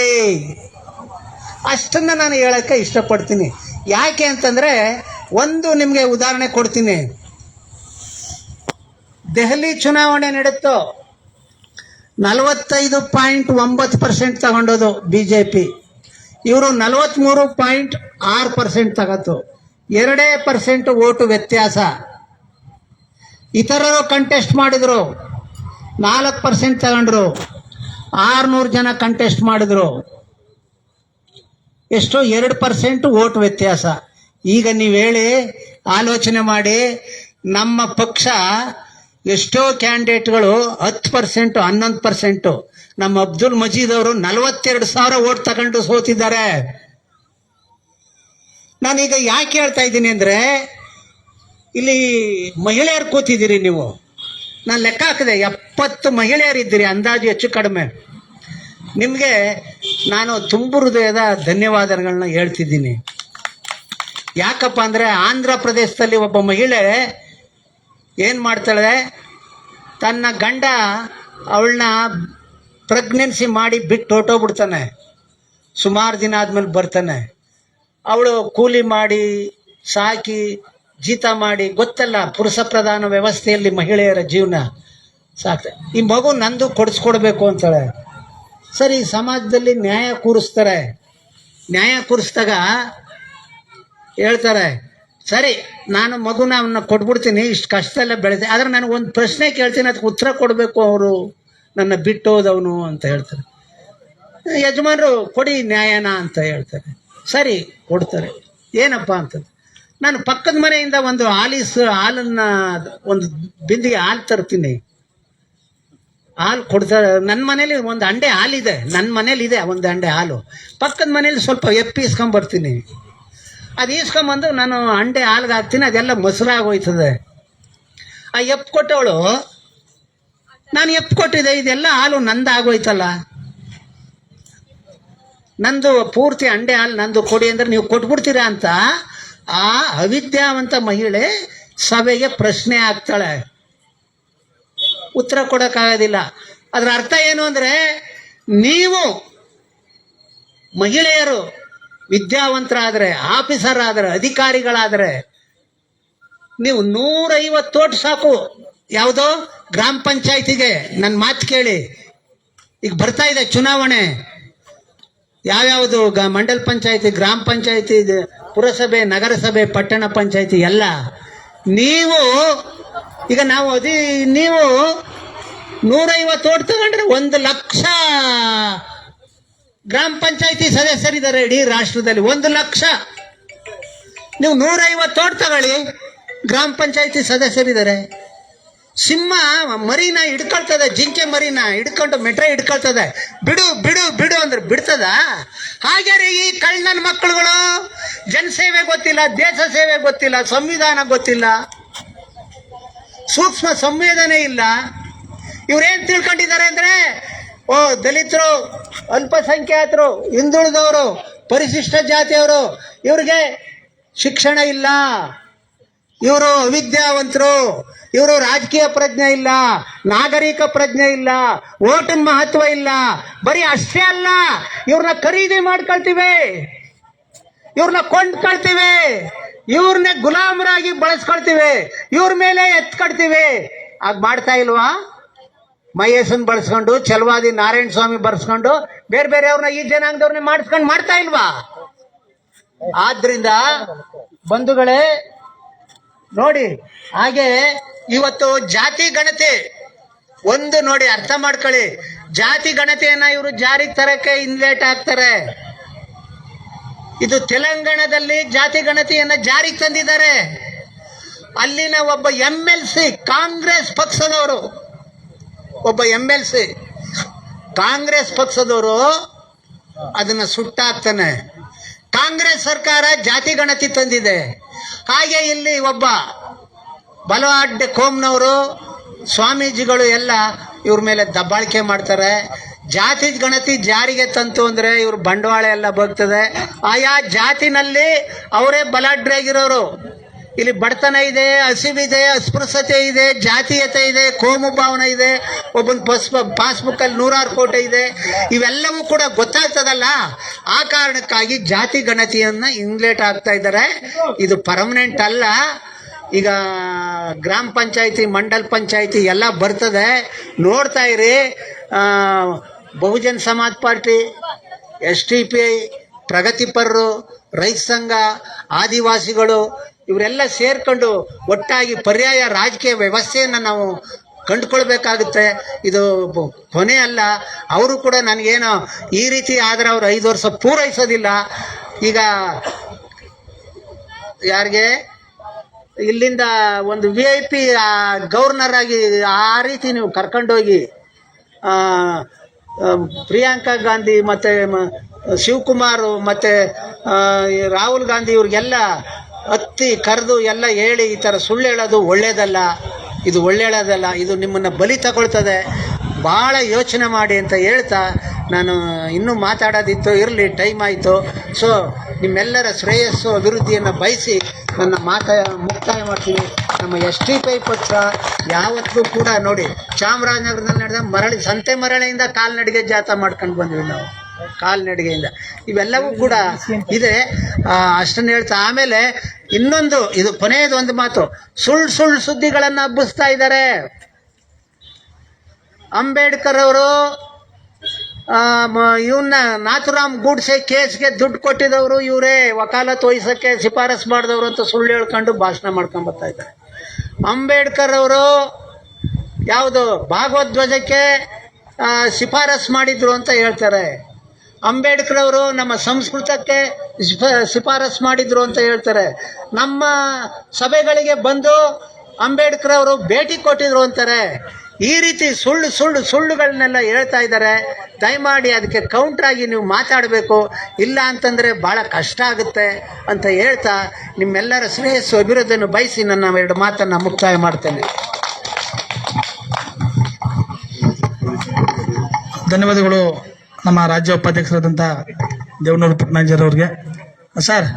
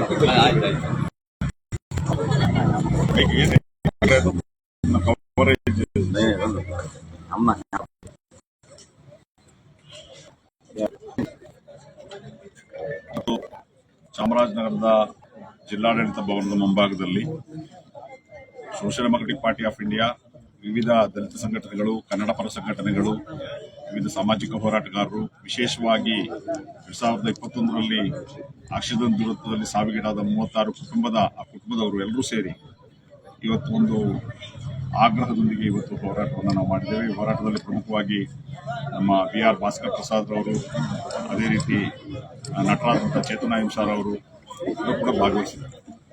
ಇದರ ಉದ್ದೇಶ 3 ಪ್ರಮುಖ ಬೇಡಿಕೆಗಳು. ಒಂದು, 2021ರಲ್ಲಿ ಆಕ್ಸಿಜನ್ ದುರಂತದಲ್ಲಿ ತೀರಿಕೊಂಡಂತ 37 ಕುಟುಂಬಗಳೇನಿದೆ, ಆ ಕುಟುಂಬಗಳಿಗೆ ಈ ಸರ್ಕಾರ ಒಂದು ವಾಗ್ದಾನವನ್ನು ಮಾಡಿತ್ತು, ಸರ್ಕಾರಿ ಉದ್ಯೋಗವನ್ನು ಕೊಡ್ತೀವಿ. ಹಾಗಾಗಿ ಅವರಿಗೆ ಸರ್ಕಾರಿ ಉದ್ಯೋಗವನ್ನು ಕೊಡಬೇಕು ಅನ್ನುವಂಥ ಆಗ್ರಹದೊಂದಿಗೆ, ಅದೇ ರೀತಿ ಈ ದುರ್ಘಟನೆ ಸರ್ಕಾರದ ಆಡಳಿತ ವರ್ಗದ ನಿರ್ಲಕ್ಷ್ಯದಿಂದ ಆಗಿರುವಂಥದ್ದು.